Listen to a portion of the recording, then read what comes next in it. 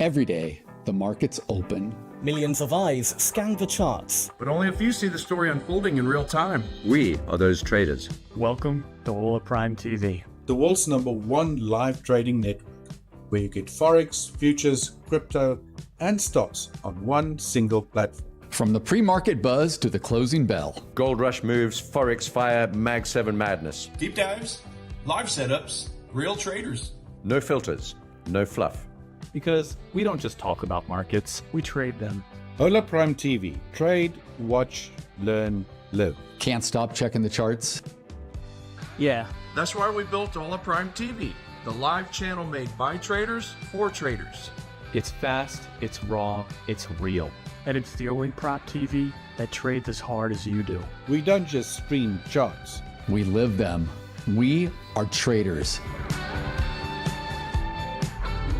Hola Prime. Trade with transparency.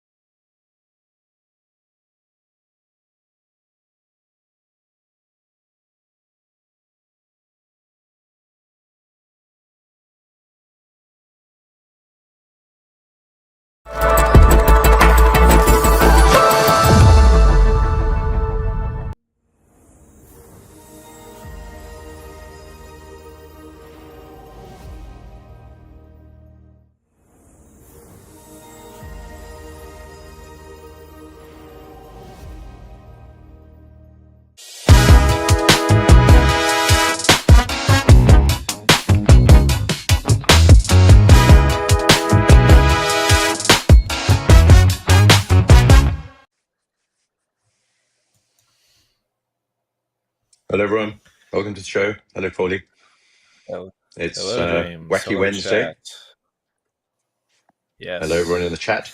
Nice to see everyone. Roby and Emily and Ellie and Ray Wood. Welcome to everyone. Daniel, nice to see you, Daniel. It's great to have everyone here in the chat. It's an interesting Wednesday morning. Paul, I believe that we may get the US government coming back to work at some time, either today or tomorrow, before payday, I hope, for those who need their money. So I think we're getting towards payday. I think these always come to a head at around about that time. So let's see how we go. But it's still quite jittery markets, and we still haven't made a new all-time high, although fractionally, I think maybe on the Nasdaq yesterday, but certainly no great shakes. Holding up at the top, but not offering a great deal of trading yesterday. And you pointed out, so I said we've got a new high, a higher high, and a higher low. You said, yeah, not really. It's a bit of a doji. We'll have a look. It is a doji. Yeah, you're right. I said that on purpose just to sort of rile the chat up a bit. But let's have a look. Thanks for flashing the charts up. But you're quite right. Let's quickly have a look at the Nasdaq. We'll start with stocks. And although it didn't turn out to be a doji, actually, it turned out to be worse than a doji yesterday. With a sort of full stop candle, similar to what we had. Actually, just look to the left, and this pattern is almost identical to what happened before that big sell-off over the weekend. So that big liquidity flush that we saw across the board, including on crypto, and that's where the money flew into the metals at the same time, right here. Now, I think that we may be possibly entering a similar sort of pullback, but as long as we're at the top here, I think we've got a chance of making a new high. Just consolidating, hopefully. And if you look at this on a 4-hour chart, it's more like maybe a bull flag, something like that. It's not really sort of reversal-ish, is it, Paulie? I don't think so. No. No. I agree with you. This could just be a consolidation period for sure in the indices to try and make a new all-time high. So I think it's very reasonable. Yeah, and you know what we can actually do is just draw. We've got a sort of a flat bottom and a flat top here. Hang on, let's just draw a regular a line. But basically what we've got is, as you say, a consolidation zone with a potential break through the bottom or the top, actually. So I kind of like these zones to trade within because we can quite easily trade the breakout pullback on either side of this consolidation. This is a 4-hour chart, but if we go down to the 5 or 15-minute chart, you'll see that there's plenty of opportunity either to trade this range, if you feel that we're trading with the range from Bollinger to Bollinger here on the 5-minute chart. Notice critically, however, we have not reached the top Bollinger Band for a long, long time, even on the 5-minute chart. So if anything, it's a bit droopy. And then on the 15, maybe we've just tagged it, not quite. Actually, we're getting a Bollinger Band squeeze here on the 15-minute chart on the Nasdaq. So yeah, could be some explosive plays. And we'll see how we go. Now, I did see some comments about Jerome Powell and potential Fed talk. Do you know what that's about, Paulie? That's a good question. I haven't heard anything, but let me double check that because that would be very important. Yeah. So while you're looking that up, let's just have a look at what we've got going on here today. Doesn't look like anything sort of scheduled as far as I can tell. Where are we now? Yeah, not from what I see either. Yeah. Okay. So Wednesday. So yeah, nothing here on the calendar. A little bit of stuff from South Africa, actually, inflation. And South Africa is an interesting topic because of rare earth minerals and gold and platinum, palladium, and all that sort of thing that comes out of the ground, and the strength of the rand and the fight that South Africa is busy having politically with the US. And more recent allegations about South Africa taking money from countries which are on the US terrorist or organizations on the US terrorist list. Oh, boy. So interesting. I wonder what inflation will be like in South Africa. By the way, GDP in this country where I live has been averaging about 0.2% for the last 10 years. So it's no wonder that everyone's, a little bit feeling the pinch a wee bit. Anyway, so no real news as far as I can tell. But looking back at the Nasdaq on the 4-hour chart, we've got this range. Similar on the S&P. Actually, S&P seems to be holding up a little bit better. Just in the sense that we didn't have a doge, sort of a, it's such a bearish candle, more of a doji candle yesterday and today, and looking quite good. And if we look at this on a shorter term chart like the 15, have we got some problems here? Background's flashy and not blending. Okay. Is the chart coming up okay there, Paulie? I can't see from my side. Oh yeah, you're good. Any errors? You're good. Okay. All right. Perfect. Yeah. All right. Awesome. So this is the S&P on the 15-minute chart. And once again, you can see we're holding that level. Actually, we've broken, this is quite important and interesting. We've broken above this line. I don't even know where the line comes from. Let's have a look. Oh, that's the top channel line that we were trading above for a while. We dropped down below it and we were underneath it. And we're now back above it and holding it pretty well. And that's the line that we're looking at. This is the 4-hour chart. So back to the 15. And holding it quite well. This is the 200 period moving average here on the 15-minute chart, which is also an important support level. So can we hold here on the S&P? It looks like it's going to, but I wouldn't rule out a flash dip first, just to clear out those over-eager bulls. And Paulie will give us some proper levels when we get to him. But let's look for a flash dip and then a reversal today. So if you're day trading this, you may be looking at something like that. I think that's just too tempting. And maybe all the way back down to the lower Bollinger Band here on this 15-minute chart and the other line that I've got drawn in. So maybe, and this is the ETF, it's not the futures, but maybe, Paulie, you'll have some levels on your futures in this vicinity equivalent to around 6-7-ish. We'll have a look at that more closely when we get there. But I think that looks quite good for a bit of a fake out maybe and a launch off. Maybe we don't even have to do that. Maybe we'll just keep going from where we're currently trading. So that's Nasdaq and S&P. And with the dearth of news today, midweek, weekend coming up, and we look at charts like Bitcoin looking weak and weird. And of course, the metals coming off so dramatically. So we're at sort of center of the week. And we need to decide at this point. I always like to look at Wednesdays as a pivot point in the week. Are we going to swing in the opposite direction for the balance of the week? In other words, are we going to see weaker metals, perhaps stronger crypto? Maybe. Some people think that liquidity is going to flow out of precious metals into, for example, crypto. And some of these names down below on this page as well. Some of the tech names, Mag 7 names, etc.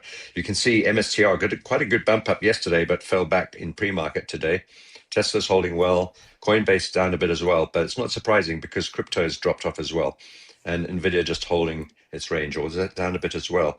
Nvidia just at the same place as yesterday. So yeah, pivot day really, and a pivot point in the markets. And when we look at things like metals, where are we going on here? I've got some pretty clear ideas. I'm out of gold now. You can see my profit take at the 20-period moving average. I wanted to get short again on gold at higher levels. Good trade, yeah, good trade. Fantastic trade. But, I might lose out on the next leg down. So I'm thinking about getting short. I'm still above my exit point, so I could get short right now. I got out at $4,003, $4,000 and $3. That was my exit level. In fact, that's exactly where we got to. I didn't put it at 4,000 actually, because I just knew it wouldn't get to 4,000, or it would get through it. So I normally go for $2 or $3 above or below, something like that. On this occasion, I chose above. Normally, I would choose below actually. So it was just lucky. And then silver came off as well. I'm still in the short silver. Platinum, I took profit very similar to gold at the bottom of the megaphone right there. So short there, out there. So these are both closed.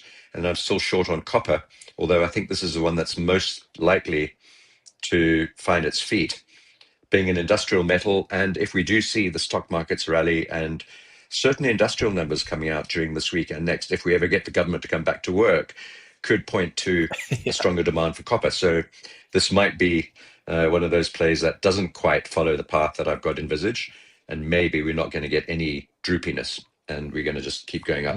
But nevertheless, we have a very good profit already taken on gold and on platinum. I do think that these will carry on moving down.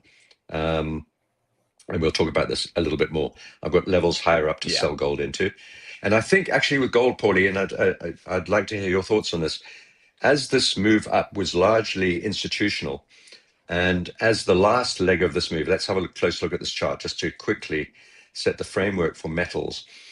This move up here was largely institutional. And this drop down that we've just seen was largely retail traders getting trapped at the top. And so we got a lot of and not only retail traders, institutional money too. And so we have a lot of orders that were placed on this last section of the rally. And I think those are going to have to be revisited, not because the retail traders need to get out, because they probably do, but I don't think they've got the clout to drive the market back up here.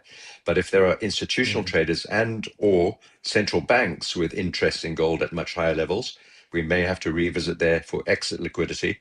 And that will be the time when all the retailers get back in again, of course, as we approach the highs and maybe the 786 fib, the last chance Fibonacci. So I'm watching for that. I'm hoping that happens, but I'm a little fearful that we may just dribble down further, break this level, and the 20-period moving average moves straight down to the 50 or the 100, more likely the 100 and the red line coming up here. And that would be, all the way down, below 4,000. So 3.5, 3.8, 3.7, 3.6, something like that. So so I'm still in silver, but not in gold, and I'm hoping that I'll get the chance to sell into gold as we bounce out. Same with platinum, really, although I'm not as enthusiastic about platinum at this point. I don't really like trading platinum very much. It tends to be thinly traded, erratic, and somewhat volatile, impetuous, tempestuous. So I don't like it all that much. But gold and silver, sure. I think we're going to see a lot further down on these, potentially. I'm not saying it will happen, but I'd like to get short on gold again. I'm holding my silver shorts. And I think we can come back to some of the other stuff a little later on. We've already got a fair chunk to delve into on stocks and metals. But of course, we're going to visit Nat Gas, out of my Nat Gas trade, although I've just sort of looking for a new entry around here. And then I'm also long still on WTI oil. So I think we spent some time on these yesterday. Maybe we'll spend a little bit more time on metals and stocks. And maybe we can even look at currencies as well, although that's not all that exciting. So, Paulie, I think that's kind of the feeling that I've got. More up for the stock markets, more down for metals. And I'm just hoping that the stock markets will drag crypto up with them, with the indices, particularly the S&P. When the S&P goes up, normally crypto goes with it. But crypto's kind of down at its lows, and the S&P's right up at its highs. So a bit of a strange situation, which has thrown the crypto world into a bit of disarray. It's kind of where we are today. It's a bit of a medley that we have right now of things going on. A lot of opportunities in both directions for various products here that we can trade, which is, that's a good thing. There's a lot of different kinds of opportunities, and for all players, long, shorts, and whatnot. I actually have silver up really quickly right now. I'll go through the metals first, and then I'm going to get into the indices a little bit here. But I'll just, same kind of bias as you here on the metals. Very looking more short at this point, but there is a key level for me, especially here on silver, that I need to see break before wanting to have more of a short bias still. And that is this 47.15 area, $47.15 per troy ounce. This is a 4-hour chart, by the way, and you can see that we have touched in this $47 to $47.15 area multiple times on the 4-hour chart, and I've extended the purple box out here to show it. And I just really would like to see in the open outcry session today, if we're gonna start trading lower, I want to see a decent bit of volume really push through this, and maybe just maybe we could look to get somewhere into the $45 per ounce level in silver, somewhere where we had previously consolidated the 45 to 45.50 level. Could we also just simply maybe do like another spike low below the 47 area and then pop back up? We could, which is why I'm just very cautious on it right now, but it looks super bearish. I mean, we saw the action, the price action these past couple days has been very bearish. And also if you look at the 5-minute chart here, you can see how in yesterday's session and then last night's session, we had some pretty decent selling pressure here. So apologies. Let me zoom in here. All right, perfect. Cool. So yesterday in the earlier part of the morning on the East Coast here of the US, we had that nice downdraft into the low 47s area from 49 or so, and then we consolidated right at the high of 47.50 to 48 dollars per troy ounce. But then in the the overnight markets, we had another big drop down here, and honestly this was even more pronounced in gold, I would say, which we'll look at in a second here. But currently trading right at the lows of the previous trading session, and close to where we had closed that crazy candle in the overnight here. So currently trading at 47.50. I really would like to see a decisive break below $47 an ounce on some decent volume to then look for like a momentum short. So that's really that for silver. And for gold, silver is a little bit more clean to me because of that kind of $47 support area that we've had over a longer period of time. Gold is a little bit different. When you look at the 4-hour chart here, and all right, got it all zoomed in now. Perfect. When you look at the 4-hour chart on gold, it's a little bit different. There was a little bit more like just up and to the right motion, you could say, in gold in the first couple weeks of October. There wasn't as much, hey, let's pause here, test a few times, and then run up. It was just like essentially run up to the all-time high, just kept running. And now we're back down at this 4,000 level essentially, or we're close to it. And we've kind of got this little double wick bottom here close to 4,000, like you were just saying earlier, James. And for me, in terms of a downside target, I don't really have too much of a downside target per se. What I could say is that maybe you would look for a break below that, overnight wick of 4,022 or so. And then maybe, the volatility, let's look at the 5-minute chart here. The volatility is so crazy. I was actually at my computer last night when this crazy wick down occurred. I was looking at the spread at that time on the futures when we were making this super wild move down here where the yellow blob is. The spreads were like a half a dollar to like $0.75 wide at times on this sell-off. You could not find a bid for like it was crazy to see this, casual $120 sell-off before we came in with some decent volume here at the 40-20 area in the futures.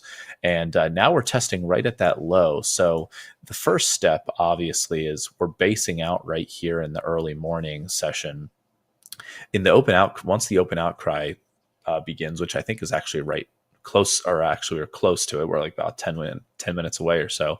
If we get some decent volume to break through that, then maybe you look for a momentum short down to like the 39.50 area, which is, if you go back to the 4-hour chart, it's kind of where we had based out previously at 39.60 right here where the yellow blob is. So I would look for maybe a movement down into like the 39.60 area on a short. But as we know, gold can move at this point $50 to $100 an ounce at the snap of a finger. So just be careful. That would kind of be my downside target in terms of targeting a previous consolidation support area to see if we can't find support again. So watch for the break of 40.20. Look for more support at 39.60 on the futures. That's the gist of the metals. And then let me quickly get into the indices, because I mean, you went over them pretty well, James, so I'm not going to spend too much time here, but I do have some levels that I want to go over. Yeah, we need some levels. So the point, I'm zooming out a lot here because I'm trying to show a lot of price action where I have concern. Let's just put it that way. And this area that we have in the bigger purple rectangle up here, that was that previous area that had been resistance for a solid like 1 week period, and we had broken through that, and now we're consolidating above it. Great, that's a good thing. We're consolidating above a previous area, like a previous channel resistance area of sorts over a 1 week period of trading. So we're consolidating above it. Fantastic. But now the but is, if we were for some reason to break back into this area, and we were back to come back down, where could we come down to? And you were talking about, is there anything around 3,700 or so? Well, first of all, there's a little bit of something here. 3,700, of course, is a round number. A lot of people will be just looking at the psychological level of sorts for possible support. But then on top of that, when you look at back on October 17th, which was Friday, last Friday, you had a decent amount of resistance there throughout the day until we broke through, and then we tested it as support actually in the overnight.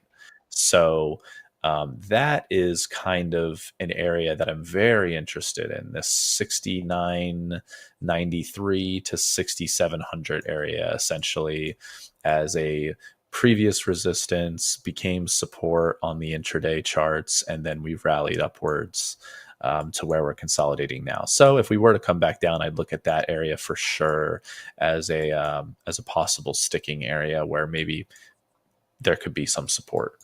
But for now, if just given what we've got, if I go back to the 5-minute here,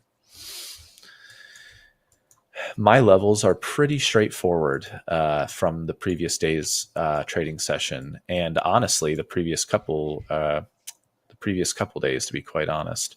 So here we go. Sorry, just my little blob is not being very nice. Okay. Come on, blob. Perfect. So the value area low, we're obviously seeing I want to actually get rid of this box now because it's a little bit annoying here. You can see that we have a lot of support in the 67.70 to 67.65 area.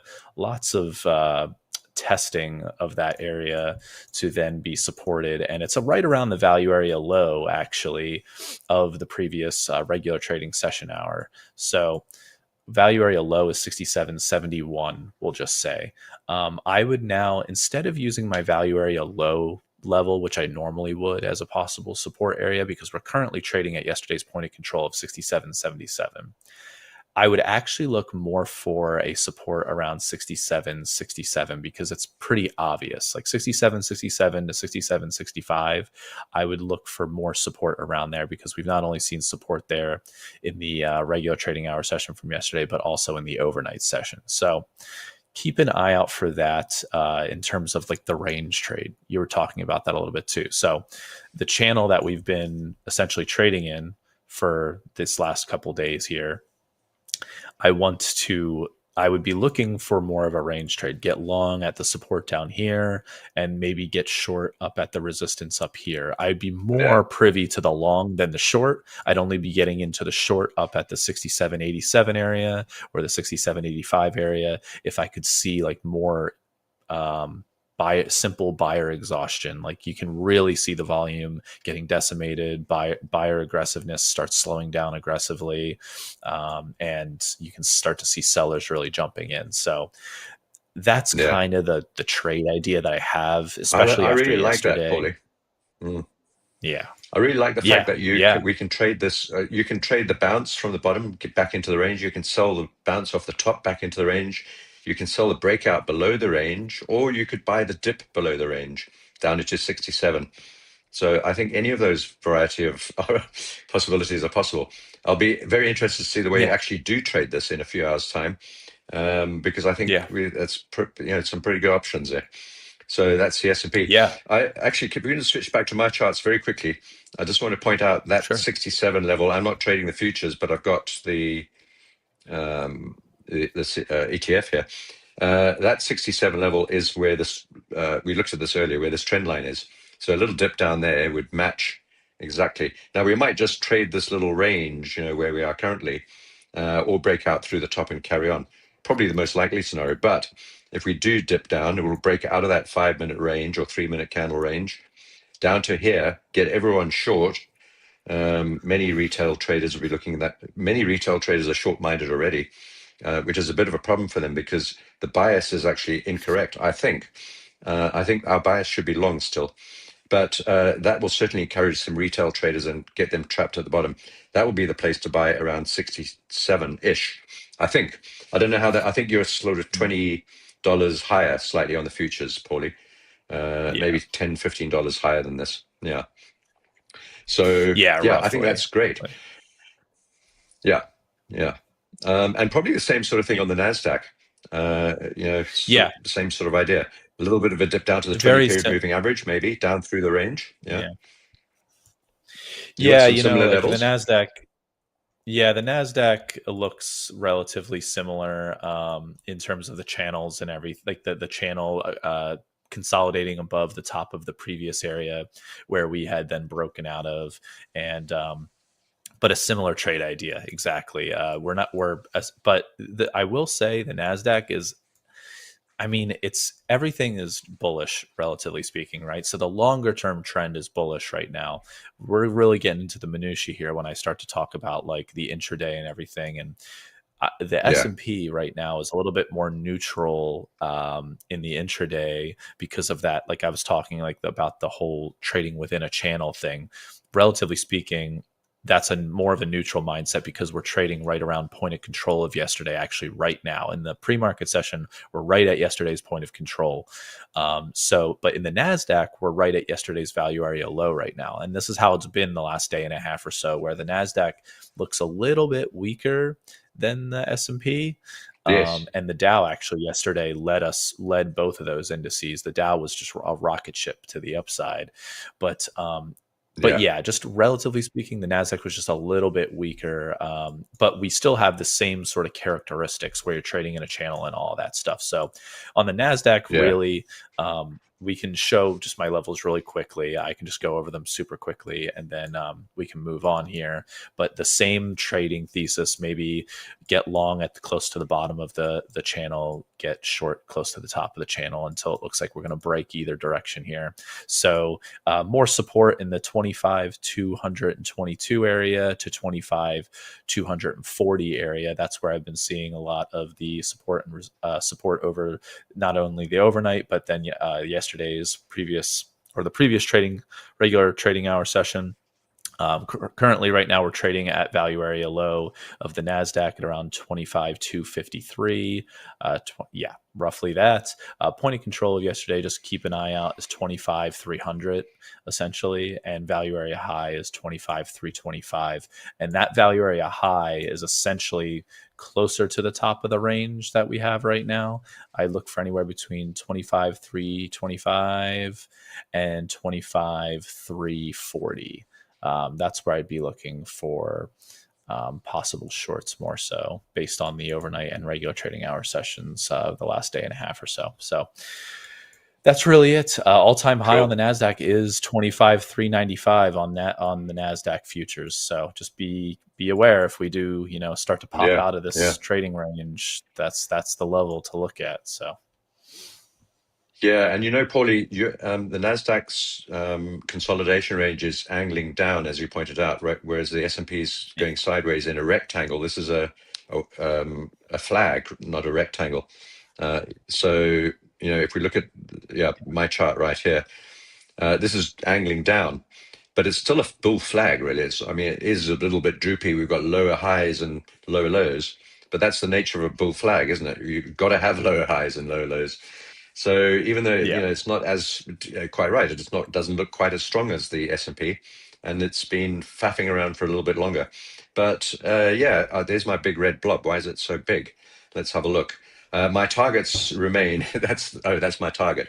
So my targets remain all the way up here at the top 200 period Bollinger Band and the top channel line later on towards the end of the year or early next year. And I think we could get as high as 27-ish thousand.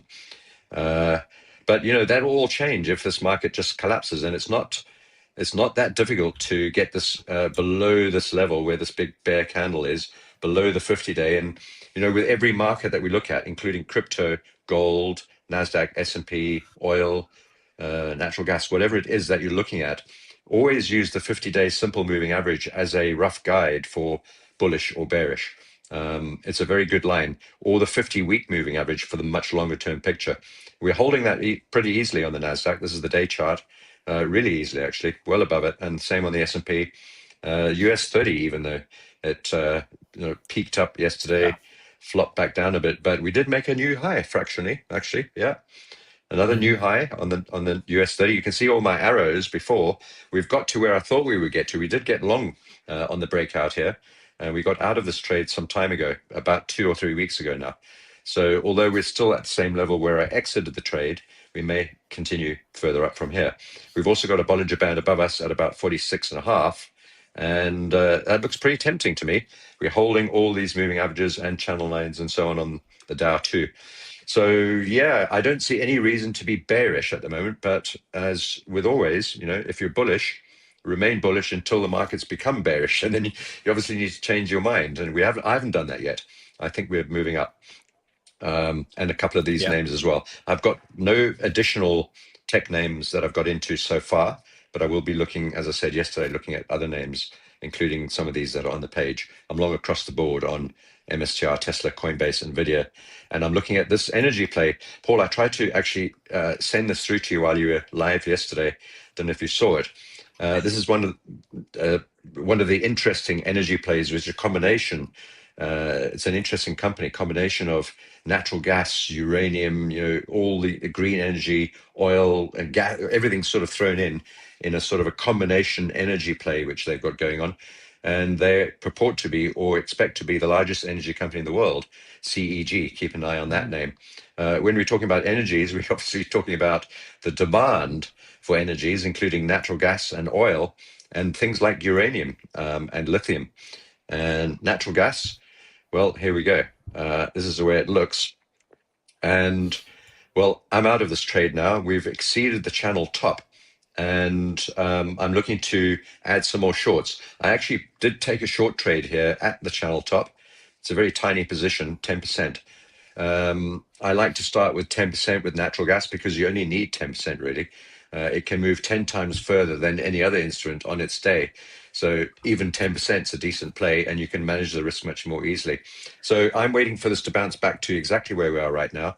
In fact, I've got an order in to sell this. And I'm just going to check where my stop order is very quickly. I'm just going to go into my, just bear with me 1 second.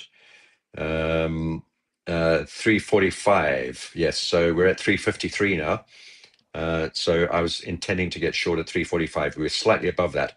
I know we're above the channel top now, but we're below that line. We're overextended. We've got this gap below us. Natural gas trades in a range generally between, I think currently now we're moving into a higher range between something like $3 and $4, and we're halfway through that range right now. The channel center line, if you will. So it's an obvious place to sort of take a breather really. And if I extend that line across to the left, you can see as well that it's a place where this market has turned before over there. Multiple times actually. If we go further back, we haven't quite reached the red line, which is the big red line at 375, and I think we will get there and probably exceed it at some stage, but I think we just need a little bit of a breather. And so I'm looking to add to my 10% short position right here, and if we can do that at 353, some of the folks that have been following this play might have got short at 345 too. So yeah, let's see. It's not the time to be going in massive size, because I think we're generally quite bullish on natural gas, even though we need a pullback. How far we can pull back? Probably just to the 20-period moving average, and maybe the megaphone breakout top zone. It could be around about $3.30, 25, 27, something like that. There's a double bottom here and a market structure break level. That's a good level too. That's at 329. So yeah, maybe we can get something back down there, and then looking to rebuy for a break through the channel top again, and a move back up to 375, like I said earlier. You can see I've got multiple arrows pointing higher, much higher, and any one of them might be sort of what I'm looking at. Ignore this is the megaphone. Let's get rid of that for now. So, either up to there or anywhere in here, but up above us, I think we've got a chance of getting higher. But I think we might just need to pull back a wee bit first.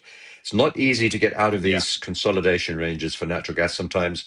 And you get, buffeted by repeated reports. Weather's good, weather's bad. Russia said this, Russia said that, Ukraine did this, every 5 minutes. Henry Hub terminal broke again. Or there's a bomb going off in the, Straits of Hormuz, or whatever. So this gets buffeted around all the time, and people generally don't get all that bullish all that easily. So it tends to slump down much quicker than it tends to rally up in general, natural gas. So yeah, I'm going to try and get short here. I don't know if this is going to be successful, but if not, I will flip to long if we manage to break above this level and move above it and close above it. Yeah, I think that's basically, and that level would be 357. Yeah. And I'll just switch, I'll flip to long and retain the hedge position. Once I hedge it, what I mean is I'll hedge my short position and potentially add a long position on top of that hedge, so that I'm keeping all the positions open. Leaves more flexibility to get in and out of trades. Also, I'm not trading the futures because we have the rollover this week, so I am trading the continuous contract on this chart. Price is almost the same, so there's no big difference in price. We're at 348 right now, and I'm looking to add some more shorts about now. And I think that's about the 78.6% retracement of that little move down. Probably just to, wrong one. Let's get rid of that. Let's just quickly look. I do like to confirm the 786 because looks like we're going to go right through the top, actually, the way it's moving up now. Yeah, we're just up at the 78.6% fib, slightly above it at the moment. If we're going to turn, we should do that right now. Literally right now, this minute. So while we're on the stream, you can watch your natural gas charts.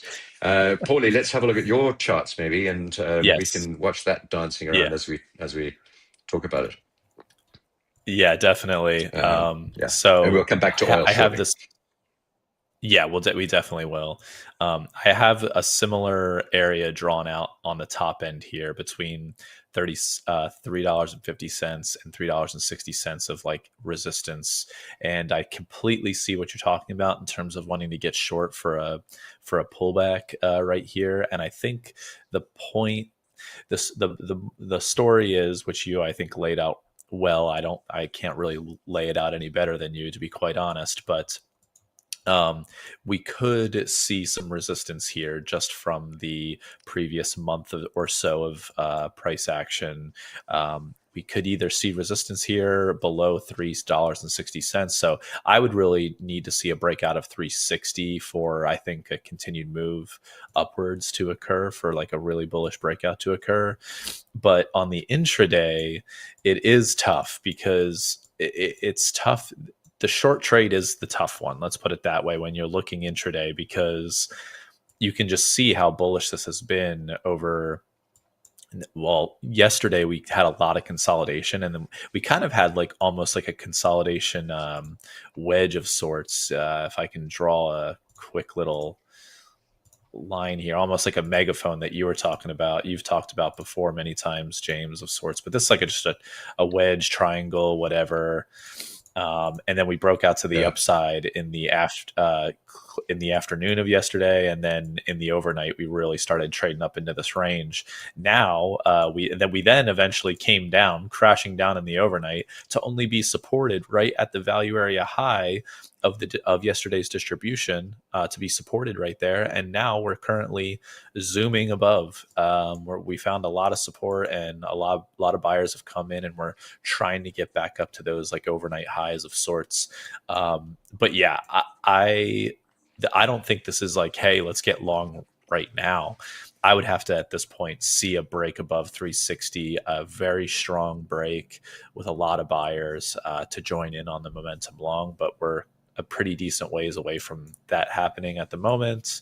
But, you know, as you can see with this price action here, we moved 5 cents in literally 15 minutes. So anything, you know, we could see in another 15 minutes, we could be at 360, who knows? Or we could just revert right back down, like you said, with your possible short here.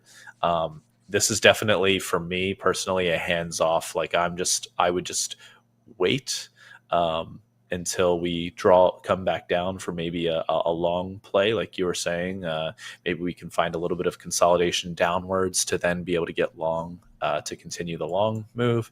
But I don't blame anybody for taking a little stab short at the top here, where we've seen a lot of resistance over the last month and a half. So if you do that, similar to like what James is doing, you just keep your risk super tight or whatever, and you take your stab. And if it works, great. You played a range very nicely, and it was a fantastic trade. If not, no big deal. Small risk, you're out of it, and you just watch.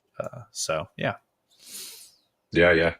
So we got like 70 cents on a full size trade on the way up. So you're quite right. We don't want to risk any of that, much of it on the way back down, if it's not going to go down.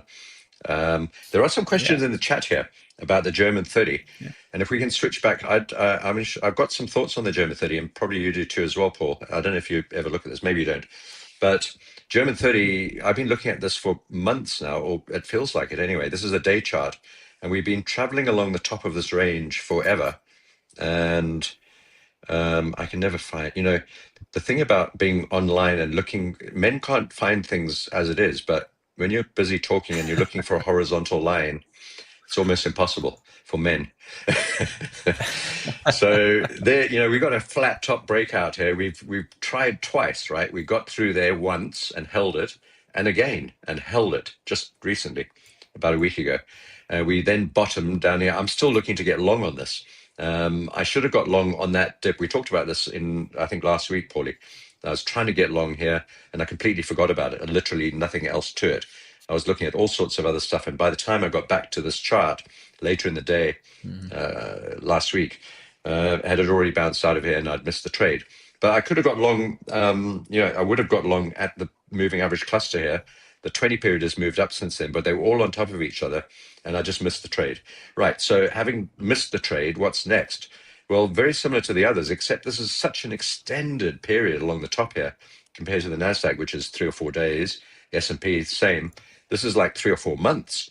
No, 6 months, all along the top here in a very tight range and looking to break out. Now, the longer we stay here, the more dangerous it becomes that we may just flash down and just fall down completely, all the way back down to the lower Bollinger Band and the tariff sell-off, Liberation Day tariff sell-off. Pretty dangerous. And also there's pressure on Europe, and we're not seeing good economic levels coming out of anywhere in Europe, really. There's a couple of good numbers here and there, mostly generated by war, unfortunately. And, just not great. Britain's not great. The new chancellor is about to prepare her budget and present that. Do you remember what happened last time, Paulie, when the Prime Minister in England was Liz Truss, and the new Chancellor of the Exchequer, who she appointed, set the budget, and she was involved in taxation, and it's a big, long story. And the pound crashed about, 7 or 8% in a few minutes, and they both got fired instantly. Well, that happened exactly at this time of the year in England with a new Prime Minister and a new Chancellor. So what are we going to see? Well, Keir Starmer and the new Chancellor, I can't remember her name. She's a woman, and she's not very popular, and she also has a very poor self-image. So she keeps on saying, I got bullied at school and I've got to prove something to everyone. So that's going to be interesting. And we've got another woman in charge in Japan, who's a fiscal dove and is going to stimulate the Japanese economy and keep inflation down at the same time, she says. I think that's impossible. So I think Japan's not that dissimilar to Europe in many ways. And it could be that if we see the euro and the Japanese yen continue to drop, we could see the German 30 and the Nikkei both go, into an inflationary boom or bubble, despite the weakness in these markets. Remember, the stock market doesn't reflect the economy, and sometimes it's actually the opposite. When we have inflationary booms and busts and bubbles, it means the economy is in peril, but the stock markets go nuts. We could see the same on the German 30 and the Nikkei. So watch out for a breakout through here. I think just a flat top breakout and a hold above that black line for 2 days will put me long on the German 30. Target top Bollinger Band all the way up here, at the least, probably a lot higher. So it all sounds a bit silly, doesn't it? Because we're talking about much higher levels when these markets are already perilously high and overbought. And we're still all talking about these sort of potential rallies that might be produced in the future. And this is when bubbles start, right? When everyone's still incredibly optimistic and bullish, even though we're incredibly overbought, and people just keep on buying and keep on buying. I think it's pretty dangerous. And at some point, we're going to have a massive fall down. But not yet, I don't think, is my opinion. Have you got anything on the German 30, Paulie? I don't, unfortunately. I don't pay attention to the German 30 very much. I might have to keep an eye on it here and there because it is interesting. It is something good to keep my eye on. So I'll give it a look every once in a while here. Hopefully I'll have some charts in the future. Yeah, cool. And then there was a question about Tesla from Traders Champ, I think. Nice to have you in the chat, Traders Champ. Tell us where you're from, mate, or ma'am, and what you're interested in trading. Let's have a look at Tesla. Well, obviously Tesla and the German 30 are two of them. Tesla's broken out of a very large pattern here. I'm still long. We started getting long at this triple bottom on the bottom at the left-hand side here after the third attempt. I think we got long on the breakout through the 20 and the 50. Probably exited those trades. And then I did obviously exited those trades. We rebought down here at the bottom of the triangle, exited those trades too. And my latest buy, that was sort of just after the gap up. I thought we would gap down. We haven't done that. Notice that there's a big gap, 2 gaps actually, on this page, which is slightly dangerous. One there and one there. And this pattern doesn't look very supportive, although I am long. We may have to just dip back down, and we have not yet revisited this triangle breakout. So I think the odds of Tesla dropping back down, to 350, maybe 380, something like that, are pretty good. But I think we'll probably fill that gap in at least at the at the very least, and then that other little gap's also tempting, and so is the breakout from the triangle, and the 200-day and 100-day moving averages at the same sort of level too.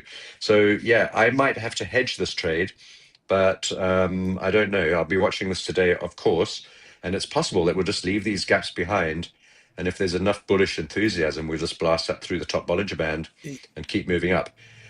Above here, I don't know where we could get, but Paulie will tell you later. What we do know, we've got one high up there, the all-time high, 488. Yeah. But Paulie, you'll be looking at some of these Mag 7 plays, and I'm sure you did some analysis on there yesterday. Did you have any thoughts on Tesla when you were looking at this? Yeah, I do actually, and we can Perhaps we can have a look at your chart. I'll quickly go over it. It's interesting, James, because to be honest, like this is a tough one. Tesla is a tough one because of that, longer term. I've got the 30-minute chart up here. That longer term look, of course, like things are looking a little bit odd over the last, let's say, month and a half or so.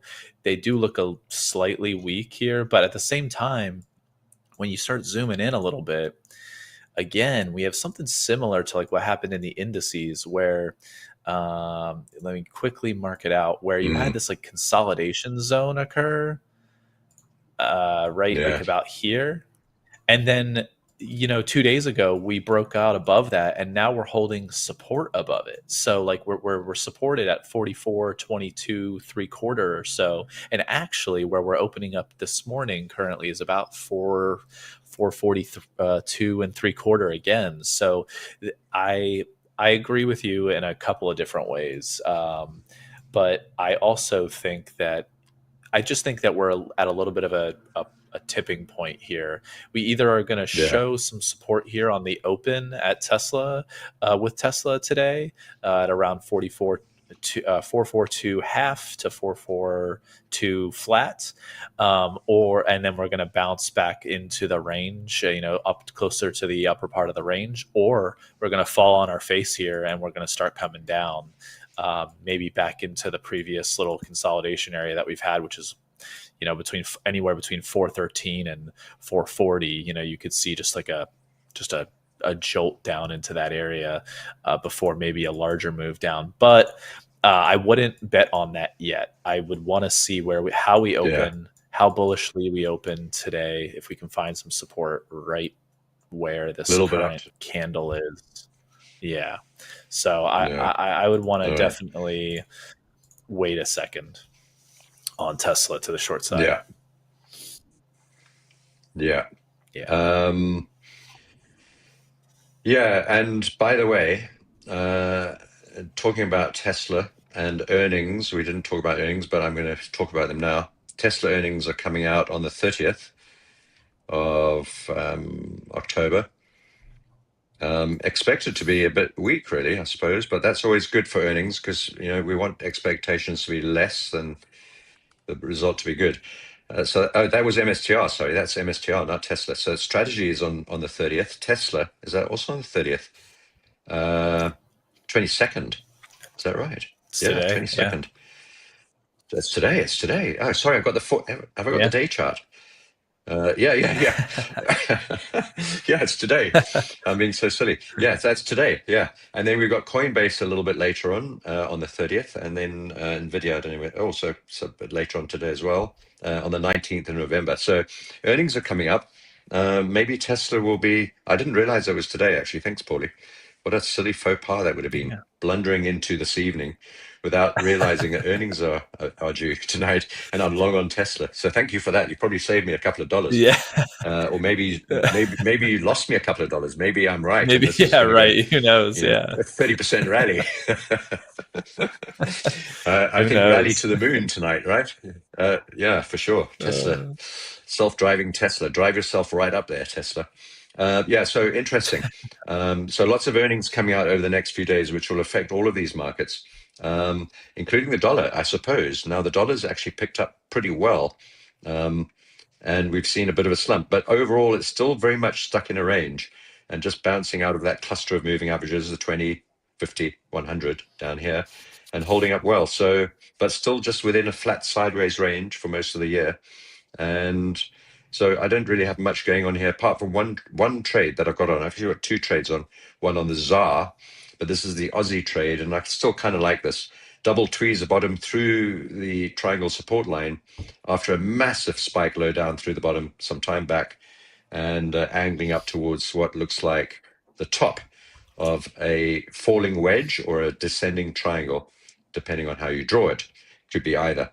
So, and we've got to ignore that the breadth thrust, I suppose. That was the big tariff day sell-off, which affected some currencies because of the nature of those countries' products, including commodity currencies like countries and currencies like the Aussie. That recovered beautifully. We've come back down.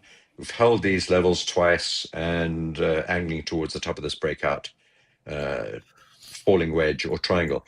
So that's the only one that I really like on currencies. And I suppose we've got to look at crypto now. Paulie, I'm going to hand this back to you before I've got some particular thoughts. I hope we've got some time left. And if there are some questions, it's a good time to ask them now. But this is the Bitcoin chart. I just literally an hour ago hedged and unhedged my longs for a $20 loss on a large position. So I think I did really well. We dropped down through the 200 period moving average, through that tweezer. Look at that. Now I want to show you what this looks like. This is how quick you've got to be sometimes with crypto. There's a tweezer bottom. It's perfect. Yesterday and the day before, identical lows. And I really thought that would hold, particularly after bouncing up, even though we pulled back significantly yesterday, back to support. Today, we fell back down, cleared through that double bottom, tweezer bottom, and I immediately hedged my Bitcoin trade, half of it. And about 10 minutes later, it immediately, if you look on the short-term charts, let's have a quick look. About 10 minutes later, there it is, it did that. And on that next candle, I immediately unhedged the entire lot, which is quite a big trade, by the way. It's not a few pennies. It's quite a lot of money. And I was able to get in and out without liquidity issues. And I lost about 20, it might have been $200, but it wasn't more than that. It was 20 or 200, I can't remember. Almost no loss. And I'm back in my long trade. So that's what can happen with crypto. And notice that we got down through a tweezer bottom. You can't see it on the 5-minute chart here, but you can see it on the 4-hour or the day chart. And normally tweezer bottoms are incredibly powerful. Let's go to the day chart. And I expect them to hold almost every single time. There's the tweezer bottom on this day chart on Bitcoin, there and there. And I expect those to hold 90% of the time. On this occasion, it didn't. We got back down through, that's the 200 period moving average, that purple line on the day chart, incredibly important level. And we've regained it in the last hour or so since we began. So just before we came on stream, I shorted half of my relatively large Bitcoin position and then unshorted it 5 minutes later on that little 5-minute dip. Quite frantic, but I'm safe. My hedge is removed, and my profits may benefit from that. I don't know what you think about Bitcoin, Paulie, but I think it's a 50-50 chance of this moving down, although this looks a little bit better today after that little bounce. I'm not counting on it at all. And if we don't manage to hold here, which is probably more likely than not, I think this grey path, which we've been talking about for about 2 weeks now, is most likely well below $100,000 down to that previous swing low over here to the left. Yeah. And the channel bottom. Yeah. I feel 50-50 at the 108 level as well. Like the 108 level, which we're currently at around in the futures, is very iffy. I think 50-50 is the best way to describe it at this point. I'm pretty neutral. Okay. So it could go either way. Look at crude. All right. So so you're not making any bets on this one right now. I don't blame you. No. But this is the 4-hour chart. No. It doesn't look that bad apart from that reach up to there. This was last night, right? Look where we got to on the 4-hour chart, the 200 period, the 100 period, the red line and the green line. And it's probably a 50% retracement of Fibonacci as well. I'm sure it is. So much resistance there. And it was just too much. But maybe it's not too much on the second attempt or the third attempt or the fourth attempt. We'll see. We just got to hold here, as you say, this level down at really at 108 where we're currently trading. We're holding it, actually. We haven't really closed below that line just yet. It's a little bit similar to what you were pointing out on the S&P and Tesla. We regained a level and we held it, right? Not a dissimilar picture. Yeah. Yeah, exactly. something similar that's kind of going on in a lot of products actually, and even crude oil right now, which we didn't cover really, so we can quickly cover it now. Let's go. Let's have a look at your thoughts on crude. Yeah, it's really important that we cover this because it is moving. I'm long. Some other people are long. Some people are short. I think we've got a little bit further to go up and then probably back down again.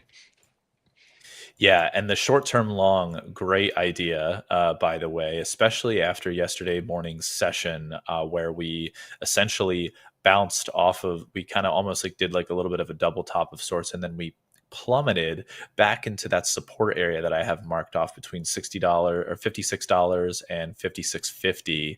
We plummeted right back into that area to then only get dip bought and rotate through the value area range completely.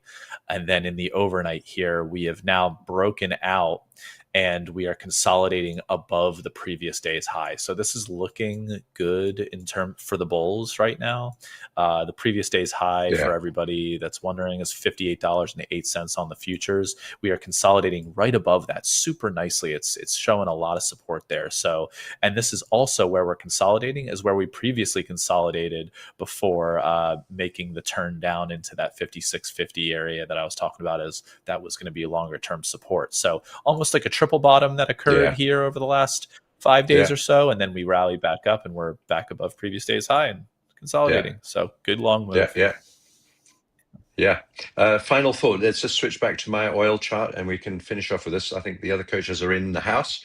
If you can just switch back quickly just to wrap this up. There's the breakdown of the triangle. We regained the red line. We got long at the bottom, triple bottom, as you said, Paul. 1, 2, 3, beautiful. Oil, natural gas, gold, all like triple bottoms more than anything else. And we've regained the 50 period moving average here on the 4 hour chart. So yeah, looks good. I think we could get back up to Dixie Moab, the orange block in the middle of the page, and start selling again once we get back up in the yellow zone, more or less, something like that. Yeah. All right, folks, I think we've got to go. We've been kicked out, Paulie, so again, it's been great to talk to you and everyone else. So have a good trading day. I'm looking forward to seeing your future session, how we play out on the ES and Nasdaq and so on. It's going to be very interesting. Awesome. Yeah, thank you. It's been a pleasure. Yeah, all right. Looking forward to it myself. Thanks, Pat. All right. See ya. Bye-bye. Take care.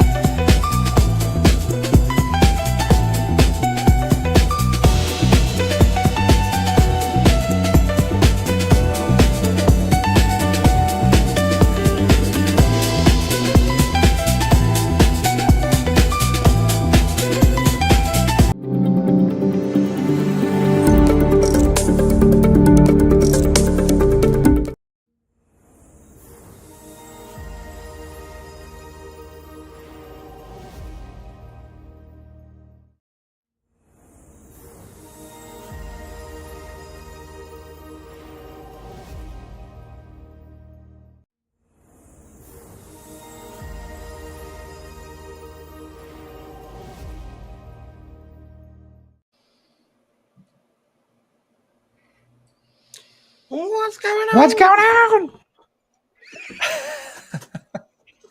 How are you all? How's everybody doing? Very good. Very good. Awesome. Good. Oh, yes. A beautiful Wednesday, October 22nd to the world.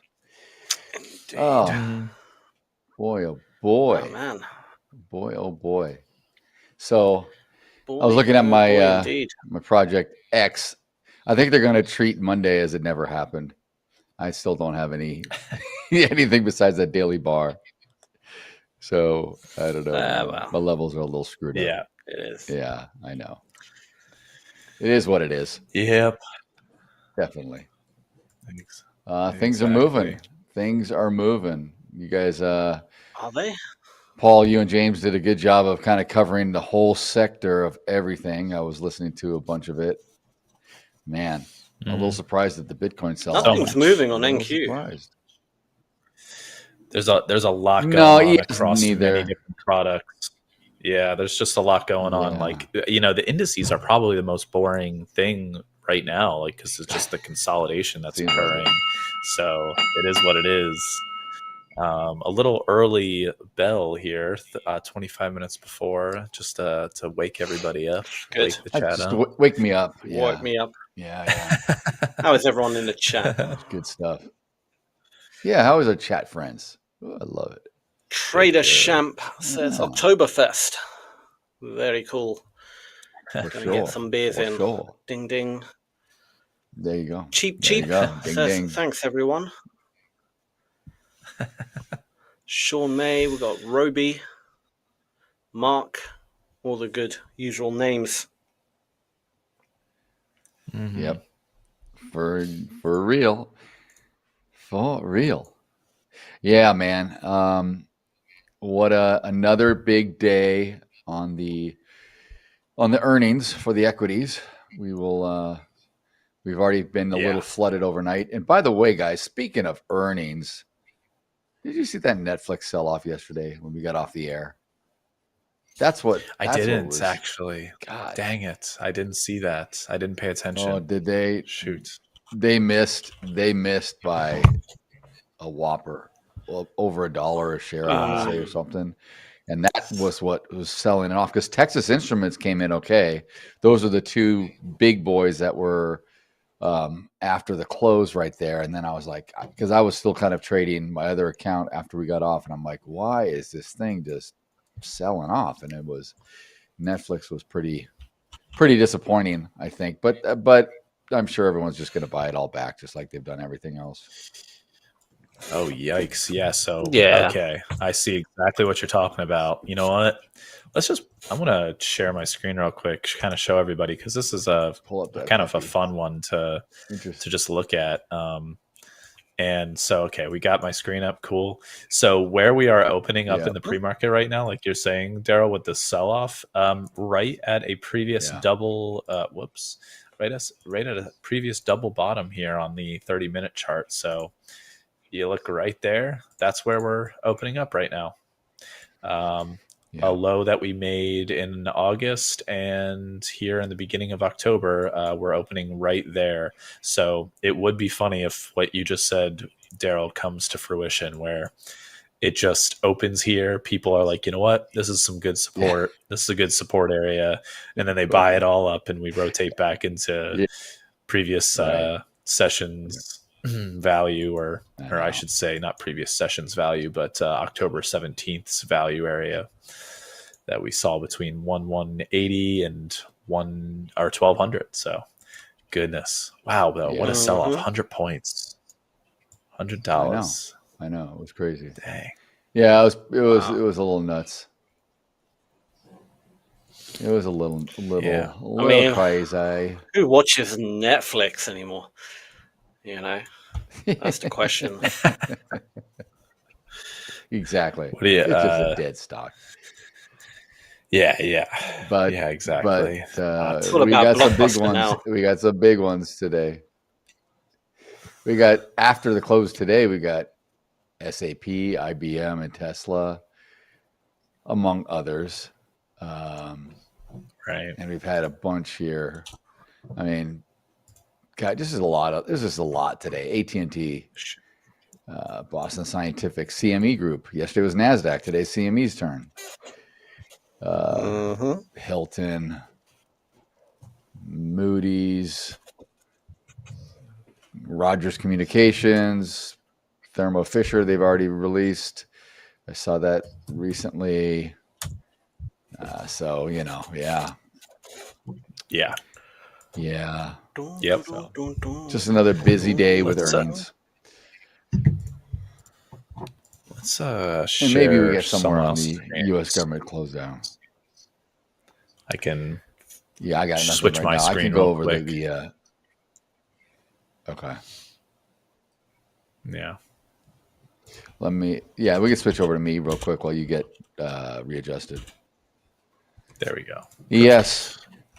Yes, like you were saying, Paul, very, very, very blah. I mean, quite rotational. Very quite rotational. I was looking at this actually. I did not trade the overnight, but I was on my desk doing some other work, and I was sitting here, and this was like, for me, this is about 11 o'clock here, and this thing was just going up, and I'm going, wow, maybe we're gonna extend the high of yesterday. But I was getting ready to go to sleep here, so then I come here this morning, and I'm like, oh boy, look at this whole thing. Came right back down, retested our value area low of yesterday that we had already done earlier in the Asian session. So we're just rotating through. Yesterday was a pretty balanced day anyway, and we're so close to all-time highs. Once we get up here, we're like 30 points away if we get to the high of the overnight. So interesting to see what happens today, even more than yesterday, Sam. I feel like we can go either direction. I really, I mean, we're literally we're at point of control of yesterday through the overnight, which goes back a full day here, and we're just below yesterday's point of control, which was obviously around here. Yeah. So we're just kind of happily sitting here around this 67.78. And where do we have that famous number we love to be trading around the last few days? 67.81, right, Paul? 67.81. So we're not far from that. Be interesting to see what we do in the ES. I'm definitely, unlike yesterday, I think I'm not going to be as aggressive. I'm going to sit back and wait on this. Yeah, I think waiting for those exactly, like being patient to wait for those levels of support or resistance at the tops and bottoms of these bands this band that we've been in over the last couple of days. Yeah, I think is going to be the key for me today. And actually, something I didn't go over in the pre-market session that I think could go over really quickly right now is how interesting the Dow looks right now. It's quite interesting. Oh man. It's kind of one of the cleaner products that of the indices, I would say. We're finding a lot of support at a specific area. It's at about 47,100, which is also value area low of yesterday. So a ton of support in the overnight at that level, and you can see it here 1, 2, 3, 4 times now where we've bounced off it throughout this overnight session. So I'm actually looking for, but we've also found some resistance in the overnight at point of control, so of the previous session. So my thought is I actually might look for a long early on here in the Dow if we can get back down to the 47,100 area. Might look for a little long to then rotate back to point of control or something like that. This is a little bit more deceiving than it is in the sense of like the chart was kind of condensed a little bit. That's a solid, from value area low to point of control, that's a solid 120 points in the Dow. So that's not just like a hop, skip, and a jump in the park there to rotate up to point of control or anything. But at least can catch some of that move possibly if we find some more support here in the early regular trading hour session today. So I'm going to keep an eye on that one for sure. But I agree with you. We made an all-time high yesterday. Didn't we make an all-time high in the Dow yesterday? Yes, in the Dow we did. Correct. So yes. Yeah. So very bullish. Interesting. Yeah. Yeah. I'm more so on the ES. I'm looking at like 67.65 or 67.67, that kind of area as possible support. And I'm looking at resistance at around 67.85 to 67.88, that kind of area as possible short area. So I'm with you. That's really it, though, in terms of like my thoughts on the indices. Like James kind of pointed it out, we are kind of doing like a bull flag-ish situation on the Nasdaq and on the ES here. So maybe there's some more consolidation today, and then a breakout, maybe, or maybe we break out today. Who knows? Or maybe we don't break out at all. It takes a couple days to break out to the upside or the downside. Who knows? So, but right now the range trade seems to be in play. Yep, agreed. Sorry, guys, I It's am there here. until it's I not. just have to sort something out. So you guys carry on. No worries. Don't worry. No worries at all. Yeah, we are. I will 15 be minutes keeping out. an It's eye. interesting. We're like, the ES looks You like go, it wants Daryl, to kind of sorry. go and retest the high. No, you're fine. We're making a little bit of a move right now. We've got some liquidity above us at the 82, 83 level, but doesn't seem to be very, very much resistance. We'll see if we can get through that. Maybe we end up opening up near the top end of this range. After all, we still are 15 minutes out, so we could get a little bit of a flurry of sorts. But yeah, the buyers are coming in a little bit as we speak. And I don't know, man. Yeah. It's I don't know what to think. I mean, we still have no hard data. We still have a lack of government anything really in the US. Things are starting to get a little dicey here. And if we don't have I mean, even if we open up the government today, even if Congress, agreed on a stopgap bill and passed this thing and we open up, let's say tomorrow, the data lag now is pretty real. So it's just it is more than it ever is, right? So it's like, even if the Fed was to get some of this stuff in for next week's FOMC, it's not, it's just, I think it's a little too late. So they're gonna be making a decision based on a guesstimate, which probably is no different than they always do, despite what they want us to know. But I think we got an interest rate cut baked in anyway. It's all but a guarantee. Yeah. What's our Fed Watch tool is definitely dropped down a little bit, 96.7, but still extremely confident here. Yeah. It was like 98. It was like 98.7 last night or something when I checked it. Ridiculous. Yeah. All the same, essentially. Close to the same. I'd love it. I'd love them to not do it. I'd love them to not do it. Just shock everybody like we talk about sometimes. Like, what? How could it not That would be mayhem for the markets, I feel like. Yeah. They'd be like, what the heck? Yeah. And then So also what do we have on our docket today? Sorry. Like a 96% chance of another cut in December. So it's like it's all baked in. Like essentially it's just it's assumed that there's going to be 2 cuts going forward throughout the end of the year. So yeah. And I don't see anything really on the news docket this morning, aside from basic, typical gasoline distillate fuel kind of things. In about an hour and 15, we get all that EIA stuff that comes out on Wednesday, and then pretty quiet on the US side, pretty quiet. So we have to be aware of headline risk, as always. Anything can happen. I don't see Trump meeting with anybody today, but he might drop a bomb anytime. Yeah. So yeah, no, just of course, to be aware. of course.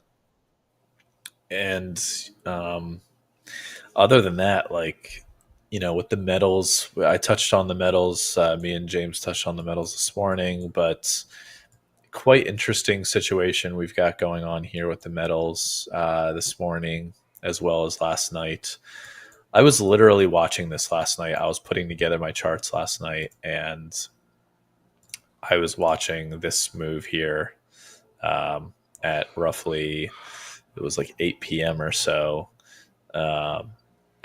This massive like $100 move down was, it was crazy to see. I was like literally looking for news because when you're seeing something like a move like this in real time, you're like, there has to be some sort of news coming out or something, like, but no, just good old gold volatility. I had some sort of liquidation period that occurred, and just sellers got super aggressive and just casually went down $110. I mean, I don't know if a lot of these larger sell-offs that are occurring are retail related, or if they're like leverage related, like larger players are just getting out of some leverage that they put on or what have you. I have no idea. Right. It could be just a combination of it all. I don't know. But right now, or this morning, we kind of triple bottomed off the area that we had previously spiked down to in the early overnight session. Now we're trying that to trace gold back drop up yesterday. here, Yeah, that gold drop is the largest single daily drop in more than 10 years, more than a decade. Yesterday, remember we were on the air and you were like, "Gold is down $200 an ounce." Like what? And it was just that was just the start of it. I remember. I mean, it was crazy. Yeah, so things are like you said. It's a good point. Are people taking a little bit off the table? Are they profit taking? Are they, repositioning their assets a little bit? Are they restructuring? I mean, who knows what? We'll never know. There's just too much stuff going on in these markets for anyone to claim they know anything that's going on anywhere. But just something to be cognizant about, and just even though we're still ripping up and trading near all-time highs in a lot of these instruments and asset classes, it's still, you just got to be careful because it's just not status quo every day. These things still move around, and they're the market, and they're random, and you have to be willing to, if you're going to put on risk, you got to protect your capital, and you got to put stops in place, and you just got to be careful. Whether you're day trading, whether you're swing trading, no matter what, you still have to protect your account, protect your position. We say that all the time. And I mean, it's interesting, Paul. I don't know. It's one of these where like everyone's been talking gold, and some of these other classes too. And it's like you always hear this. Well, with the people that normally don't trade or whatever are starting to get in and talk about it, it's like, okay, I think the party's over. But it still continues to go on, for a long time. And trying to time it, if you feel that we've made the tops in any of these and that's it, timing it is a fool's game. I feel I would not do it because no one's ever really been able to do it, and everyone that tries to play that thing always never ends up on the right side of it. Just doesn't. Right. Yeah. So, the fundamental picture. You can feel a little uneasy. Quite interesting for gold. Just be careful. The fundamental side is very interesting for gold, and what's going to pan out for it, I don't know. It's just been too volatile the volatility to the upside and to the downside is just extreme. So it's just play with small position size. I think that's just the moral of the story with gold. If you're going to trade it, just kind of play with smaller position size and I mean, that's really it. And for Bitcoin's me. down with it. It's kind of a strange thing to see both of them down, both of them moving. They're not usually correlated, but I know Bitcoin's people are starting to think of it as more of a flight to safety in a way, or a hedge. But it's interesting that it's come off so much in the last week. But yeah, I think Right. it's starting to show its teeth in a way where it's starting to be like, oh, yeah, I definitely am still a risk asset. Like, for sure. It's For definitely sure. feels like risk on type of asset still, in my opinion. But who knows over the next 4 to 6 months, especially between the short term with the government shutdown stuff, the longer term with the rate cuts and the change of the Fed chairman when Powell's term is over, in May, I think it is, or whatever, of next year. May. You Yeah. get May. there's a lot that's going to be going on over the next 6 to 8 months, really. That could shake many things up. And then on top of that, you're going to have all this delayed data that's coming out. And then, the inflation picture and the jobs picture is going to just keep going along. Yep. The tariff picture, there's just going to be a lot continuously coming out, a lot to digest. Some would say too much. Some would say too much to digest. Tom said he was looking at the 30-minute chart on NQ and ES. When you look at it, we have been in a consolidation since then. That's great news, actually. To me, that means a big move is coming as the big boys are building a major position. I agree as well. There's definitely, I've noticed it on the footprint, there's definitely big orders being built at this moment in time. So it's been like that for quite a while now. So who knows? We'll see. Hopefully it wakes up. I don't think it's going to wake up today. I don't think today's going to be a magical day happen, but you never know. No, he makes a great point. And even if it does or doesn't, we do know how markets move, and they move from areas of consolidation to a breakout of some sort or movement, right? It's never going to be super tight forever. It's never going to be ranging forever. It's never going to be trending forever.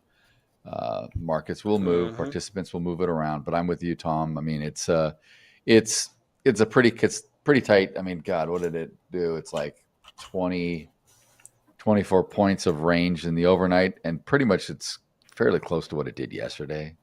So, yeah, either we're going up, retesting these all-time highs, or we're going to, maybe check some levels to the downside. We'll have to see. It's too early. Still 5 minutes from the open, but absolutely. And it's interesting. We did try to get through that liquidity, Paul, like I was talking about in the ES up at that 82, 83 level. Never got to it. We just kind of acted like a good resistance level, kind of came off a bit. So, and it wasn't a lot there, but it's just, I think it's happy just being where it's at, trading right around this area, high volume area, right near basically point of control. So. Yeah, and on the NQ, we were talking about it a little bit more in the pre-market session.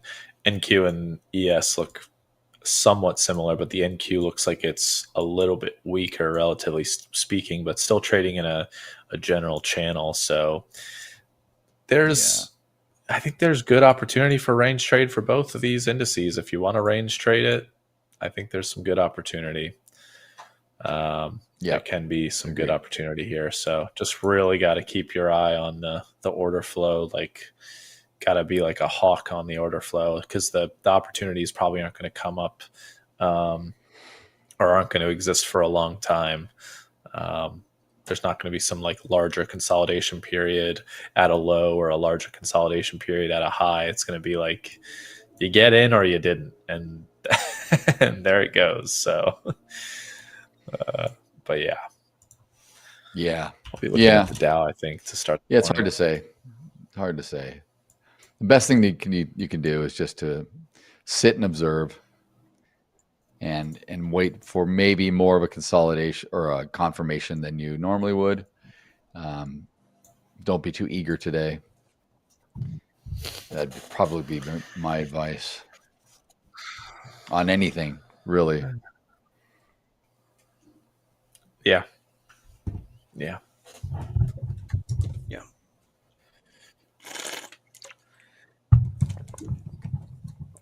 Definitely going to have my. I mean, it's rare at this point for me to be trading the Dow, but I think if I'm going to be making a trade this morning, it's going to be off of the Dow. Yeah. So. Well, yeah. Mr. Jones. It's the one coming off the all-time high. Mr. Jones. Exactly. Mr. Jonesy. US trade. Jones. Let's see what the Russell's doing. Yeah. So the news is kind of weak. Nothing lately. Pretty quiet hump day, honestly. We just, I don't know. Could be the calm before the storm. Yeah.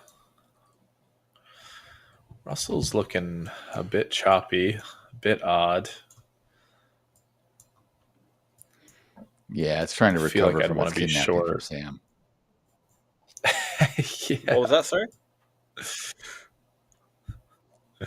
Russell just came back from the hospital. Got a little, you know, little antibiotics. Got a little beat up by you from the kidnapping, so it's just kind of hanging out. Should have beat him up harder, considering what NQ did yesterday. Should have beat him up harder, in my opinion. He got off lightly. All right. Well, we're almost to the bell here. Yeah. All right, let's make this happen. Oh. I think I need to reboot again. My laptop is slow again. And we is open. Oh, wow. And there we go. Dang. Big sell off. We got a little responsive selling right off the bat. Wow. Can you go? Wow. I know. I needed to be so quick there. What I'm saying, man. Happen. Dang it. That's what I'm saying. It's calm before it's just crazy. The Dow literally came down and touched value area low and then just rocketed back up 30 points. Dang it. Damn, son. Damn, son. Wow, ES is coming off too. Oh, look at this.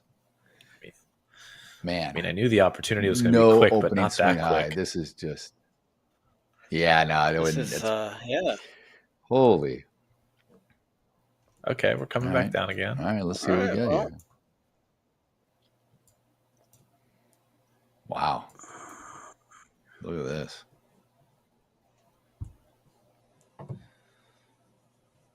Wowzer. All right. Well, this is not something that you just buy with a blindfold necessarily to play the range trade. Definitely got to wait a minute. Got to wait a little bit. Because it's moving down too fast. Volatile. Could continue. It's been doing stuff like this all the time. Like you'd have quick movements and then it just instantly, actually, no follow through. So I'm very cautious with this market. Lately, NQ's just been just been a bit silly. Wow. Okay. Blew through.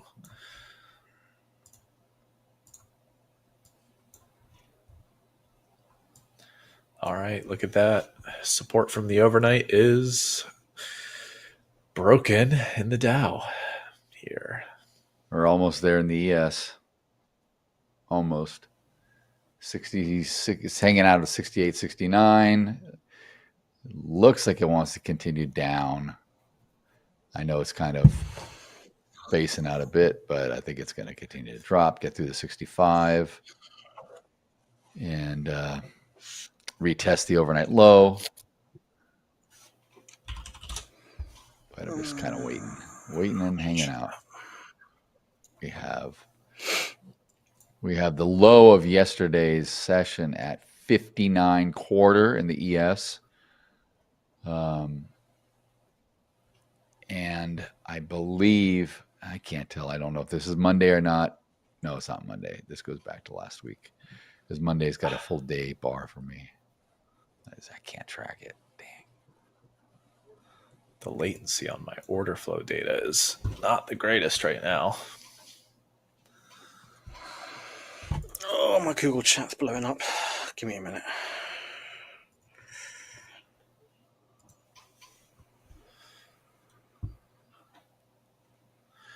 All right. Yeah. Yes, looks like it wants to retest lower. It's kind of just hanging out here. A lot of sellers are coming in, though, man. Buyers are just... Yeah, I need it to dip a little bit more before I would want to get It's coming down long now. here. Yeah. Yeah. Yeah, there's a bunch of liquidity at the 65. It needs to retest the low of the overnight. Here we go. 67. Now there we go. We're coming down. Holy smokes. Look at this now. See? It just was kind of just sitting there for a bit. A lot of energy coming in. Wow. Yeah. This is what is deceiving. You can't base it off the overnight sometimes. Like, oh, it looks slow, rangy. We've already moved. For sure. God, we've almost moved 20 points down the ES since we didn't have much of an open swing high at all. We just kind of come off responsive selling or profit taking right off the bat. Sitting here at the 65, can we get through this liquidity? Can we get through down to maybe, get down to 60? Get down to 59.25, which retest yesterday's low of the session. We'll see. Yeah.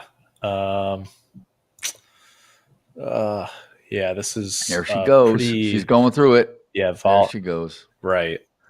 This is what we talk about when you have to look at the order flow and make sure whether or not it makes sense to buy at a support area or, sell at a resistance area. You got to be cautious when there's the kind of volatility that's going on right now with, some aggressiveness here. You don't want to just buy this blindly and expect the range to work out. You gotta give it a little bit. Right. Gotta give it a minute.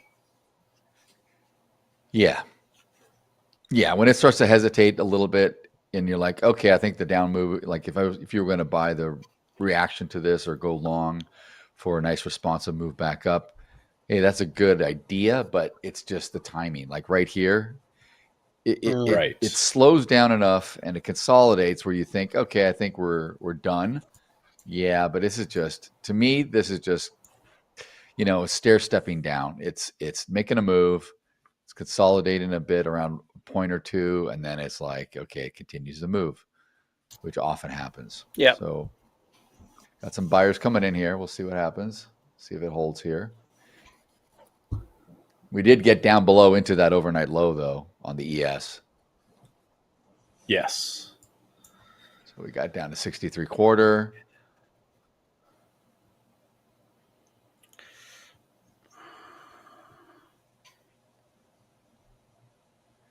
I still want to see if we can get down to this other line back down here. That's the previous low of yesterday. We're not far from that. 5 points or so. And then I don't know, man. If it keeps coming down, then I'll look for further points south. But this might just be, like you said, Paul, just play the outside edge on the rotation and the range, but you got to be careful. And Sam reminded us of yesterday how the Nasdaq, it's been doing this. The Nasdaq and the ES have both been doing this for like a week. The opposite move has been so strong. It just, God. I mean, if this is a true like all or sell-off, nothing, right, Sam? I would be, 100%, yeah. I don't think it's a true 100%. I don't think it's a true sell-off, but it's just it doesn't feel ready. But yeah, anything's possible. No, here we're going. I mean, it would be a very random day for. We're going down. That's right. None of this has to make any sense. It's just the market. It's just doing its thing. We're just looking for an edge. We're looking for an area or setup or something that, usually works and we have a probabilistic edge. All right. That's all it really is. It's, doesn't have to be super logical for anything. Markets are not logical. We are, as humans, we're trying to rationalize something that is not rational. That's our little, that's part of our misgiving as a human. We think everything needs to make sense when, hey, nature doesn't need to make sense and randomness doesn't need to make sense.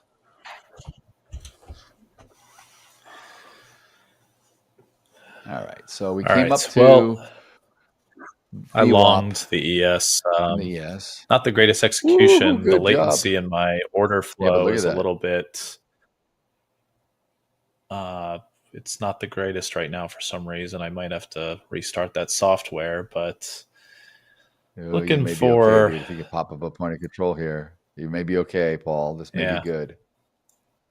You're going to a point of control right for a here. pop above 67.71. Let's see, we're holding.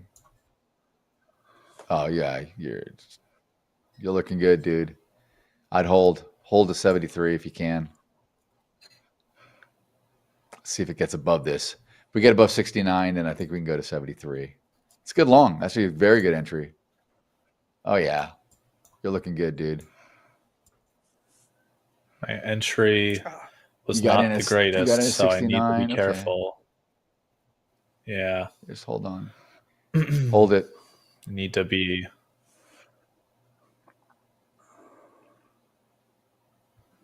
Wow, man. All right.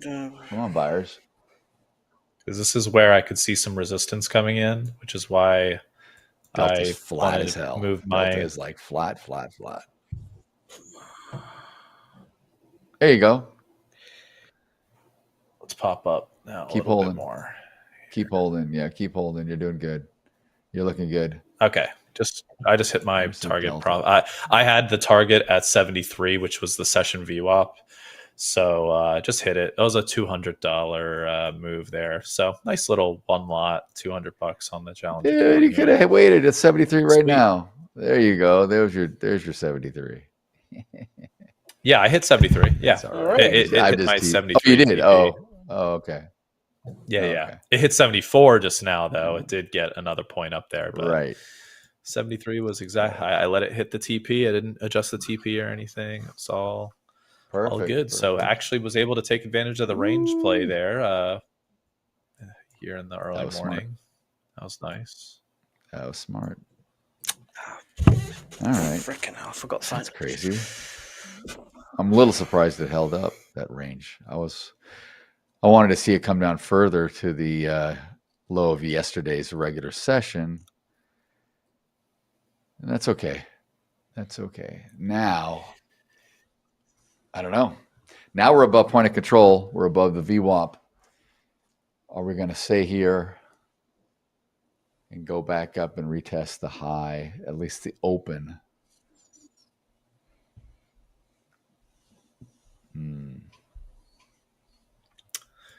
That is where I needed to like that was a good, because like in these situations, the reason why I took the 4 points essentially and moved on. Like right now you can tell like it's like the long is still looking pretty good. We actually broke back into yesterday's value. We broke back in, long, and then on the 1 minute, we essentially just retested that 67.71 area, and now we're popping back up. We could see a rotation through value. This is the area where like I myself need to be a little bit better, and sometimes this could be a good situation where if you were able to play a couple contracts, you could get out of one at 4 points and then have the other one at break even or whatever, allow for some consolidation to occur for a continued rotation.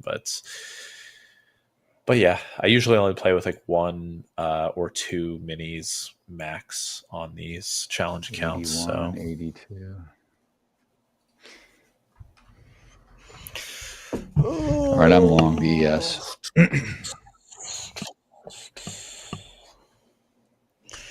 I'm missing all the action here. I am missing all the action. Yes, you are. Oh, I don't think you're going to be out of it for long. It's fine. It's fine. I don't see anything. Oh. I had such a tight stop, it already filled me. Why did I do that? I didn't move it far enough. I was looking at other stuff and I got taken out. But I think I want to re-enter.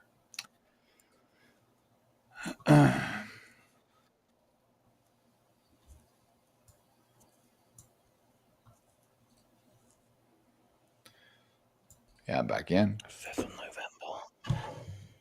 Okay, so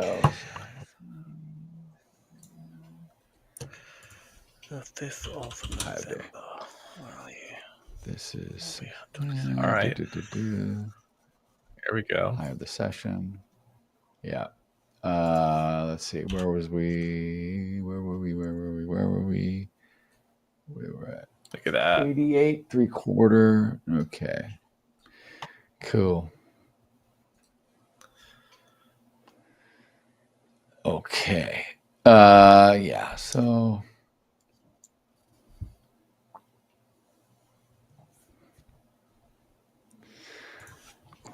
let's see if we can get up to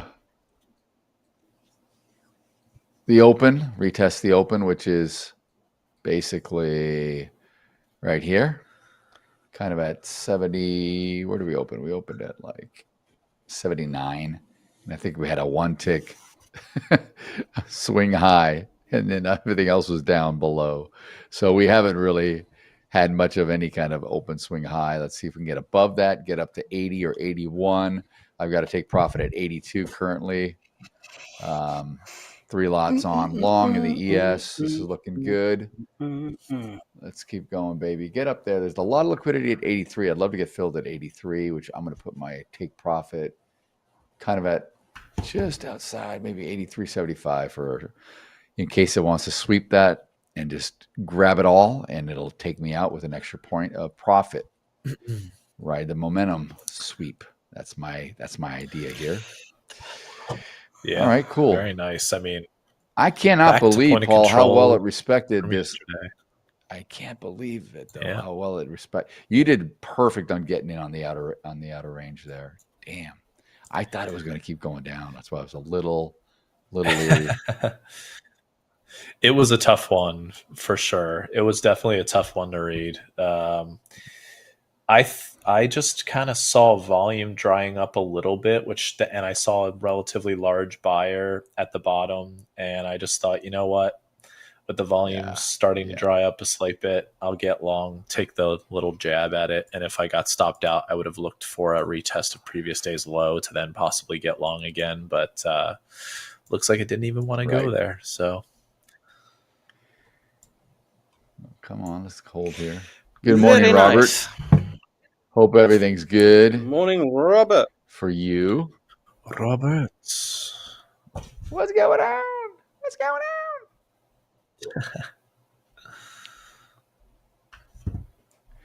All right, let's go.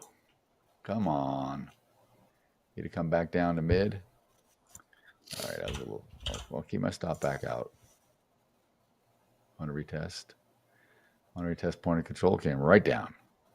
Woo. Oh, wow. Now let's see if we can rotate back up. Let's see if we go back up. There we go. I just wanted to say hello. Let us know you're not ready to go all the way up yet. Okay. Right. Jeez, come on. Let's get up there, retest that open.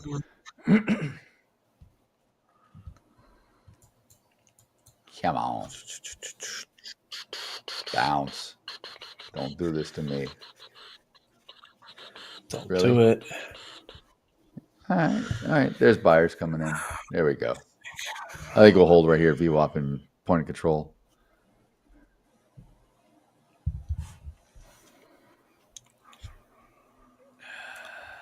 Let's see.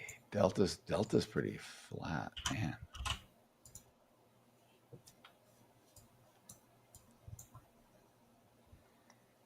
Yeah, I hear you, Robert. Aren't we all? Everyday survival. Yep. Yeah. Survival of the fittest, apparently.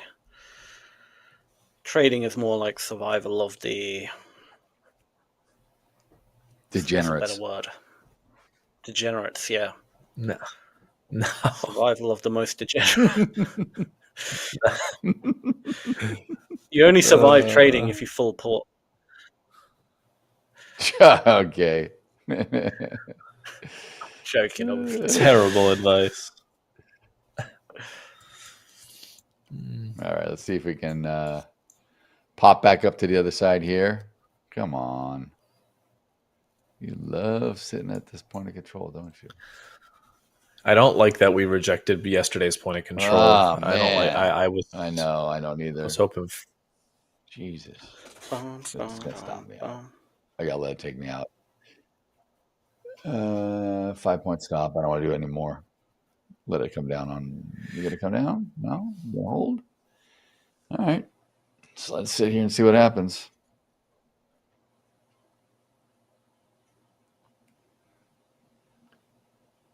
Come on, buyers. Come on, buyers. Come on. There we go. No way. There we It go. almost one tick you. You're one tick away. Yeah, I did. I did almost. Dude, I'm just sitting here with my arms folded. I'm not doing crap. Look at that. Look at that. I would be so pissed, though, if it got me out and it's just reverse like it always does.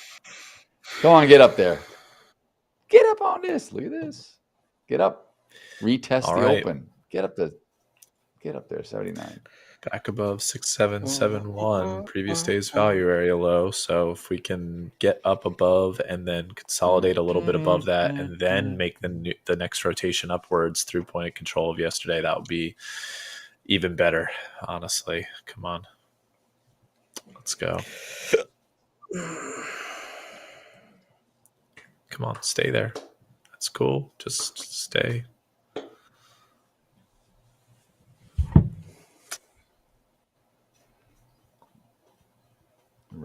Really, come on.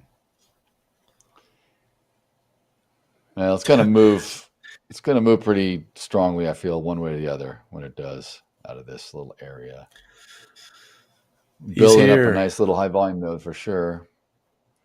Spad's here. Spad. Hola, 350 hola. ¿Cómo estás? Early for the 350. 350 algo isn't for another like 6 hours. Oh, look, it's 6:50 a.m. for me. It's 3:50 somewhere in the world. What time zone would it be? 3:50. So it is 3:50 somewhere.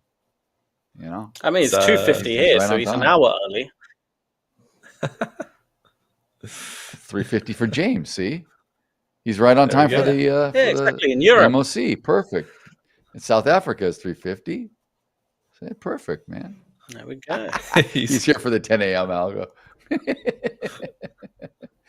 Yeah, it's funny.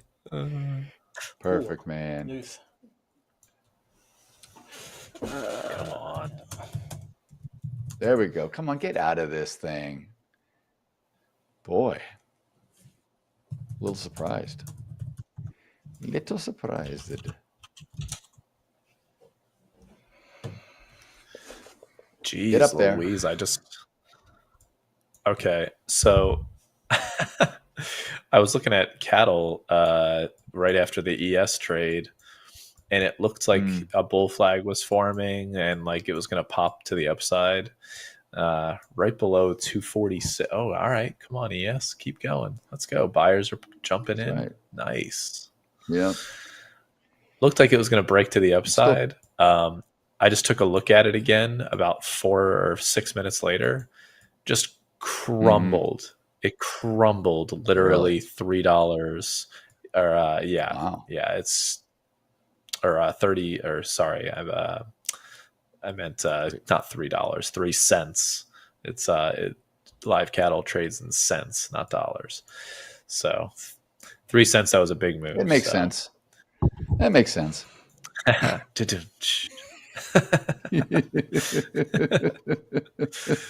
was a good one. Dad joke. That is a Yeah, good one, exactly. Daryl. Come Well on, let's done. pop up. Well done. I feel Sam's got to wake up here a little bit. I think after he does the news, he's going to come back with a vengeance. It'll just be Yeah. I've good old typical Sam. He'll stuff have all the snarky British humor back. We'll be just back. have some stuff to sort out on Google Chat. That's all. He's going to take a nice little tea and crumpet break. Get a little bit of crumpets. I need that. They'll feel good. I need some crumpets, apparently. The worst thing I could possibly consume.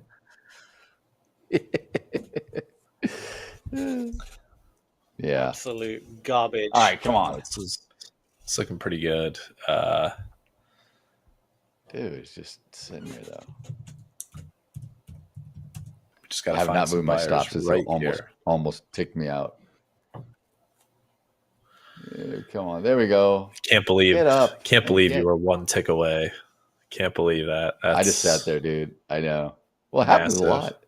I literally moved it to a 5-point stop, which I normally do. I had it really close, and I was like, "Oh crap!" I'm kind of like right on point of control for the day, and I knew it was coming back. It was going to trade around there, so I'm like, I'll just go to 5 because this is a funded account. I don't want to do too much craziness. I got to keep it tight. So I went to 5, and I'm like, "Oh God, it's gonna hit me," and it didn't. But see, this is the thing. This is why trading is very frustrating. Because I could have said, "Oh, it's coming back down. My trade's invalidated. I think it's just going to eventually take me out." And I could have just flattened and got out of it, or I could have just said, "Hey, if it's going to take me out, I'll let it take me out." And I let it take me out, and it decided it had enough. Went the other way. So worked out. It worked out this way. Did you let it buy you dinner as well when it took you out? Yeah, take me out. Let's go to the movies. Go to the bar. Get some drinks before dinner. Absolutely, go see the sunset. Oh, exactly. Go for a little jog. I'm gonna set up for the news, so I'll be back. Yeah. All right. No worries. All right. No worries. See you in a sec.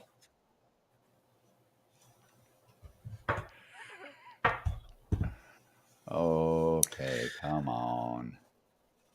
Oh man, this thing is. Why is it struggling to get up? I know. It touched struggling point of control yesterday again to the tick.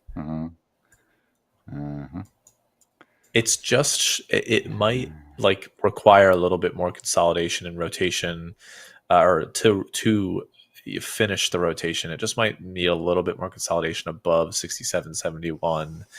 And then this is to really make that move. The 200 lots that are sitting in the book on the offer at 82.83 has moved and shifted down to 67.80. So as price came down, these came down, this came down. So we'll see if we go up there. Are they going to pull it and shift it again, or is it going to be pulled entirely and then has a clear path to the upside? We'll see. Yeah. Because right here, let me draw this. 80, which is also, obviously we're fairly balanced here on the morning early. But yeah, right here, we're holding right up. And we opened, obviously, right here at the top of this bar. So trying to get back up there, obviously, guys. And just kind of hitting a little wall. It's not really volume. Yeah. It's not really resting orders. It's just, I don't know. Like you said, previous point of control. It's just market likes to react in certain places. Now, if I go back to open and let's see what our profile is looking like so far. Yeah, pretty bell shaped. I mean, we don't even have much of a low volume area. Maybe down here where I have my stop, just a hair, but it's early and it's not doing much. Yeah. So there's no clear path for me to, lean on. I'm just targeting the opening. The opening, basically, retest the open on the ES, see if it gets above. I think it will. Mainly because when we opened, we did a good sell-off of sorts. We did come down and traded through the overnight low. And we didn't continue, right? And we kind of held up and checked up a bit. And then we came back up and went above point of control. We've been kind of in the middle. So the fact that we're not really looking to come back down to retest the low tells me that we'll probably gather enough at some point here to come up and retest. Because at some point, this is how the auction's going to work, right? They're happy we're happy buying and selling at prices right here. But at some point, we're either going to say, let's see if we can get it cheaper, or let's see sellers may say, yeah, we're not doing a whole lot anymore here. And if buyers want it, you're going to have to come up here, and it just kind of moves it up. So we'll see if we get up to this point. Yeah. Adelina, good to see you. Thanks for stopping by. Oh, what's Very happening, nice to see Adelina? Hope everything's Colin, been Robert. going well with you. Colin, great to see you what's guys. happening? Colin, Robert. Yeah. Give us a like if you haven't liked us yet today. We could use the love. Everyone wants to be liked. Yeah. Right? Everyone wants a like once in a while. Damn, Paul, we're right back. I mean, we're all in complete confluence. Mid, VWAP, point of control, all on the same tick. Literally. Right. Can't get any more balanced than that. The ES. Sellers are getting a little bit more aggressive. Yeah, we'll see. Trying. See, they're just exploring. We're exploring the downside, possibly. Let's see if 3 times the charm. Let's see if we can get back up here again.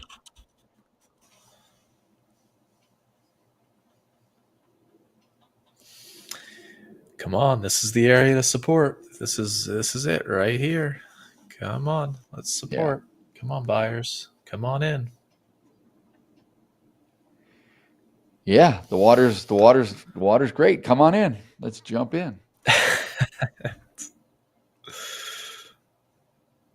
Robert. Yeah, Adelina's back in here, and then now the chat's going to go wild. Yeah. As always. Yeah. All right, now it is time for Sam's news update. So we'll get to him, and we'll be right back to trading. See you in a second, folks. All righty.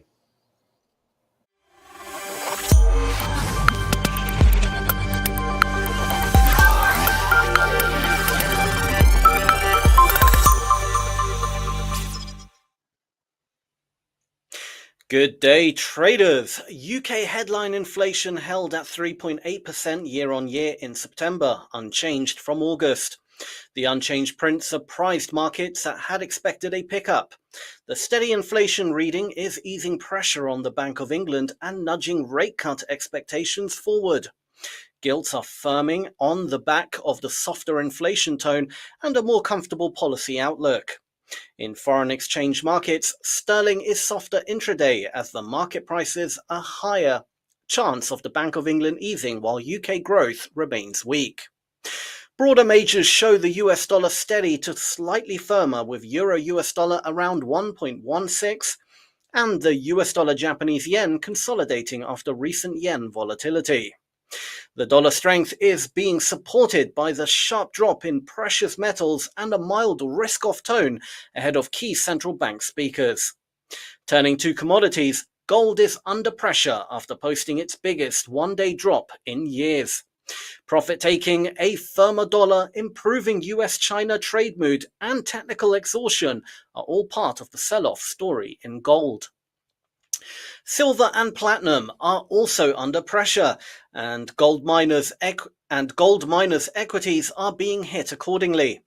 The weakness in metals is supportive for the dollar and has weighed on the Australian and New Zealand dollars on the crosses. Energy markets are showing resilience, with oil trading higher midweek thanks to supply risk headlines and talk of strategic reserve refills. All eyes are on the US Energy Information Administration weekly petroleum report due later today, a traditional volatility trigger for WTI and Brent. Despite demand concerns, expectations of a crude inventory drawback and tight product balances are helping oil prices stay bid. In futures markets, equity index futures are flat to mixed, with metals correction and ongoing earnings reports keeping risk appetite in check. Rates market volatility remains elevated as long-end yields drift near recent lows and markets await further policy clues. Turning to crypto, Bitcoin is stabilizing near $108,000 and Ethereum around $3,800 as the market digests recent liquidations and a choppy macro backdrop. ETF inflows remain positive, but price action is subdued, with rallies getting sold into prior breakdown zones. Sentiment is weaker for broader altcoins, which are underperforming as liquidity concentrates in Bitcoin and Ethereum. Until macro volatility recedes and the dollar eases, crypto rallies may be prone to pullbacks rather than sustained breakouts. Key speakers to watch today include the Fed's Vice Chair for Supervision, whose remarks could shed light on financial stability and policy evolution. Also, the EIA oil report is due mid-US morning and could spark volatility across crude product markets and energy-related FX. In summary, steady UK inflation, metals unwinding, oil staying supported, and crypto consolidating as the dollar calls the tune. For traders, favor selling rallies in gold unless the dollar weakens. Respect dips in sterling given Bank of England rate cut risk. Watch Bitcoin around the $108,000 area and Ethereum around $3,800 as near-term pivots, and treat the EIA print as a potential high-impact event for oil and commodity-linked currencies. Now we're back to trading with myself, Paul, and Daryl.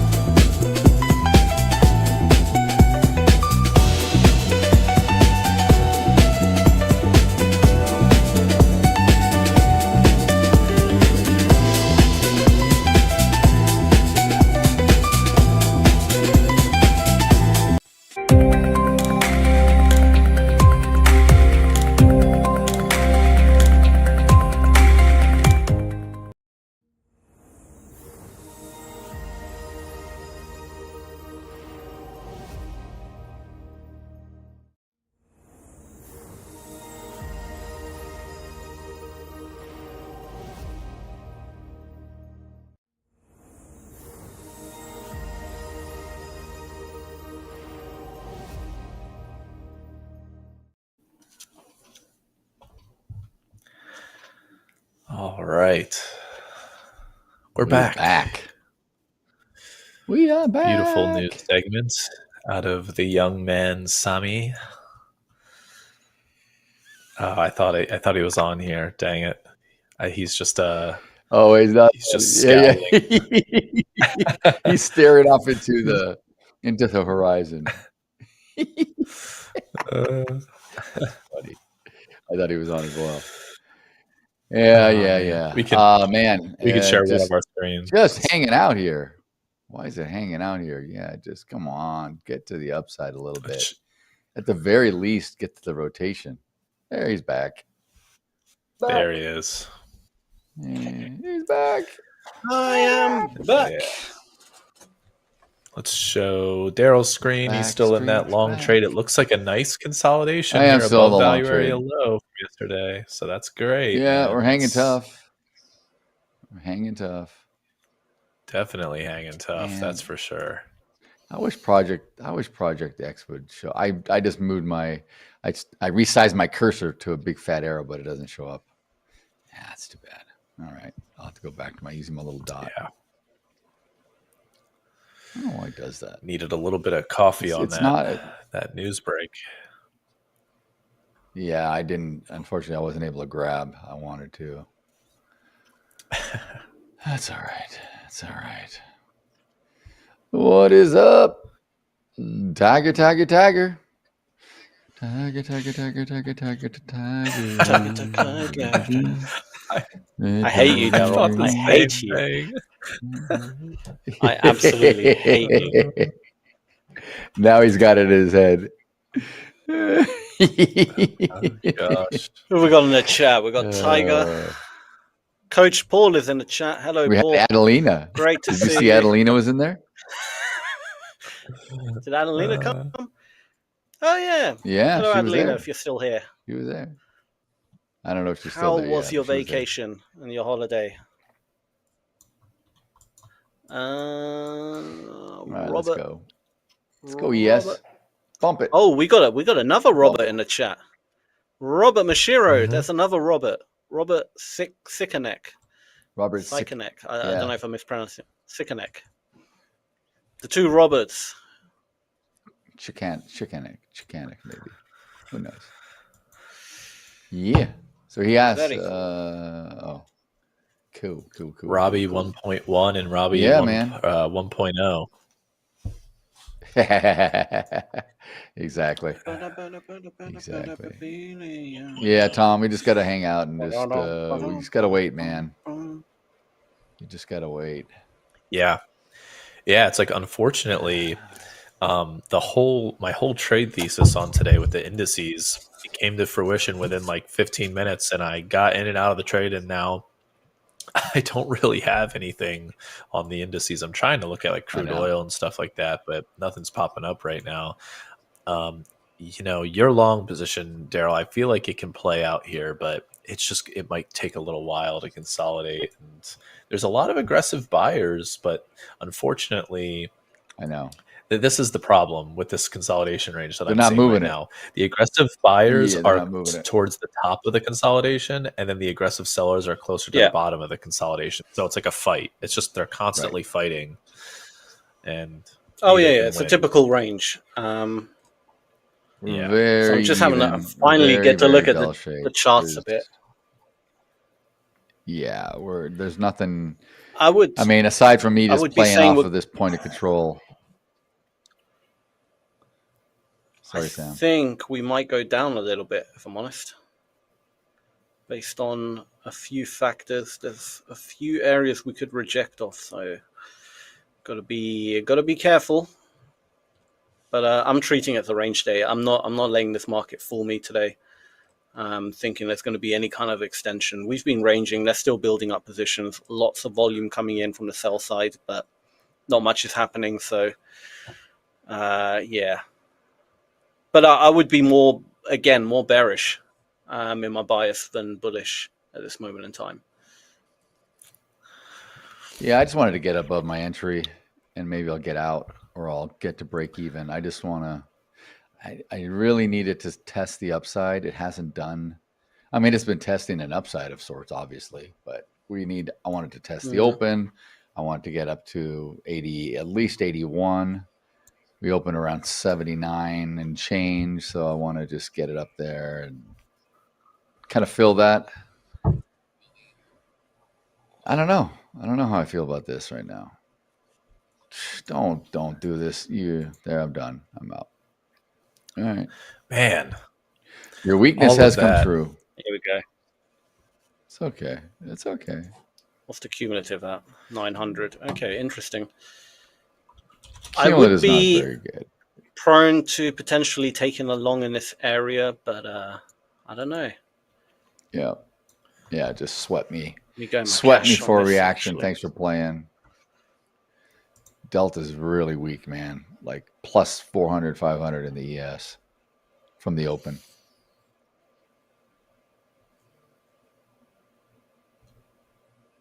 This is just mean reverting right around point of control.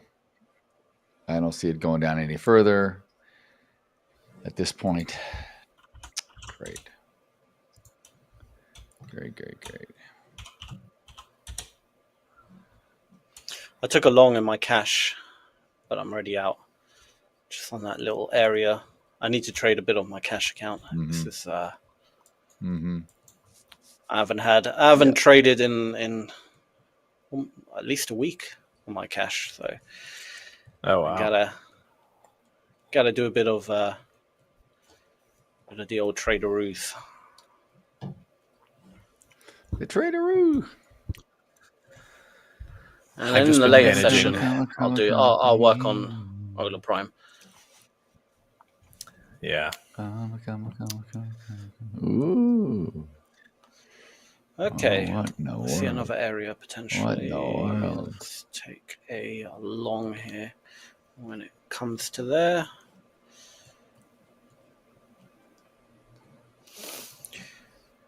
All right.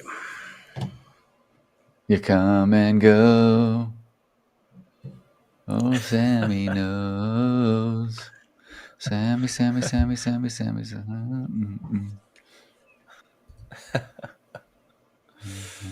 Oh man, I still can't believe. Did you cattle? You guys missed out on seeing a crazy move here in cattle this morning. Nobody's looking 10 at the cents or something. I am. Oh God. No, it wasn't that crazy, but when you look at the 5-minute chart, it's pretty hilarious how much of a down move happened in literally 5 minutes. It's like bids just bids just dropped out from the floor and aggressive sellers just absolutely took over. Interesting.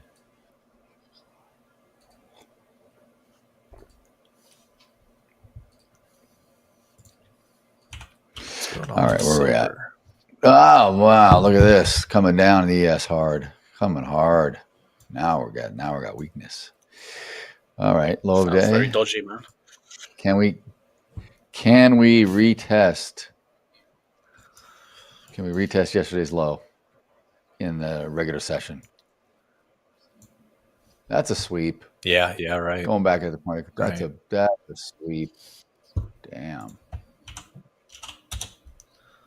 Yeah, 100% a sweep. Again, came right through another area. Yeah. But now the question is, we get up here to point of control, VWAP, are we going to reverse back down? 100% a sweep.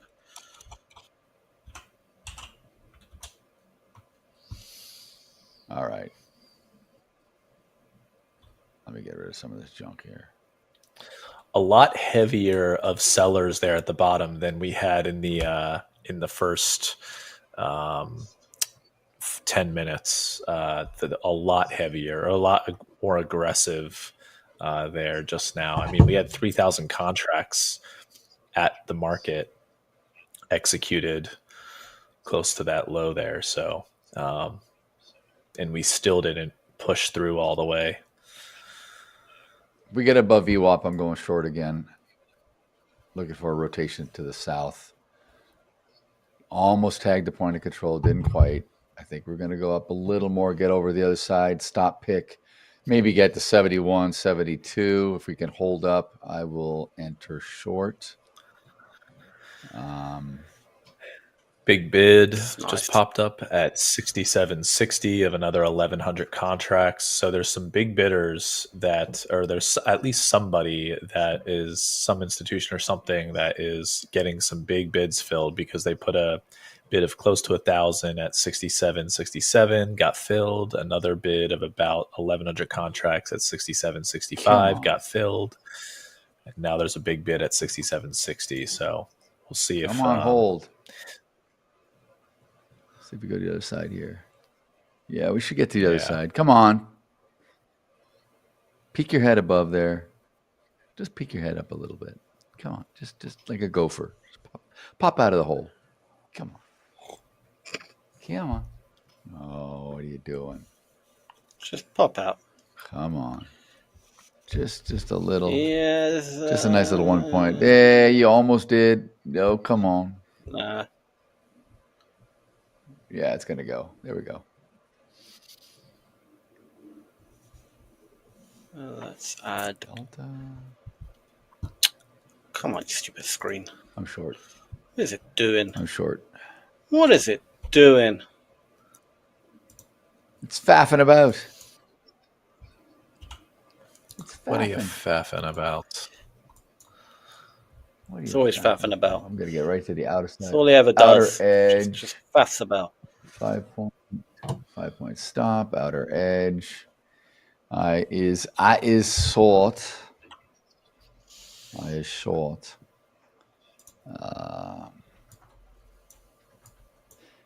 What did I get short at? 67.70. That was good. That was good. That was good. There we go. Come on down. Retest the downside. Yeah, maybe a little bit of buyer exhaustion here. Could be. Could be. Come on. I gotta get. Come on, sellers. I gotta get back in. I want to get in the green. Let's go. Come on. Do you really want to hurt me? Yes, we do. Do you really want to make me cry?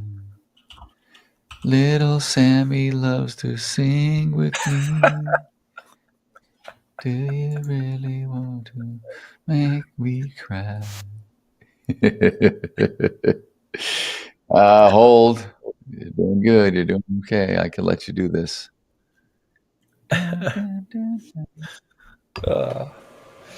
75 is where I'm at, and that could just be a stop pick paradise. That could be trouble for me. I don't like that. I either got to get tight or I got to get bigger, and I think I got to get tighter. Let's see. Come on. Come on. Interestingly enough, you're seeing some fighting at value area low in the ES, but you're from previous session, but you're also seeing a similar thing in gold. Gold is trying to retest value area low, but it's struggling a little bit. All right, come on. Come to the downside here. Come on. Come on, ES. All right. Go, go, go.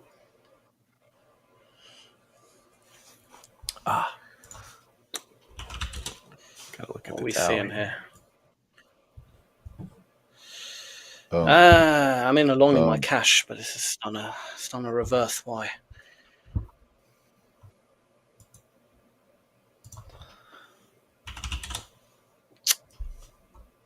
Not good. Not good. Not good at all. Come on, you little rascal. What the hell are you doing? 70.5. Come on down. There we go. Oof. Oh, come on. Very annoying. I'm going to break even. I don't want to deal with this. Break even. Let's see what it does. If it respects this level. Come on, break down. There we go. There we go, sellers. Good. There we go. Take me down to 63. Retest that. Come on. There we go. Oh, come on.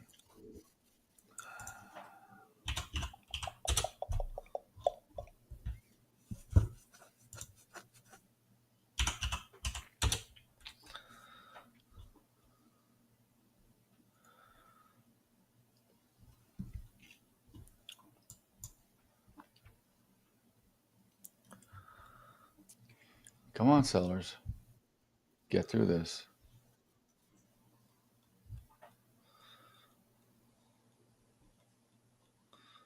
There we go. There we go. All right. More selling pressure. Here we are. Come on. Take it down. Nice. Take it down. More. You really want to do this? You really? Really? No. I'm not ready to end my fun.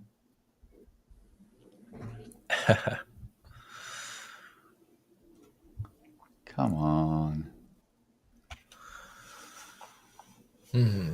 So yeah, it's forming more, starting to separate a little bit down here in the ES finally, because it's not due to the range or the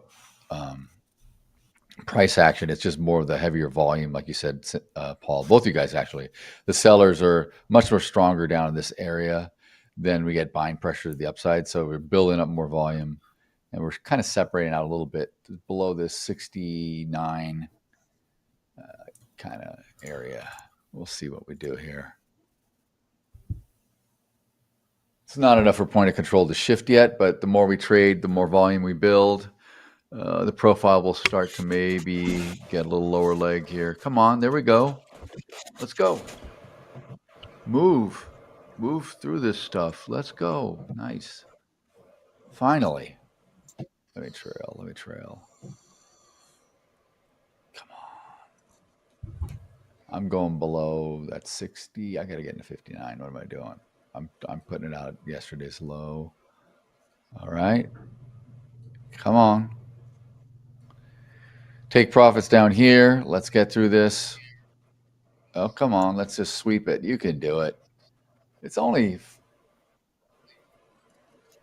1,100 contracts. You can get to 1,100 contracts. Come on. Let's go.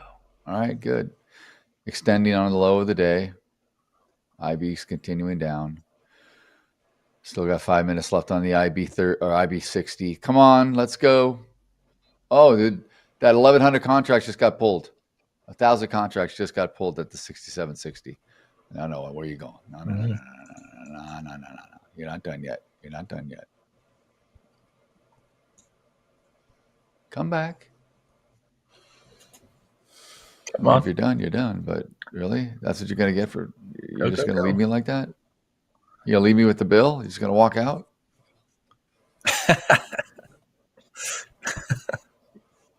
Like Sam says, let's go. Where are we going? We're going out. We're going down. Where are we going? I thought we were going to the movies. It's just going to take me to dinner. Look, we went to a nice place. I ordered appetizers. We got drinks. We did everything. And they're just going to walk away and leave me with the bill. Come on, damn it. Let's go. Exactly. 57. Now the 1,000 contracts are back at 58. Oh, come on. All right, it's fine. That's fine. I trailed it. That's okay. I got profit back. That was good. I just wanted to see more of a continuation, which we may still get. So there's definitely active people here in this market. There's 1,000 contracts that are keep being pulled and moved around on the bid. We also see it on the offer side, both sides of the dome here on the book. Back up to 60. If we go back to 69 and it holds to this little area here, it's been kind of holding. See if we rotate back south. Let's see. I will get short. I will definitely get short again. All right, so I am out of position.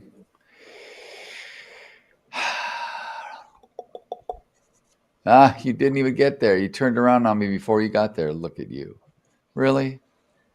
Man, it's aggressive. Aggressive.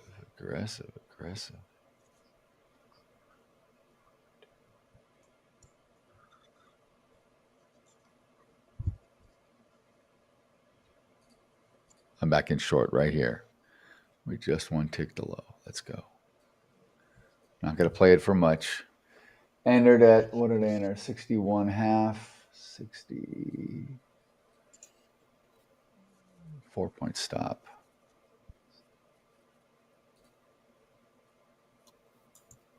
There we go. Come on.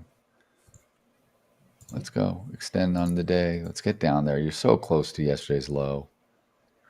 Get through the other side of that 57. 56. Oh, look at that. There we go. Boom. Boom. Perfect. Thank you. Big Thank trade. you. Got me out with the take profit. Got me out with the take profit. I put it right. I just moved it within a second down to 56 or 57, and it took me out. That was good. See, I knew something was going on. I kept seeing these 1,000 lots coming in and out. Beautiful. All right, so that's filled. IB's almost set here. So much for the upside today, guys. I don't know what the hell. This has just been it never came back to retest the high of the open. This was our open, the ES, and never came back. Yeah. So far, anyway. Crazy. Fantastic. All right, now the 1,000 lots are down to 52. That take profit Yeah, move but look, as it's well, moving a few points down. Fantastic, babe. It wants to go. It's going again. It's going again. It's going down here. We're going to put it at 51. I'll get my stop in place. I'll update the back end. See, look, it's coming. Yeah, it's moving. Damn. Really good there now. It's really starting to move now. Come on. We're seeing big bidders getting taken out here. Every single time we've had, except for once, we've had a large bid that it gets taken out, and then another large bid gets put below it. And they're not, and those large bidders are not supporting. Yeah, no, they're just getting blown out. It's just like they just want to get taken out. Yeah, here we go. Come on, rip through it. I'm sitting right outside of 50 for a sweep for another big pick like that. Let's go. Take me out. 1 minute to IB. Oh, come on. You can do it. There we go. There we go. Sellers are coming in. Delta. Yeah, come on. Come on. Push. Push. Push again. There you go. Act 2. Let's do it. Oh, yes. Look at this. Come through that. Sweep me. Oh, dude, 1,000 just came off. Right there. They ate through that. Oh, dude, this is good. Yeah, moving the stop to break even or better is definitely the way to go. That's I'm in good. better now. Nice. 49.50. Come on, come on. Came up on me. Okay, that's fine. Hey, I'm back up today. Right. Man, I erased $1,500 in a hole. That's good. It's good. I made like $2 grand on those last two moves. That was nice to see. Thank God. All right. Very, very good. Dude, I was getting to the point where I was going to stop from this funded account. Like negative 1,500. I was like right at the edge. Yeah. Man, it came down for. Look at this though. Look, Paul. Look at this. Look at this, dude. It's the same player here. Again, the same player wants to play. Okay, you want to play? Yeah. Another big bid.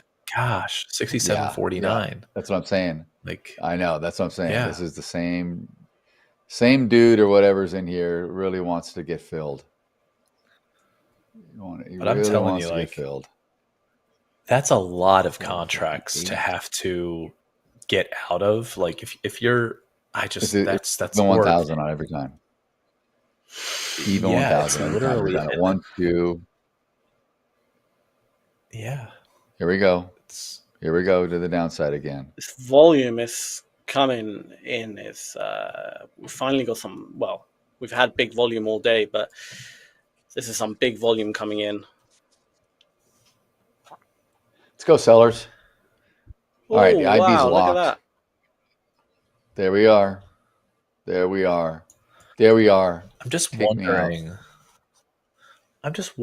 Oh, look at that. Oh, look at that. Oh, we just took out that bid.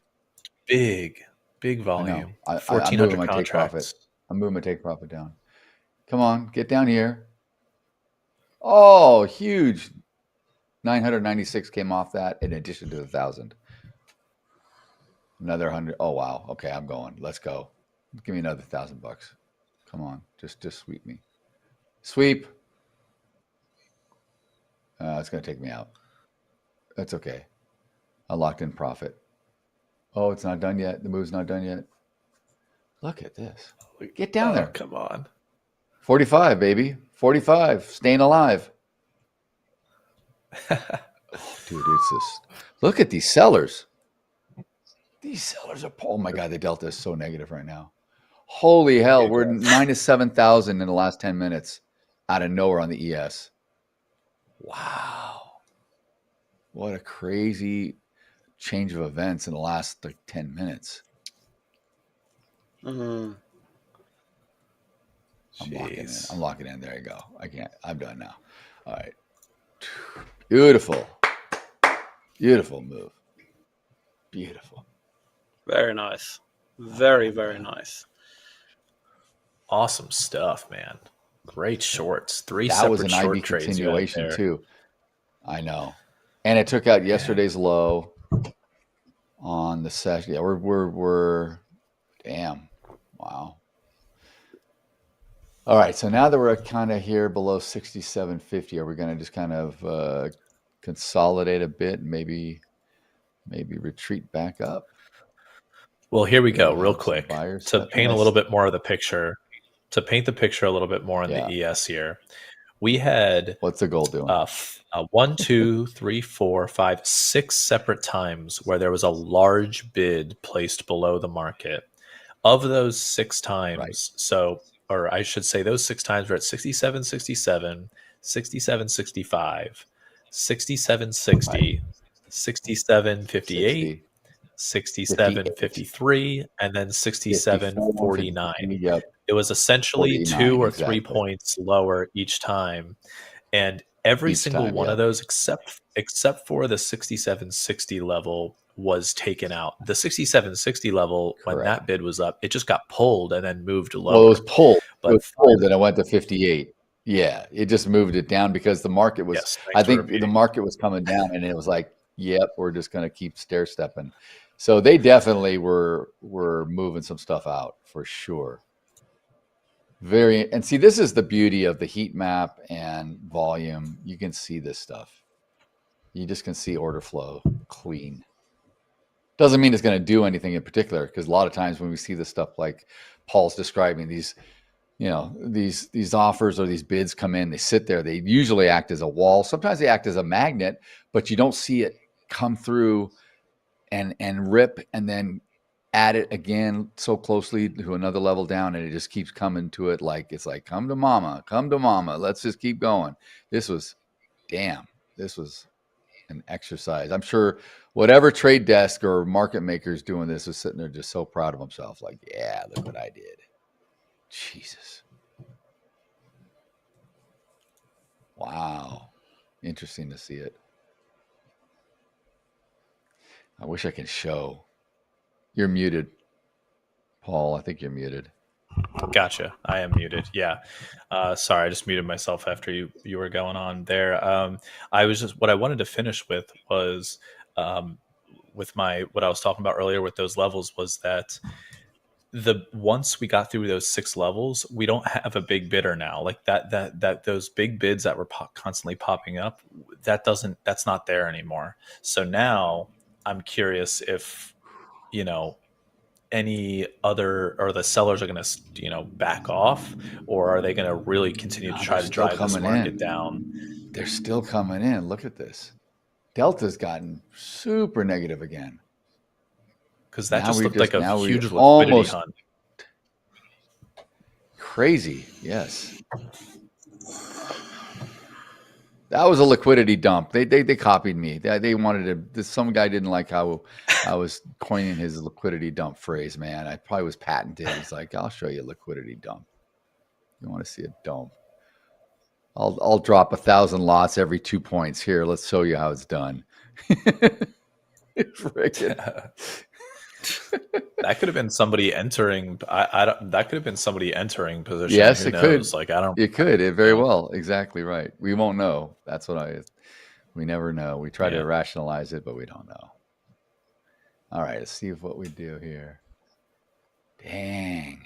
That was interesting to see. I'm glad we got to see that live. Yeah.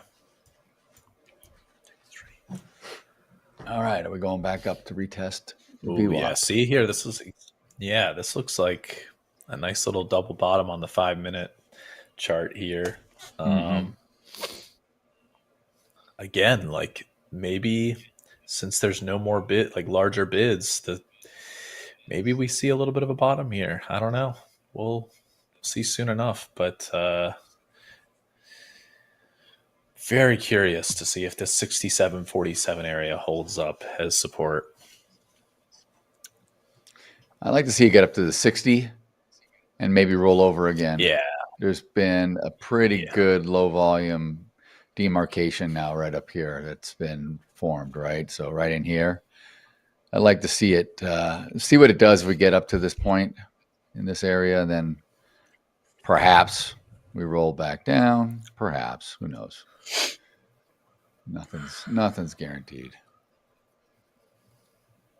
And I have to be careful because I know myself, and I tend to get when I do real well in a series of trades and I'm up, or I've made back a lot of money, I tend to just kind of keep pushing it, and I don't want to do that because I think the market is now the auction's kind of reestablishing itself. So I can say, oh, it's definitely going to go back up for retest of point of control or what have you. And I'll be aggressive and I'll give back a lot. So I want to just show people and remind people that I've been doing this a long time, but still I still have to recognize myself as a human being. I still have the same emotions and reactions to things that everyone else does. I'm not a robot, unfortunately. So I just, I'm happy. I banked in some money. Typically, if I was not on stream with you guys, I'd probably take a break, maybe go outside with the dog or get coffee or something, just kind of clear my head, and then come back in and look at it again. Let this stuff settle out. So just, I'm not trying to tell anybody exactly how to trade, but this is just stuff that you can do to keep yourself in a good, calm trading mind throughout the day. And then, just keep yourself in check, keep your account in check. And I'm traded a funded account. So this is real. This is like me trading my cash. So I'm treating it pretty respectfully at this point. Mm-hmm.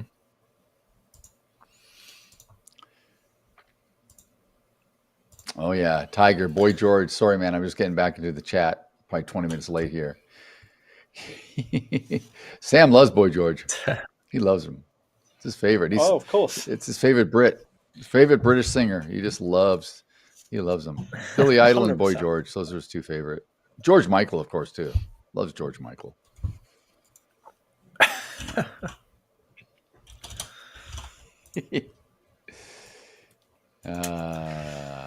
Indeed, gold's coming down with the indices here. Sam is Boy George. What's up, Chris? Good morning to you.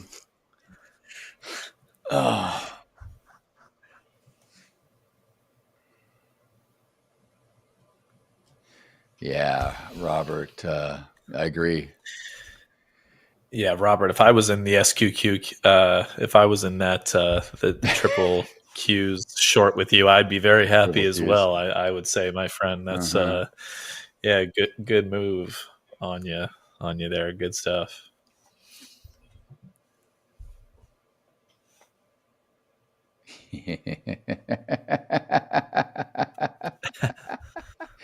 Yeah, some guy gets on for 10 minutes and talks about metals every day. Who is that guy? I don't know. Yeah, We gotta do something about that.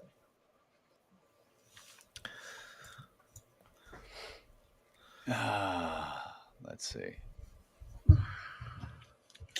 All right, guys, give me 2 minutes. I'll be back in a sec. Yeah, no worries.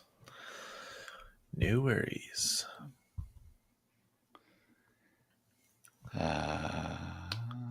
Yeah, maybe. Yeah. So, well, we've got liquidity back in the book on the bid, down at 40, about 45, but it's only 747 lots. It's not the same 1,000, but it could be the same player just coming in with more. But now buyers are just running away from this. So this is interesting. Let me look here. Let's go back up. God, look at this, man. It looks like, this is just crazy. It looks like Monday never existed here. There's a whole missing profile, guys, from when we had our AWS server debacle. I don't even know what Monday looked like. I'll draw it. I don't even know, man. We're kind of like this. Here's our profile for Monday. Perfect. Yeah. I'll leave it there. I'm just gonna leave it. I think it was. I'll leave it. I'll fill it in yellow. I think it was more top heavy. I know. Well, I have it just enough for point of control. Be right in here. I see, based on this. Yeah. I don't know. It looks like we're consolidating now to try and move lower. To be honest, that's what it feels like. That's why I wanted to blow this up, because I wanted to go back here and look. So we've come. Where's the Trump tweet Friday the 10th? Back up here, because this. Okay.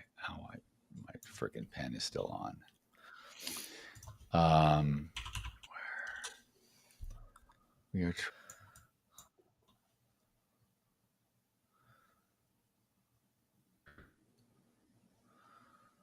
We're below all of this here.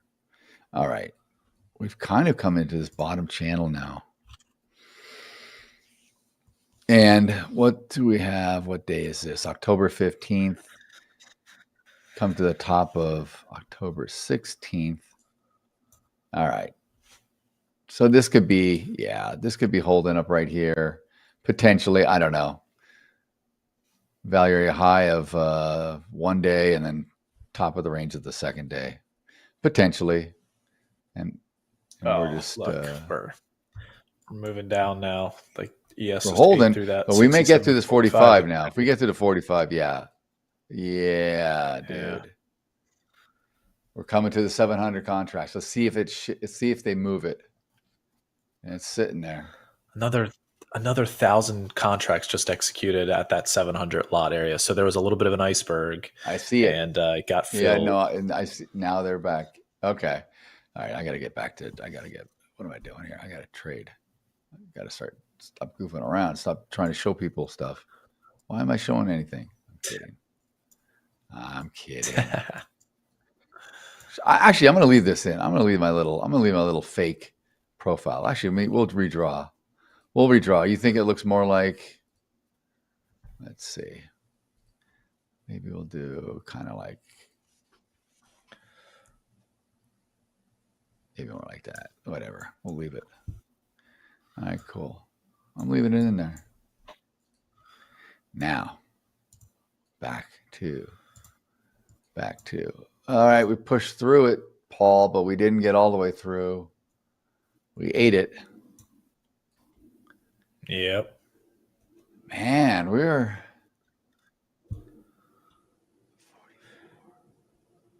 we're a point below now. We're going. Looks like we're going. Oh wow. Are you still having latency issues on the heat map? Because now I am. No, not anymore. I'm off by 2 points. I'm behind. That's weird. What the hell? Or no, or maybe probably, or I'm ahead. Maybe one, vice versa. I can't tell which one's which. Oh no, dude, I'm. Why? Yeah, I was gonna say I feel like some of the moves you're seeing were a little bit late on the heat map. So but we did just bounce. And we got back up to 67.48 there for a second. And we just kind of we haven't. I see. I'm waiting for it. I'm waiting for it to get to 48. It hasn't done that on the heat map. I'm waiting. Oh yeah. Oh, here we go. Dude, to the downside. Crazy. Okay. Here we go. And I don't see that yet. 41. See, I don't see that yet on the heat map. What the hell? I think I'm gonna have to reboot. I'm gonna reboot.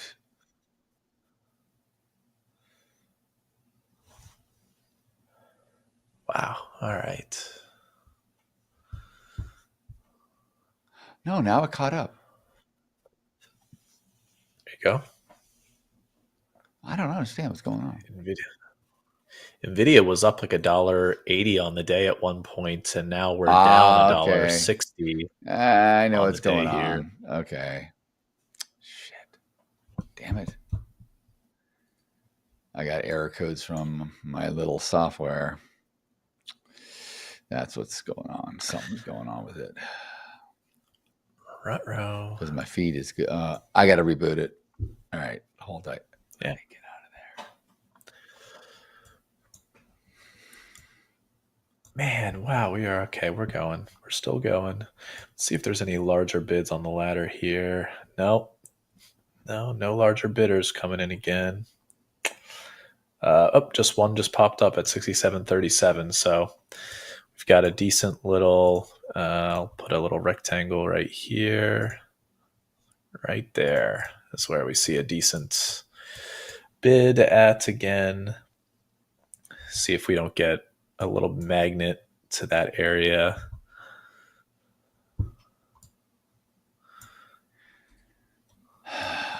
God, okay, reconnect.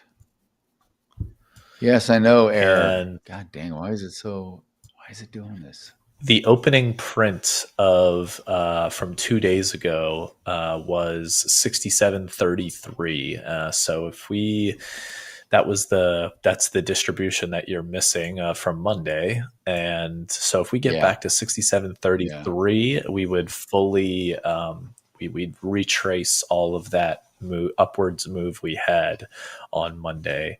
So we're only 8 points away, and looks like we're trying to move down here. What the hell's going on?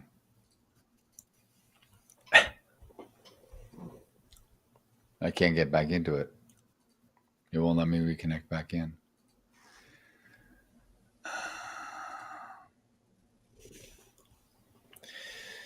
Yeah, good. That's Tom.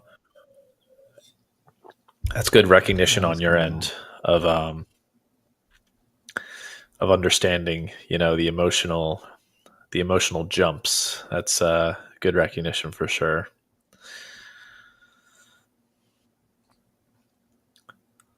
Hey, $445 on a that's not bad at all on a trade. That's pretty darn good.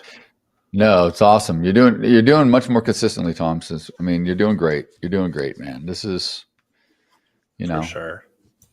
Just keep everything in check and don't try to swing for the fences all the time. I know that's what he was doing really good. I think he got overconfident. It happens to all of us, trust me. And then you start, trades don't go your way, and then you just kind of get out of your head a little bit, and you just you get messed up. Like, what am I seeing wrong?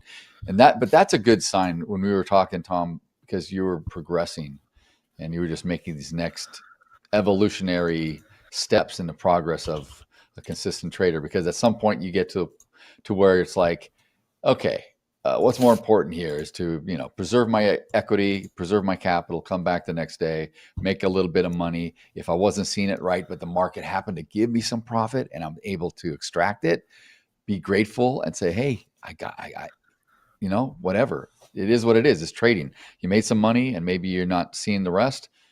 Be done for the day. Come back tomorrow with a clearer head. Maybe tomorrow's a different market. Look at this market. The three of us, Sam, Paul, and I were on pre-market talking about this. We were expecting something different. I don't think any of us expected this behavior today. Certainly not the sell-off. Certainly not these moves in metals and cattle and the ES and the NQ, what we're seeing.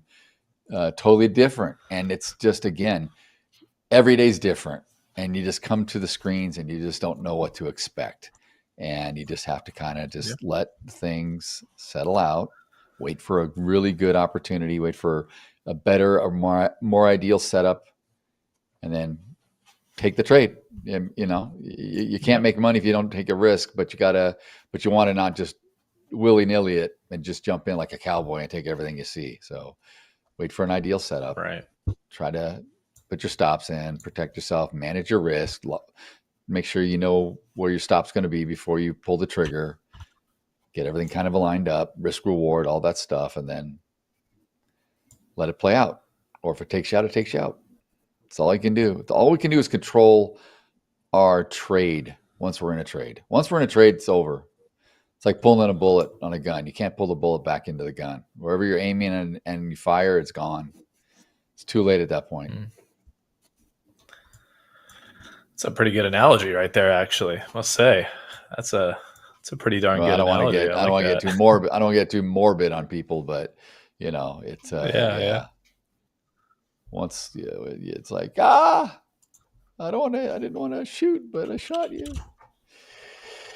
Man, I can't. What the hell's up with friggin' these guys?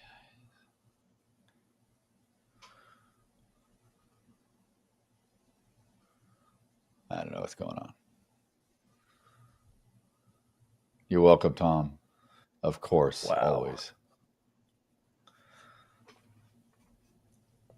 Man, I want to get into a gold trade, but it's moved away. I wanted to get long, and then it immediately moved $10 an ounce away from me, and I need to see it get back to this like 40.32 level or so, where I could possibly get long, get in a small long with very limited risk. for a pretty large upside move. The risk reward would be pretty good.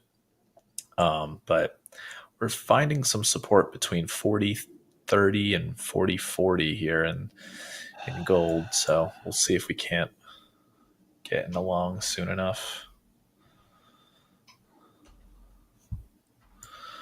So this is not a heat map issue. This is a rhythmic issue. This is my rhythmic data issue. I don't know what's going. Yeah.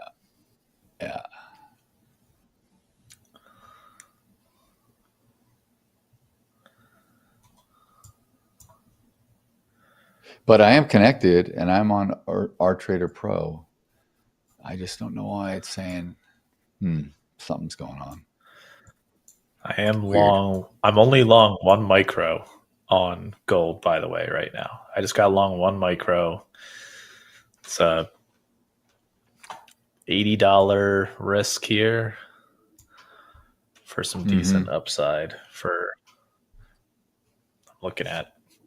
I'm looking at a possible retracement up towards the 40-80 area or so at best, but we'll see. I just got stopped out. So, but that's how quick these moves are in gold. It is so quick. Yeah. That was just $6 or $7 an ounce immediately. Like that is insane. Yeah, it's some larger bids now above the 40.20 to 40.25 area, or right at the 40 to 40.20 to 40.25. There's a few larger bids that sellers might try to aggressively get through. Mm-hmm.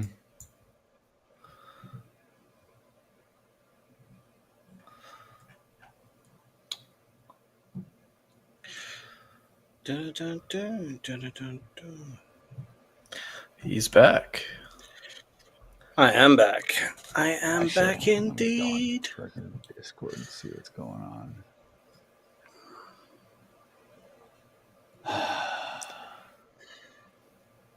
Dear. Right, let's have a look. What's going on? All right. I just got in a super small short here on gold now to follow through, see if we can't break through all of this supply. Right. See if I don't get chopped up here. Right.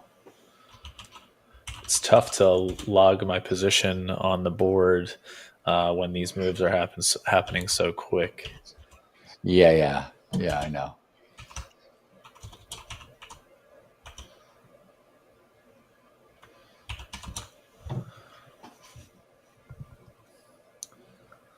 All right, so it's not. Oh, man. Stopped out. All right, so it's not the software, it's the data. Really weird. Already out of position production. It's already, the move's already happened. Too late. Too late to switch to me. Got to be quicker than that. Classic phishing insurance commercial. Got to be quicker than that.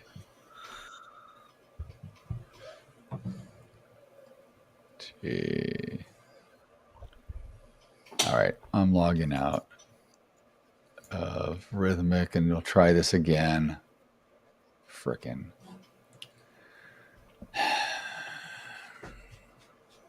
Yeah, I was so far behind, man. I was like, seemed like I was like 30 seconds behind Project X, which never is the case. I'm usually way ahead of it.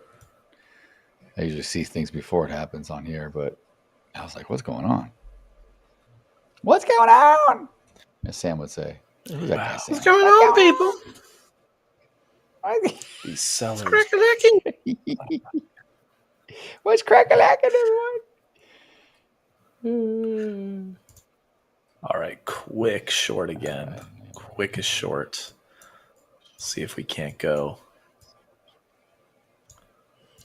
What's crack-a-lacking? Riff-raffing. Dude, it's not the thing is, it's not my rhythmic feed. My rhythmic is flying. It's the connection into that program is there's some issue. I don't know. Dang, man. Gold's a tough one. Gold is a tough one right now.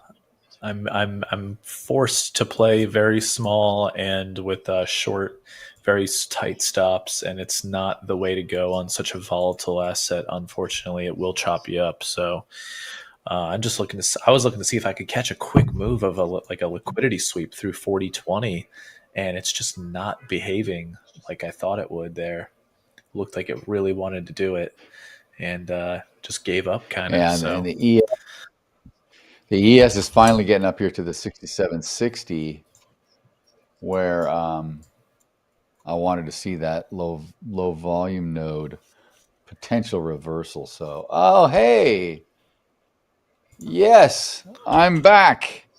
My data is flying. I don't know what the hell happened. Nice. Hey. CME. I don't know, man. All right, cool. It wasn't rhythmic, like I said. It was some kind of interaction with the software. I don't know why. And okay. Oh yeah, we're right on point. We're right on point, and it filled everything in.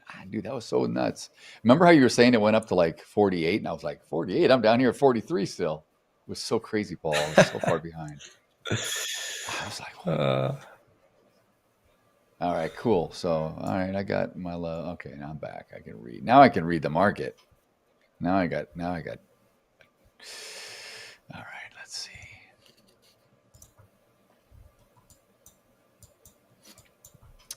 All right, so is it going to continue, or are we going to hold and play this? So I got to get.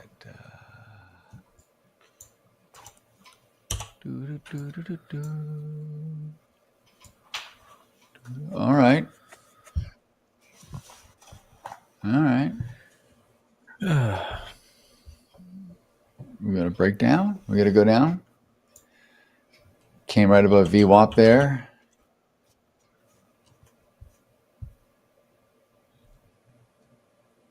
Yeah. I'm short. ES. All right. Now, let's see. Let's show Sir Daryl's screen since he's in a trade here.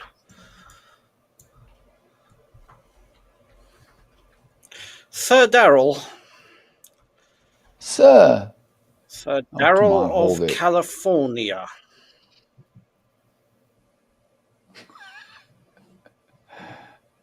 Sir Daryl of California. 67.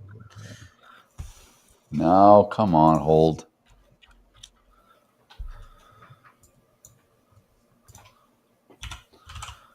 Really? 62. No. That was short-lived. I'm out. All right. Came up 2 points or so, rolled back down. I thought we were going back to the downside. Obviously not. Maybe early. Are we finally going to retest the open? Could it be? I think this is the start of. I think we're turning around here.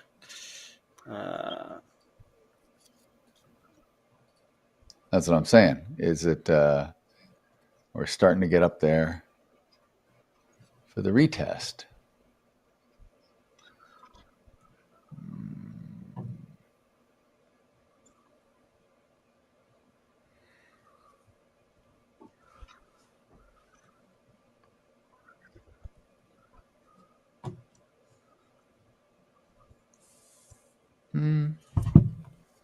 Yeah, see, this is...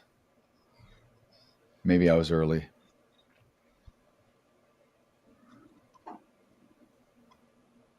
It's got a long ways to go, though. Yeah, dude, you... Thank you. Yes, why'd you got to do that? You could have just told me to hang on if you wanted to do that.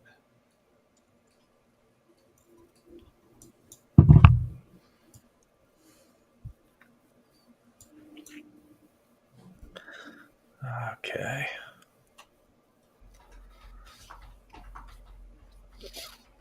I mean, we did just get to session VWAP here on the ES, so and the buying started to fizzle out a bit.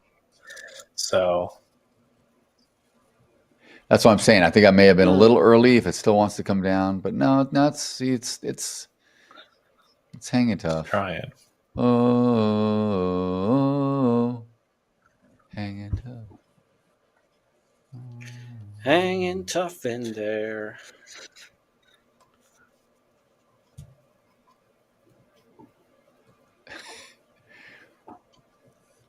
Sam, you know what I haven't heard you sing today?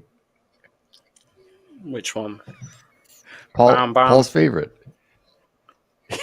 Bam, bam. That one. Yes, that one. Perfect. Right on cue. Great song. Goodness. You are welcome, Paul. You are welcome. Appreciate it. That was great. Appreciate the pinpoint accuracy on the notes.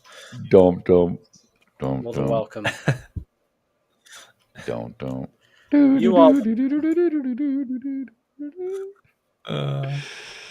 Oh my God.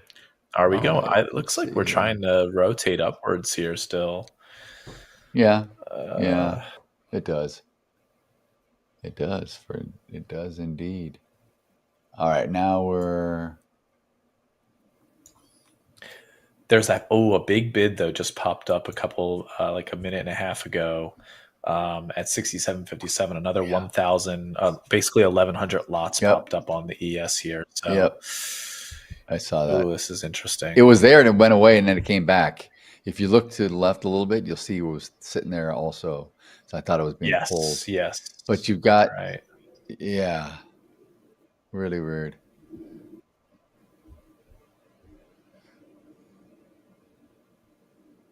That was the one that I was talking about that got pulled way earlier, but then got like dropped. I don't know if it's the same one, but yeah, I don't know if it's the same one either.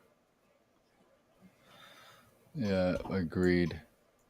All right, let's see here. The thing is, we got all that liquidity up there at 65, 66. That's kind of keeping a lid on things. Well, all right, London's closed. We're sitting here.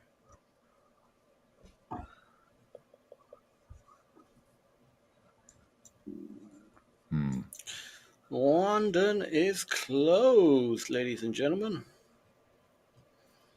We have closed shop. There is no more London. No more London. I am long. I am back long. All right. Let's see what we're doing. Got in 60, 50. Right below, I ought to be at like 50s. Okay.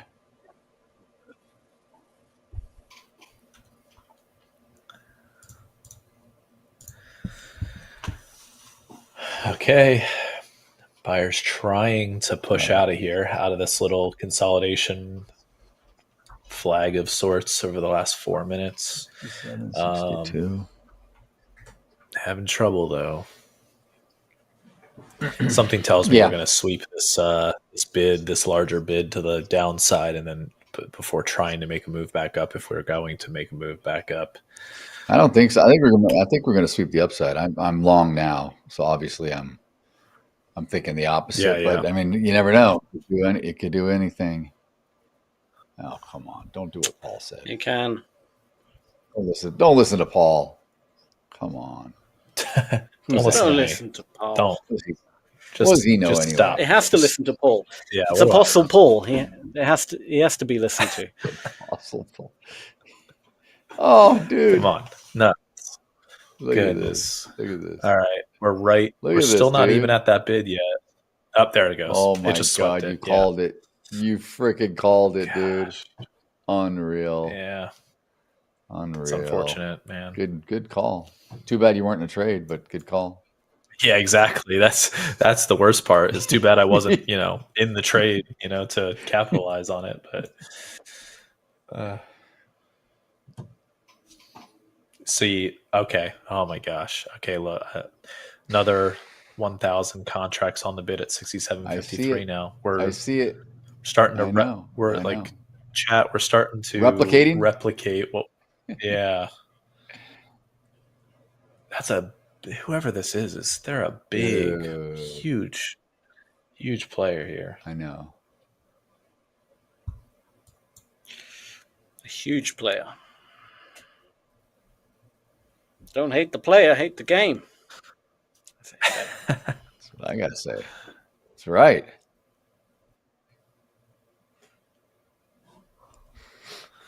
Huge player. Yep, he trades and just chills with models. Fundamental analysis for penny stocks. That's funny, Chris. Yeah, it's called the greater fool theory, as you know. Yeah, it's the fundamentals here. Jeez,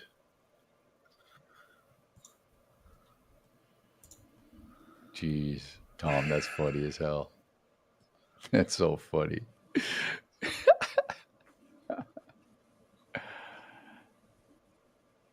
All right, let's go. Let's go. You think we're coming back how's down? that go? Is that meme? Come on, let's go. You know that meme, right? I don't. No. Come on, what let's go. It's like a meme. It's like a. You must know it. It's like it's hard to even explain what the hell it is. It's like some kid with like a bunch of like fairground kind of models or something, and he's like, "Come on, let's go." Everyone in the chat must know it. Oh, it's brilliant. All right, here we go. We're gonna replay this again. If it replays, this will be insane. Like, this dude just waited. Hell. He did this 1, 2, 3, 4, 5. Come on, let's go. He would have done this.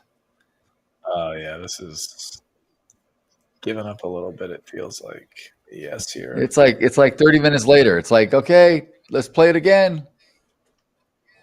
Yeah, it's coordinated effort. Let's do it. Oh man, it's just someone just wants to get. Oh come on, eat through it. Sweep. 52. I'm gonna get down to 51. We'll do double levels here. See if it'll go down through both. There we go. Gone through it. Let's go down again. Down to 50 again. This would be a replay of down to 49 like I did the last time. That'd be insane. That'd be hilarious. Oh boy, the bid just moved down and it increased. 1,400 contracts now, 67.50. Yeah, that's interesting. Yep. On the Yes. Yes, I agree. Yes. What? That little stupid humor there. What's Like, that? how do you feel about it? Do you What's feel going on? positive, or do you feel like we're going short? Yes, we are going short. Yes, we're going short. Yes. Yeah, a little cheesy. Why do we always have to Google Sam's meme references? I know. I don't understand what he's talking about, man. This guy, I don't know. How do you not know this stuff? Come on, guys. Don't. Well, I mean, maybe it's the way you're describing it. I don't know. I'm an old dude, man. I don't know about memes and crap. Come on. Oh, disappointed here we go. that Man. you don't know. Look at this, meme. dude. Look at this. If it gets to my take profit, I'm probably done on the day with this account. I'll be up $2,000. I don't want to do more than that. Lock in, get in and break even. Hit the 47. Why don't you? Come on. It's there for the taking. It's right there.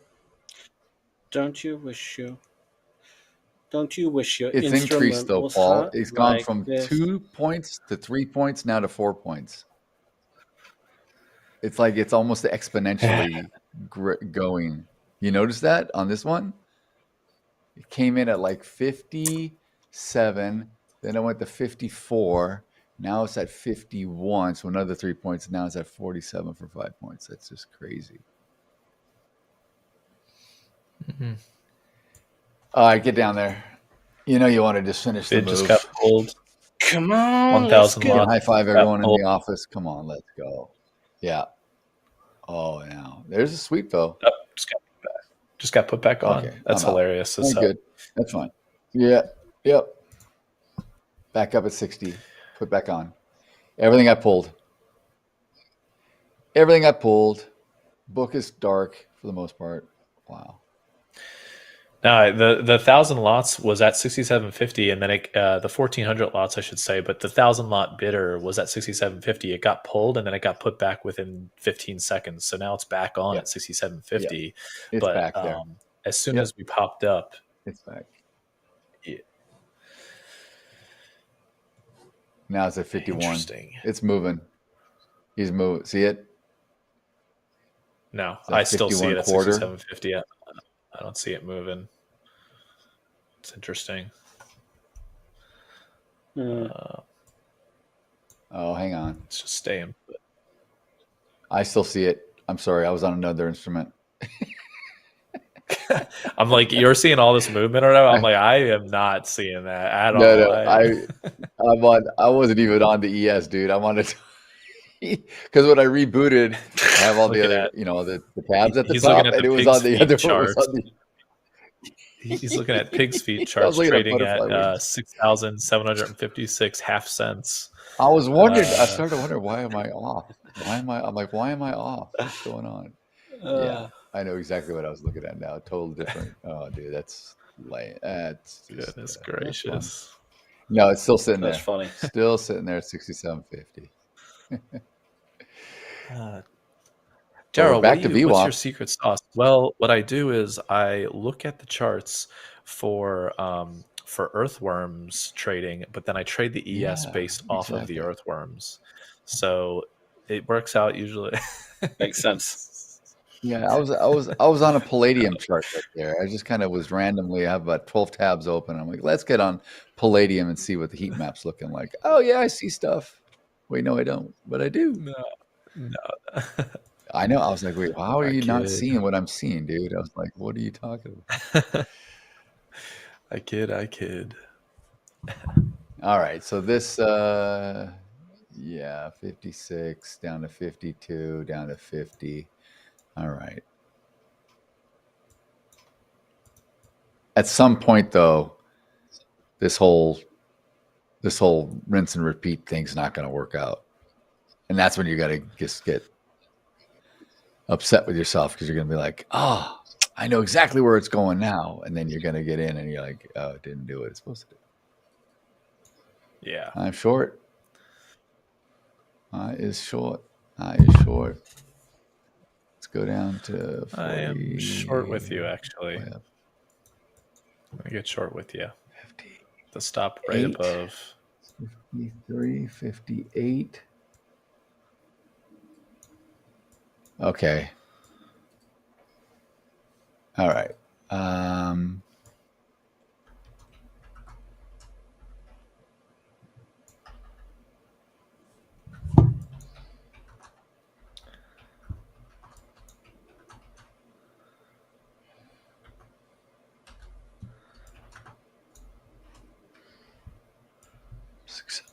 There we go. Come on down. Get through the 50. Half that got pulled.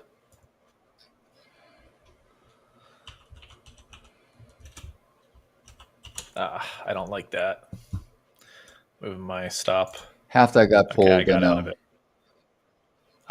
As soon as that got pulled, I do not want to be in that anymore. Okay, I see. It got pulled because it got put down to 67.40 instead. 67.40. So that's right. 67.40. Okay. There she blows. I'm back in short. And A little bit better of a price. That's yeah. It's we're retesting the lows. Dude. If it's at 67.40, we're going down here, and I wanna have a lot of that. Let's go. Dude.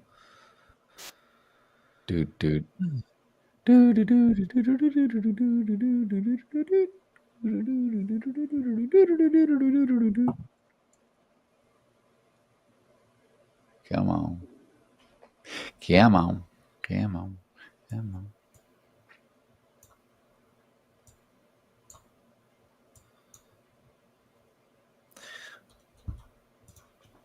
6, 7. Where am I? 6.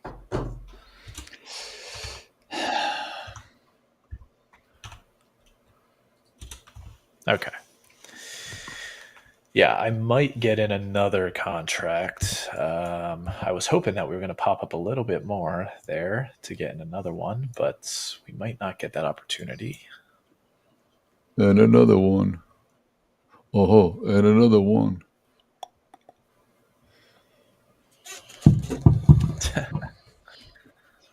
And another one. Oh, we have our stops at the same place. I don't know if I like that. 67.58. That's okay. That's okay. You got in at a better entry than I did on the short, so I assume you got a tighter stop. I'm playing a full 5-point stop. So yes, I'm 4.5 points. I only got in at a couple ticks better. That's good. But that's good. I think I'm. Oh yeah, 63.50. That's fine. You're fine.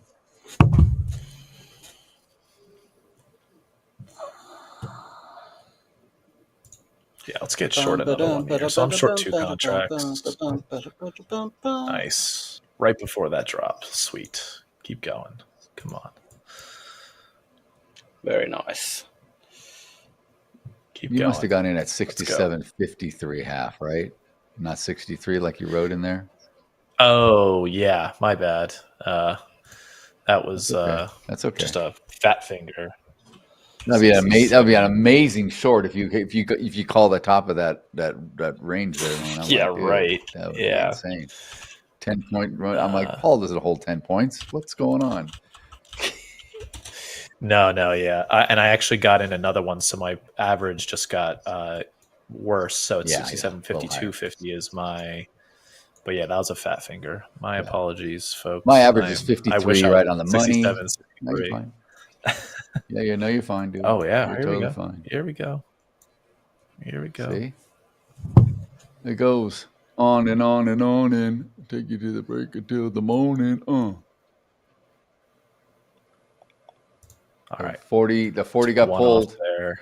The 40 got pulled and it shifted down to 36 half. 36 3/4 rather. Shifted, son of a gun. It's okay. I took both off. I took both off because I took both off because of the I thought you were saying that it just got completely taken away. So I was like, all right, I didn't see that. So I just took it off and dang it. Oh man, don't blame me now. Don't blame me for your, I'm blaming me for your scared. I'm blaming you. Gosh.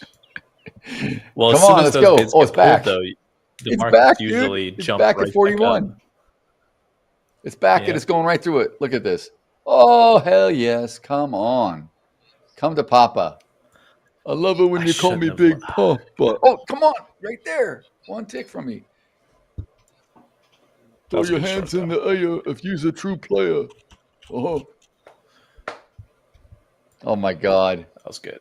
It freaking came within one tick of my TP. Come on, back down. Come on, back down. Yes, I'm giving you one more chance. Oh, yeah. Boom. Yeah, it's going to go to 38. It feels like it wants to try to test 38. Thank you. I'm filled.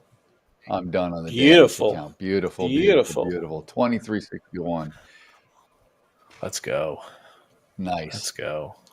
I go on and on and on and take me to the break until the morning. Oh, Sam, the big boy.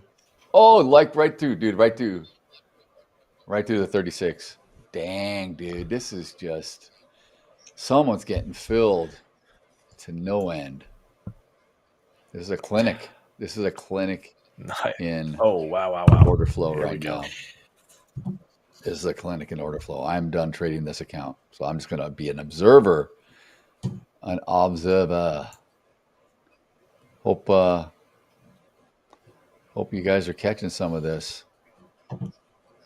Yeah. That was some good shorts there. Good shorts. I mean, that felt good. Like that's cleaner when you great. That moved clean with all the bid. Like, yeah, it was super clean. The bids were very like you can see that today. The bid offer ladders are a lot of these like larger bids are acting as magnets, and it just I don't know. It feels easier to trade these larger bids. It is. Into I agree. Yeah. When you see it, right? It's so evident. Like on the heat map, you really see it. Yeah. Footprint, you'll see it too. It just that's the beauty. We talk about futures all the time, and I'm not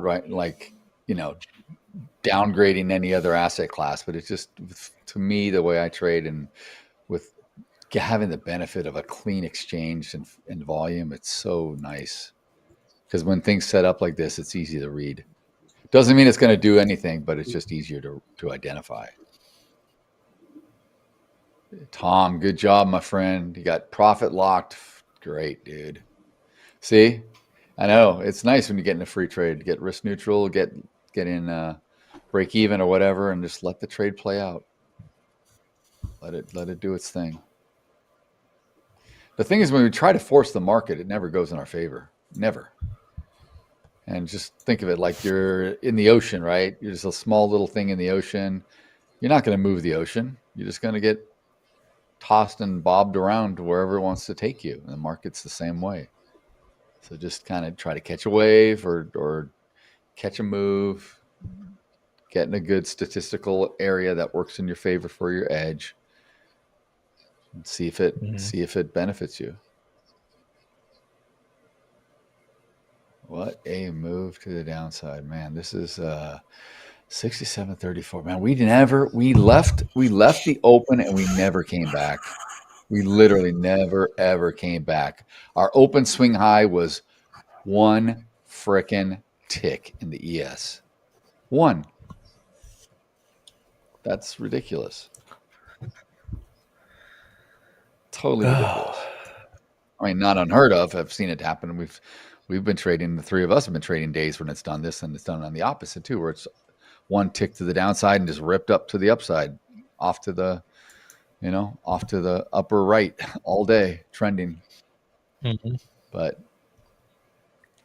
this has been rotational, then it came down, then it. Woof. Well, we're going to be done here in a few minutes, guys. So hopefully the day continues like this and we don't get into a stalemate later on. It's a snooze fest when we get back on here. But yeah, hope you enjoyed the stream.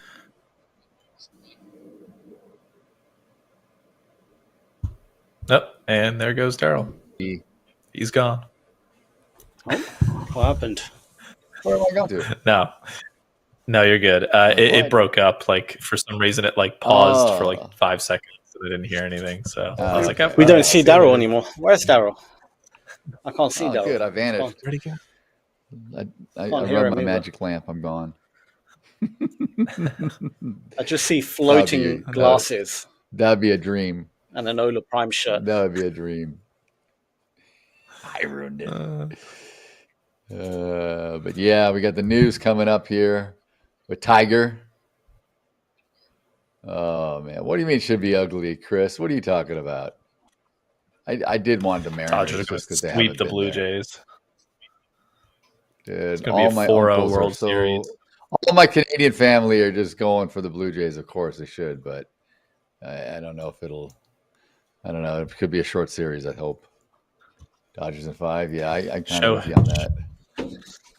Shohei's going to have 15 home runs and 2 shutout games in the series, and playing in a dome. Playing in a dome, dude. Playing in a dome, and I mean, yeah, whatever. We'll see. But anyway, as I was saying, guys, we got Tiger up for news, and then we've got gold, silver, and beyond with Chris, and the Forex fire after that with Tiger and Richard. So stay tuned. We got a lot going on. We're going to cover the metals. We're going to cover the Forex, the pairs, and then the three of us will be back. Actually, Paul and I are going to do the Mag 7 Madness. We're going to talk about equities in about an hour and a half, a little less. And then we'll be all back for futures later. So stick around. Lots of good stuff coming up on Hola Prime TV. Glad you guys are hanging out today. Yeah, definitely. A lot of trading. A lot more trading than I was expecting in this last, I'd say this last hour or so. I was expecting it to be a little bit dull this morning, and it surprised us. The market surprised us a bit. So pretty sweet that we got to get in on some shorts and stuff there, especially you, Daryl. You were getting in on the shorts, like literally over an hour ago. You got on that initial move there, which was awesome. You got 3 trades there, and then we popped back up, and then getting back in on the short here this last 20 minutes been fantastic. So fun stuff. It was good to see it. It was. Yeah. All right. Exactly. Well, we'll see you all in a few hours. Have a good little break. Yeah. And be back in Happy a bit. trading. Stay safe until then, guys. We will catch you.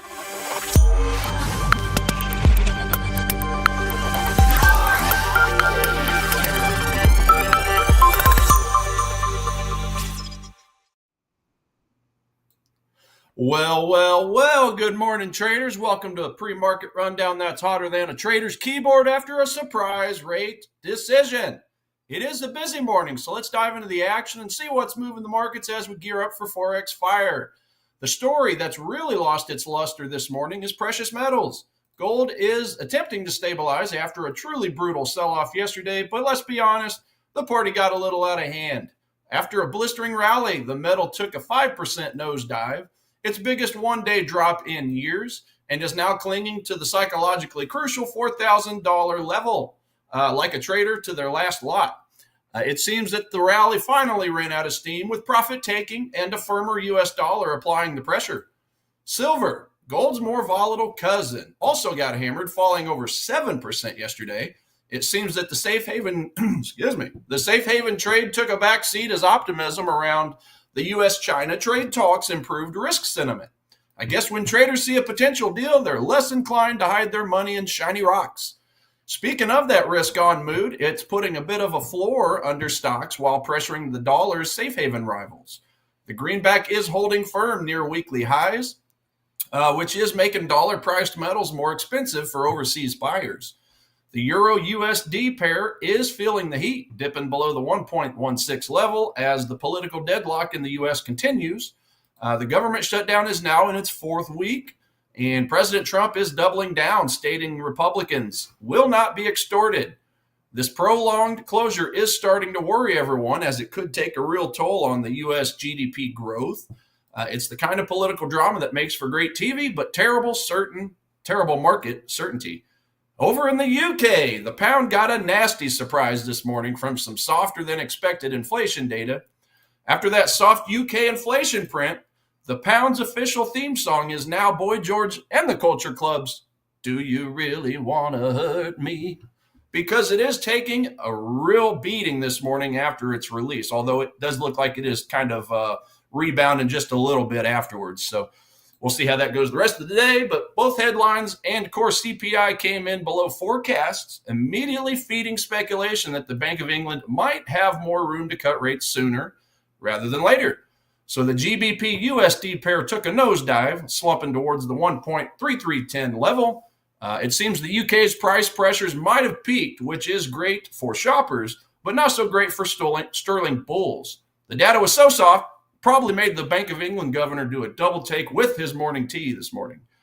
And in the land of the rising sun, all eyes are on the new prime minister and her planned economic stimulus package, which is expected to be a whopper, potentially exceeding $92 billion to help households cope with inflation.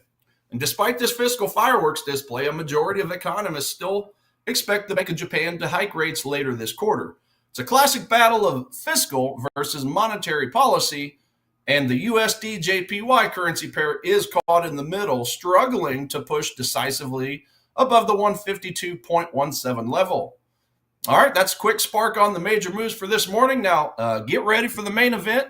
Chris will break down gold, silver, and beyond with all the charts levels you need to know. And remember, as always, Forex Fire will start burning bright immediately thereafter. Let's get ready to stream. Back to you guys.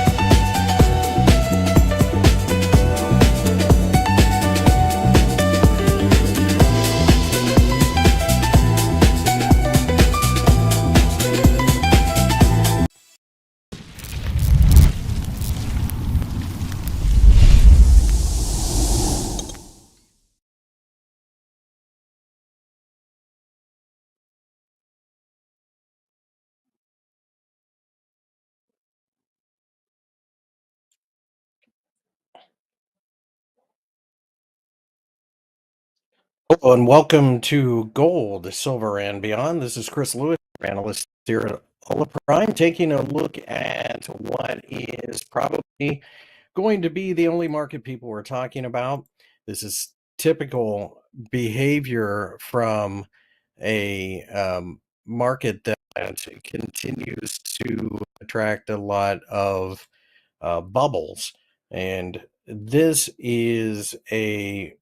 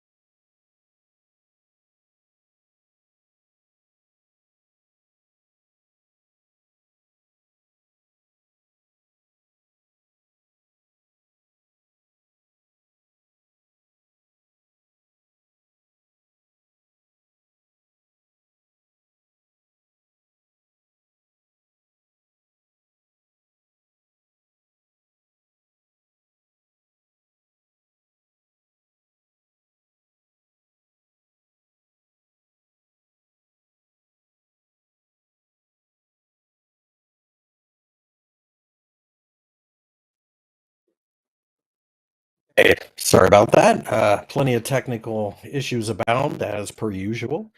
So here we go in the gold market. This is a market that you need to watch very closely because, as I've been saying for a while, people are just piling into gold like idiots, chasing something that's already up 50, 60%. This is what happens in every bubble that I've ever seen throughout the last 20 years. There is a huge rally that's been going on for a couple of years, and then all of a sudden you get this impulsive move. About 5 days ago, well, maybe closer to 8 days ago, I started to see random people talk about gold and silver. It was at that point that I got out. It was somewhere around here. You can see we're already below there. Now the question is, what happens next? $4,000 will be huge. It's the 38.2% Fibonacci retracement level, if you believe in that voodoo. But it's also a large round number that will contain a lot of options traders and a lot of stop losses, which is much more important. I have that on the chart to show that it does line up. So this is an area that I think a lot of people will be watching. If we were to break down below the $3,950 level, I think we go much, much lower. That being said, one place I would somewhat be interested in is the $3,800 level. That's basically where the 50-day EMA is, and it is the measured move of this triangle. They do tend to hit those. We blew through it. There might be a little bit of market memory there. We'll just have to see. But at that point in time, I think you would get all of the hot money, all of the chasers out of the market. And quite frankly, that is really what you need to see in an environment like this. You have to get the dumb money out of the market. So with that, I remain ambivalent on gold. I got out about a week and a half ago. Perfectly fine with that decision. No interest in buying it. I think if we can lose several $100s, one of my that's all my client emails have been recently. Is now a good time to buy gold? No, a year and a half ago was a good time to buy gold. Now is a good time to lose money in gold. So keep that in mind. That doesn't mean you want to short, because just as there has been a massive move to the upside, when you get volatility like this, you could see a bounce of $150 one day. And that, under normal circumstances, is a big deal.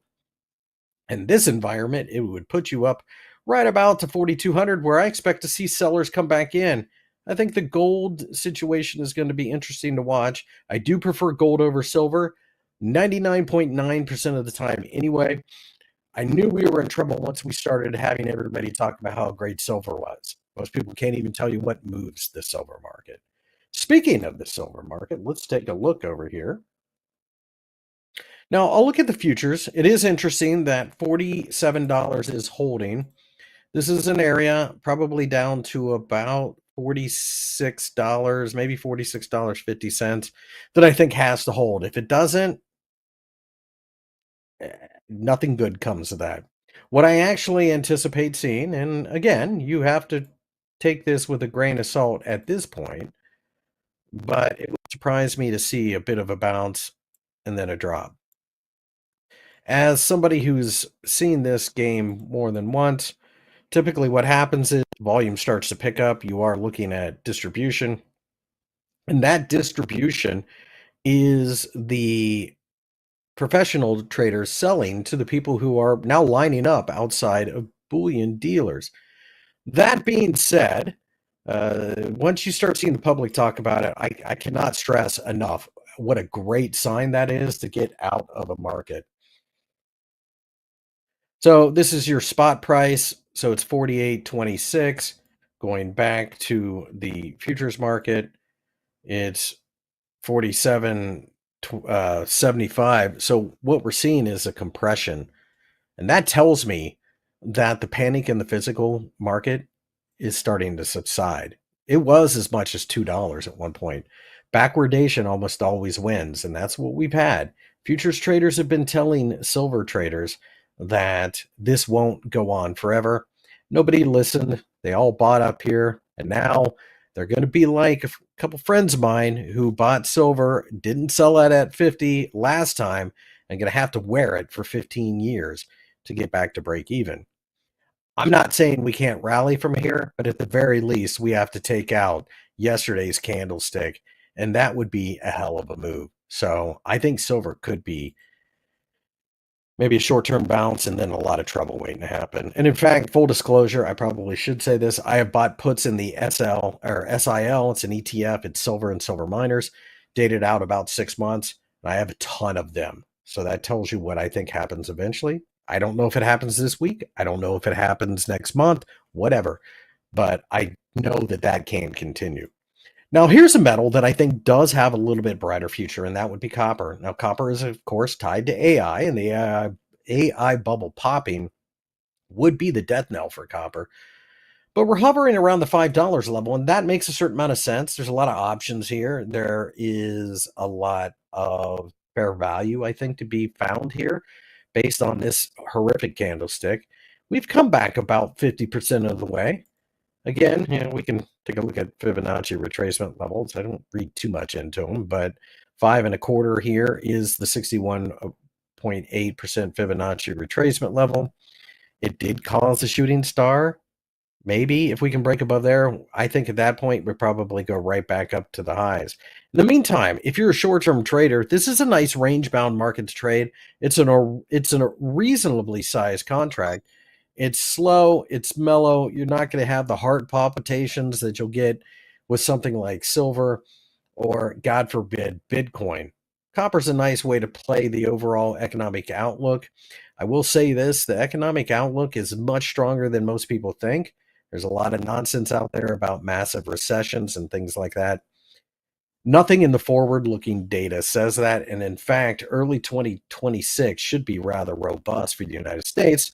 And as goes the United States, so goes the rest of the world, eventually.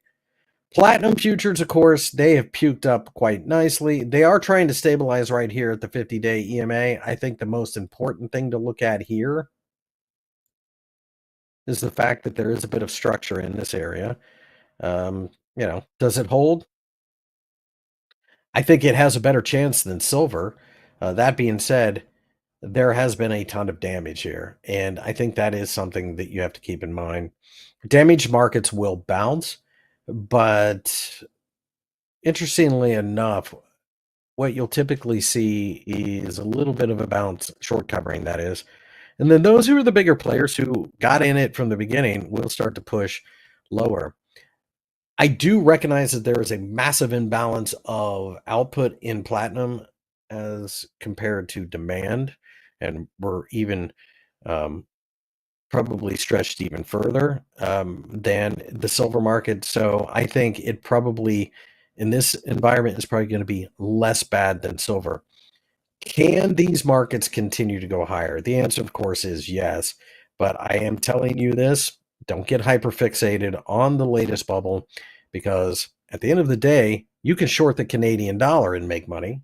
You can buy Tesla and make money, or you can play around in this nonsense. Right now, it's nonsense. So you do need to be cautious in this environment. I cannot stress that enough. Even trading 20 years, it's still nerve-wracking, and it doesn't take much to really blow up your account. The 10-year note continues to hover around the 114 level. If we can break above there, then 115 could be targeted next. That means lower yields. That, in theory, should be good for metals. But you'll notice right here, if I can find, there we go. Right here, yields are going in the opposite direction of what everybody tells you they're going, because the metals markets supposedly like those lower yields, but that's not how we're behaving right now. What this tells me is that money is flowing back in the United States, and eventually we could see bonds go higher. Here's a good proxy for the US dollar index. That was your high there at the FOMC meeting, and that, of course, is where we just completely fell. The market has been pro-US dollar since, even though we were told it was going to zero. So just pay attention. Don't pay attention to the rumor. Don't pay attention to the noise. Pay attention to what the charts are actually doing. Silver collapsing the way it has, gold collapsing the way it has, both are telling you something. Don't be a fool. My name's Chris. This has been Gold, Silver, and Beyond. Safe trading, everyone.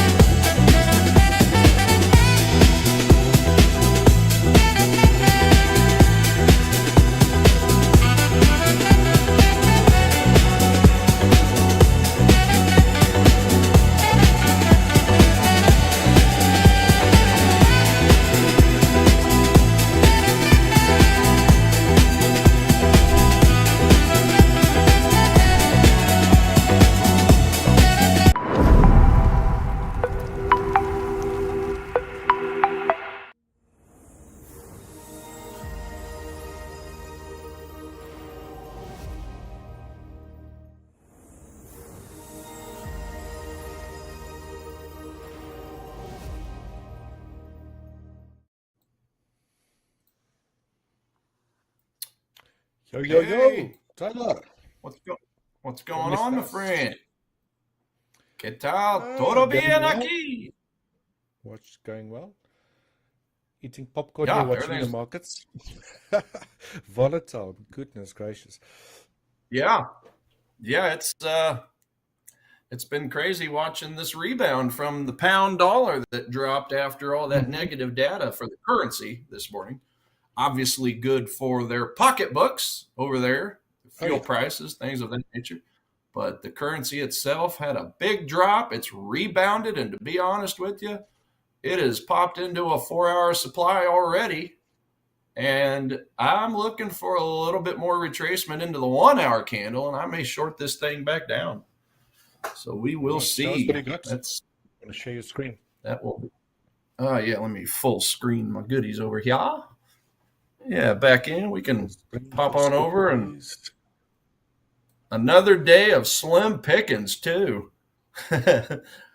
So there's my 4-hour zone there.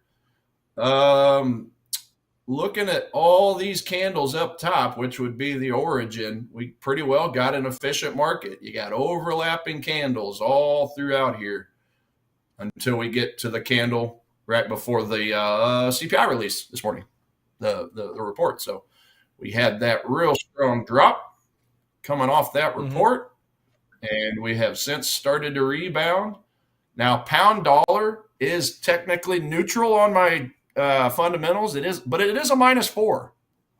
It's a -4. So, I mean, yeah, efficient market, 4-hour, 1-hour. I may still take a small short on this thing when we get up to this level. So I'm going to go ahead and put me an alert up here and just see what it does the rest of the day here in the States. As always, it is 10:51 a.m. my time. What's that? So you're thinking that what was that, Richard? Can weaken from there? Can you hear me? Yeah, I think so. Because when I look at the heat map for the British pound itself, let's see here. Yeah, I mean, it was balanced out a little bit by the PPI report, so it was good for the dollar.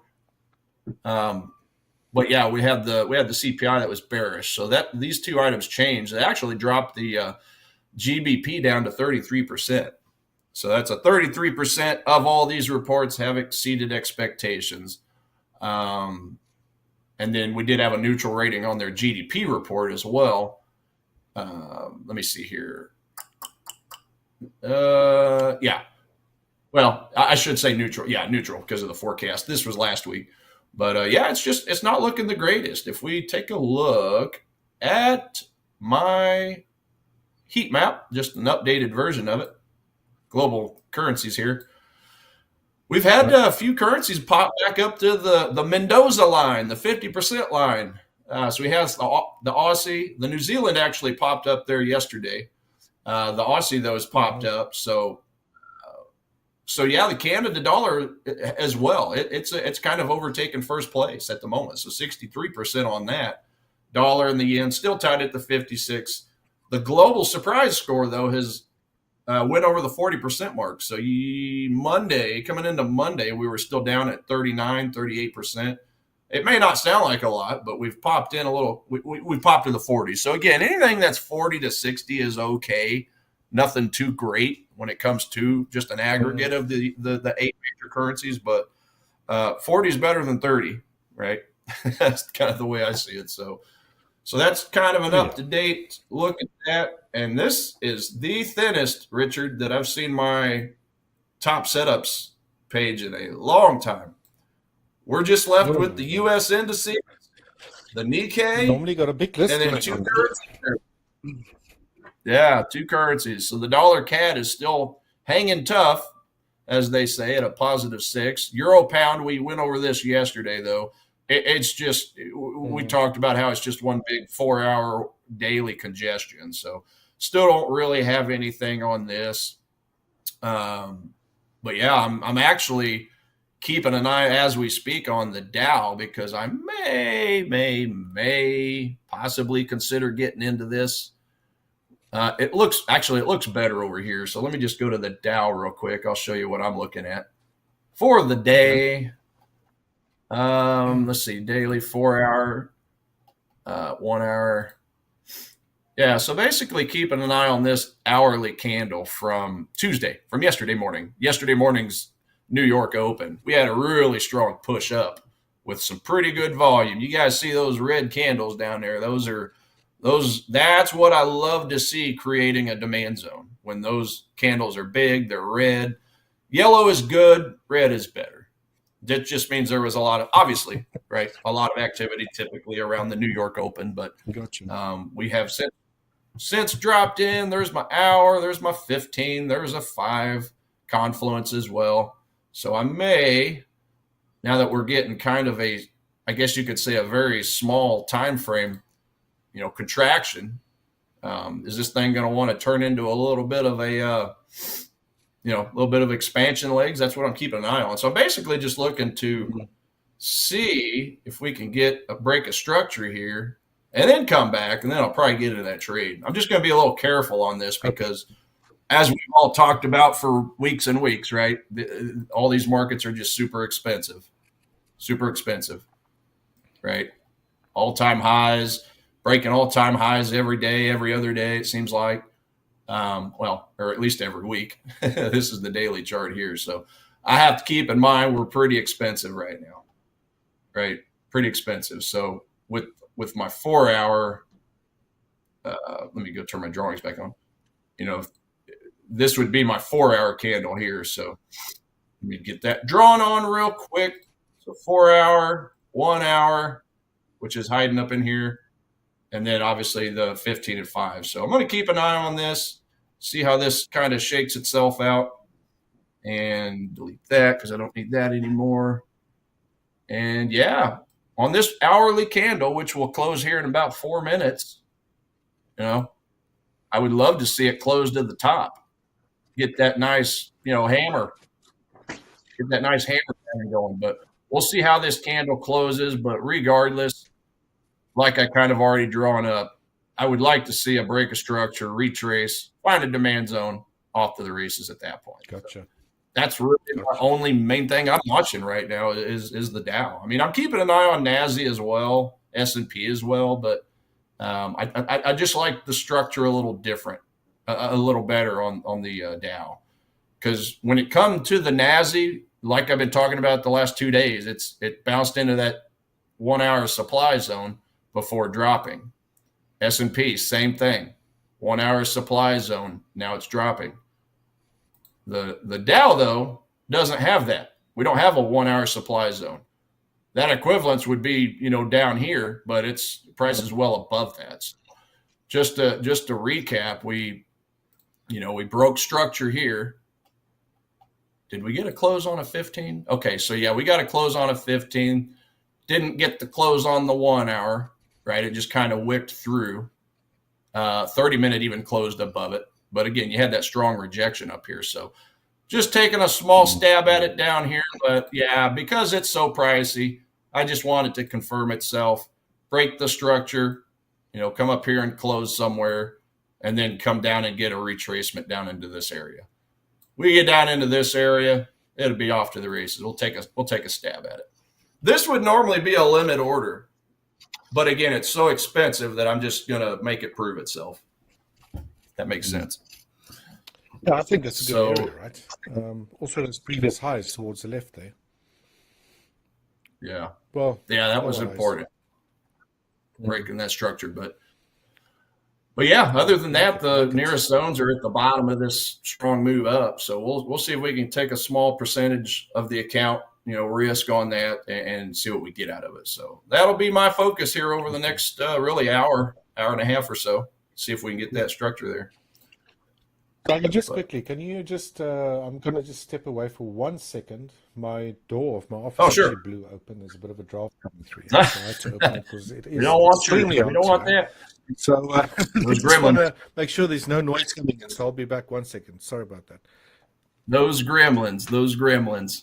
Yeah, ladies and gentlemen in the chat, as always, if you would drop us a like, drop us a subscribe. We have a quick hour with our show, so we typically just go through our top setups and what we're keeping an eye on. But along the way, don't hesitate. Drop us a ticker, right? If you have a question about a piece of fundamental reports or anything coming out, then let us know. We can always push those requests to the top for sure. So, especially on a day like today for me, because it is such slim pickings. You guys and gals just saw my top setups page. It's real thin. So I do have a lot of 4s and -4s in currency land, which I'll probably take a look at as well. But yeah, as always, I just start with the most bullish, the most bearish, and then just kind of work my way down. And then obviously going down to the 15-minute, the 5-minute supply and demand zones that I like to do as well. So, but yeah, just let us know. Nice. And then lastly, dollar CAD. Yeah, absolutely. We'll jump after. Yeah, I was just going to finish with dollar CAD. So we had that megaphone pattern we've been talking about, and price came down. Now, it did bounce into this demand I was keeping an eye on earlier in the week, this 4-hour demand over here. We got a small push off of it, but I just didn't feel the greatest about it because I wanted it to come a little deeper.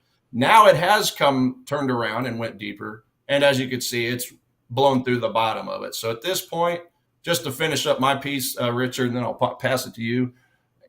This may be a limit order. Get this to come down to this 4-hour daily demand zone confluence, and then we'll take a trade up. That was the one I was keeping an eye on the most. The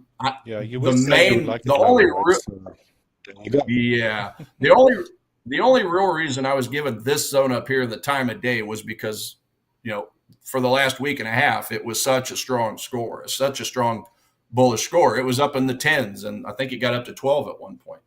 So I was trying to keep an eye on that just in case it wants to run off and leave me like gold has been doing for the last 3 months, right? So now that it's just a simple +6, it's just barely making the cut. This is going to be my main zone down here. So at this point, need to put an alert there. I guess I didn't have an alert on here. And then, I'll wait and see if dollar CAD can drop into my confluence zones there. If so, it'll really be off to the races then. But got that in there now. So there we go. We're all set. And if Dow happens to give me anything, I'll pop in and let you know. But yeah, at the moment, Sir Richard, back to you, my friend. Yeah. Thank you very much, sir. We can share my screen. Go over the dollar index. Starting off with that first. And just going here to the daily so you can see what the heck is going on. I don't know. I've been saying price could still head lower, one leg lower more. That's actually what I would like to see. From a price pattern perspective, this still looks like some sort of an ending diagonal. These highs that occurred here in early October did not break above these highs in August, right? So create a little bit of a lower high, right? Not yet, because it will be confirmed if price actually goes lower.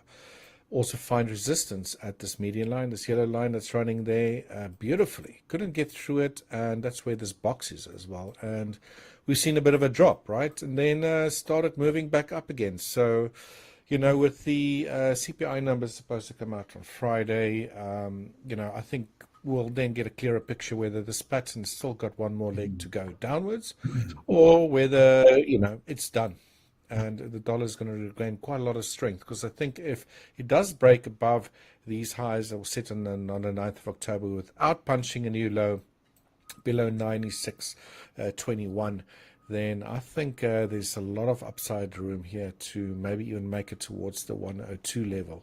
So that's what I'm seeing in the dollar index. Again, Friday is not far off.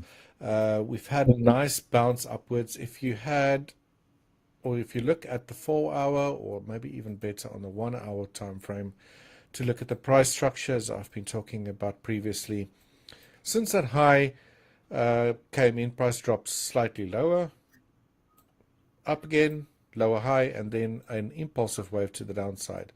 Now, it wasn't until last week Friday that I was counting this as wave 1, wave 2, and then impulsive wave 3. So a very long extended wave lower. And I was saying that if price, after it bounced higher, failed to get into the end of the area where I marked as wave 1 low, then, you know, if we get another wave lower, that will give me a 5-wave sequence that will be pretty bearish, and that would have kept, and I say would have because this obviously didn't work or happen, it would have kept this 5-wave sequence to the downside intact. Now, we have experienced a bit of weakness now, again, starting off early today, moving lower, but again, I'm a bit on the sidelines here. Because price broke into that area, it's sort of off the table for me that this is a 5-wave sequence. Now, there are other 5-wave sequences that can also unfold in markets, and they generally are very overlapping, also very volatile, and they tend to be leading diagonals, which can also form a 5-wave sequence. Then we go higher, and then we make a strong move to the downside, because quite often after a 5-wave leading diagonal, you get a very violent breakout into the direction of which that pattern is formed in. But I'm not going to make any predictions here. Everything was going really well, price structure wise, looking at the waves or phases or legs, whatever you want to call it, until price has now made this very strong move back upwards again. So again, only time will tell, and I think the markets are a little bit on edge. We've had this data void now for quite some time with the shutdown. I've heard some news that it might actually end today or tomorrow. Who knows, guys? Who knows? But be nice. I think once the CPI numbers come out, you know, everyone goes back to work, government workers and so forth, that we'll get a better idea as to where the dollar is going to head to next.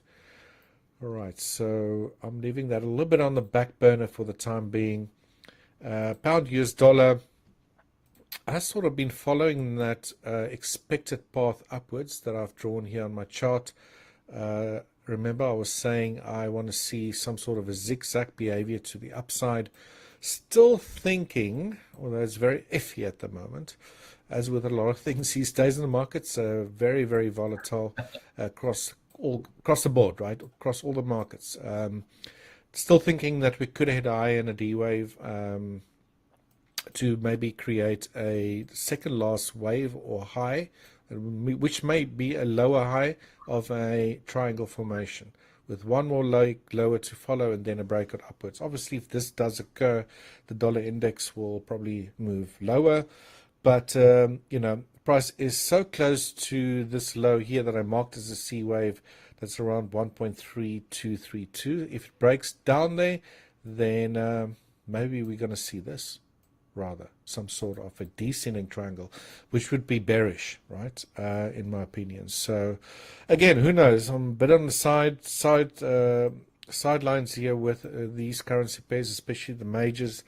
A lot of sideways movement, trying to make sense of what is happening has been extremely difficult, as it pretty much always is with the markets, right? So that's why I like to, you know, hypothesize or figure out maybe a few plans or paths that price could lead into, and then follow the one that price actually, you know, takes. eventually. All right, Bitcoin. Jeepers creepers. Bitcoin. We were saying yesterday that it looked really promising after the strong move up here, that potential ending E wave completed this proposed. I'm not going to say proposed now more often. Megaphone pattern. Sorry, word almost escaped my mind here. Or an expanding triangle. Right, so works in 5 waves, and we were looking at this area. You and myself, I think you're also looking at areas a little bit lower down on Bitcoin. It looks now that might actually move lower. When price breaks out of these, let's say you get your last leg in an expanding triangle megaphone pattern, it's not unusual to extend below the lower part of, in this case, in a bullish megaphone pattern, to extend below it and then go higher. Now, we've done that previously here last week Friday, but I'm not ruling out another drop lower, and then maybe this pattern completes and we see the actual move start. But again, still a bit on the sidelines here. I still haven't got into a position with my brokerage account. Like I mentioned, I got into a position, I bought some actual Bitcoin from a crypto exchange in South Africa. So I am holding around about the same area where I got in, actually. And I was like really thinking that, sweet, I made a really nice investment. Trying to hodl like those diehard fans do with Bitcoin, especially if you hold the, in the wallet, some actual Bitcoin. But now I'm starting to wonder. But the markets tend to do that, right? Makes you wonder, makes you stress out a little bit before it actually does what you want it to do. No, not the market. Doesn't want to do what you want it to do. So, yeah, it can be quite frustrating most of the times. But the other thing is, if we do slice through of here and we do not punch new highs, and we actually start seeing an accelerated sell-off occur, then maybe I was just seeing things here in that pattern. Thus far, the pattern is still holding for as long as price stays below Friday's low. So, if we see another leg up here, then, maybe then we'll start seeing a move higher. But again, I also think even in Bitcoin and most markets, we will start seeing some major moves occur, maybe support in some markets occur around Friday, maybe with the interest rate decision coming up and all that sort of stuff. So we'll see. For thus far, the pattern's still holding, but it's very iffy. That's for sure. And what's up next? Oh yeah, AUD/NZD. It's making its way lower to that zone that we were discussing yesterday. There were a lot of zones here. I think you have a very big demand zone here somewhere on your charts, Tiger. I've got multiple market geometry areas around about this area over here. It's pretty large, but if we can get into there, I think we got one more leg up higher to basically break above the 1.1490 level, which is this high that occurred here in September 2022. Right, so finally approached it, got very close to it. Obviously, a very impulsive move that came very close to breaking that high, and then we had that pullback. Right, so I was expecting a pullback, and if it can just make its way a little bit more low, it's not too far off, then I'll be all over the AUD/NZD and try to swing this trade back up to the upside. All right, so I'm still liking that setup. Another one I'm liking that's sort of following my projected path here is crude oil, right? So we're finally getting that bounce. I've got a alert set here at 59.75. Again, this red box here lies currently around about 59.89 to the lower end, and to the upper end around about 61. I can actually maybe make that a little bit wider. Let's make it towards 61.26, give or take, right? So if we see price move into there and I see any signs of weakness, maybe on the 4-hour time frame, reversal candlestick pattern, break of structure on a low time frame downwards from after price punched into that zone, then I'm going to be short crude oil. Be nice if this can actually set up so towards the beginning of a week, next week, rather than towards the end of the week, since I don't like holding trades over the weekends, especially like in something like crude oil, which can be heavily affected by, you know, global events. It scares me and thinking they about seem it. to all happen over the weekends, right? Unless Trump releases a tweet. But he likes doing that during the week, or weekend, I suppose, when they all position themselves. Fridays, when market closes. So, yeah, exactly. Heading into the weekend just to make you nervous, and over the weekend. Yeah. So we'll see how this plays out. Thus far, price is nicely bouncing higher. So not in this, trading to the upside. I know some of our coaches, I believe, Coach James is actually trading this to the upside. I think also just for a short-term hold. But yeah, not far to go. Crude oil can move a great distance on a daily, big ranges on in a daily perspective. So can very, very quickly get there. That's it. Right. Yeah. What else? Gold. I mean, yeah. Talk of the town, the metals, right? Gold and silver. Yeah. Very close to the area we discussed yesterday. Not 100% there yet. I would like it to make contact with this low median line of this pitchfork that's tracking this decline to the downside. When was this? On Tuesday, it was yesterday. Price touched it, bounced back up to the center median line. Let me just open this up so you can see a little bit better. And drop lower down again. So it would be cool if we could see price drop lower into this upward sloping channel, into the zone, maybe even break below these lows over here, which are around about 3944. Really get everyone sort of flustered and really stressed, especially those that's holding gold and over the long term, and then maybe see if we can get a bounce out of it. I'm still expecting that this is some sort of a fourth wave decline, since it is the bigger or the biggest. Let me just get rid of that. Where is my... There we go. Let me just go back to the day. Because it is the biggest decline that we've seen during the strong impulsive move to the upside. Long time, yeah. So I'm still counting this as a 1, a 2, impulsive third. Very short, little short-lived pullbacks. I mean, they all lasted like a day or two, and then boom, boom, boom. And now finally we're getting a big decline. So I'm hopefully thinking that this is, or I'm hoping, sorry, not thinking, hoping that this is a fourth wave decline.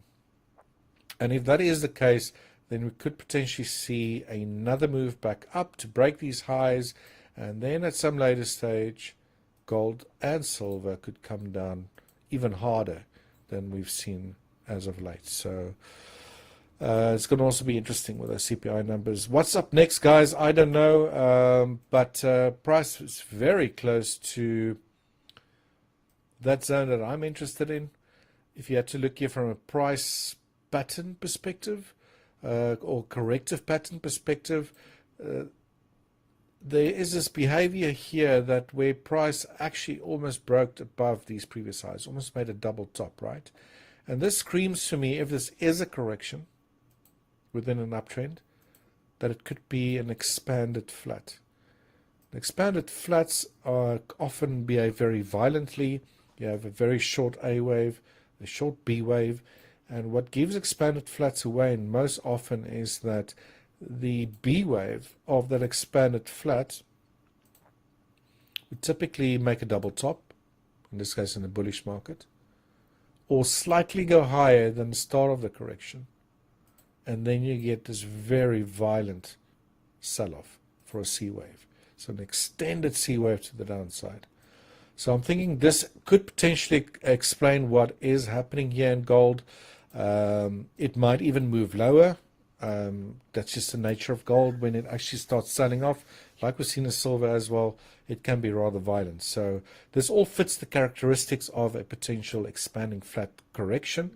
And since this is the largest correction during the strong impulsive move to the upside, I'm still viewing this as a fourth wave correction, right? So one more wave up, and then I'll be really cautious to be long gold after that, because if we do then complete that 5-wave sequence after price ended this long-term symmetrical triangle that ended here around about 30th of July, then it could retrace a massive portion of that. It's already actually retraced a decent portion of it, right? But I think the price could even move much lower than that. So, yeah, what do you think on gold, Tiger? What was that level that you were looking at? I think I'm probably about to get into a position, believe it or not. So, nice. Yeah, let's switch to your screen. Yeah.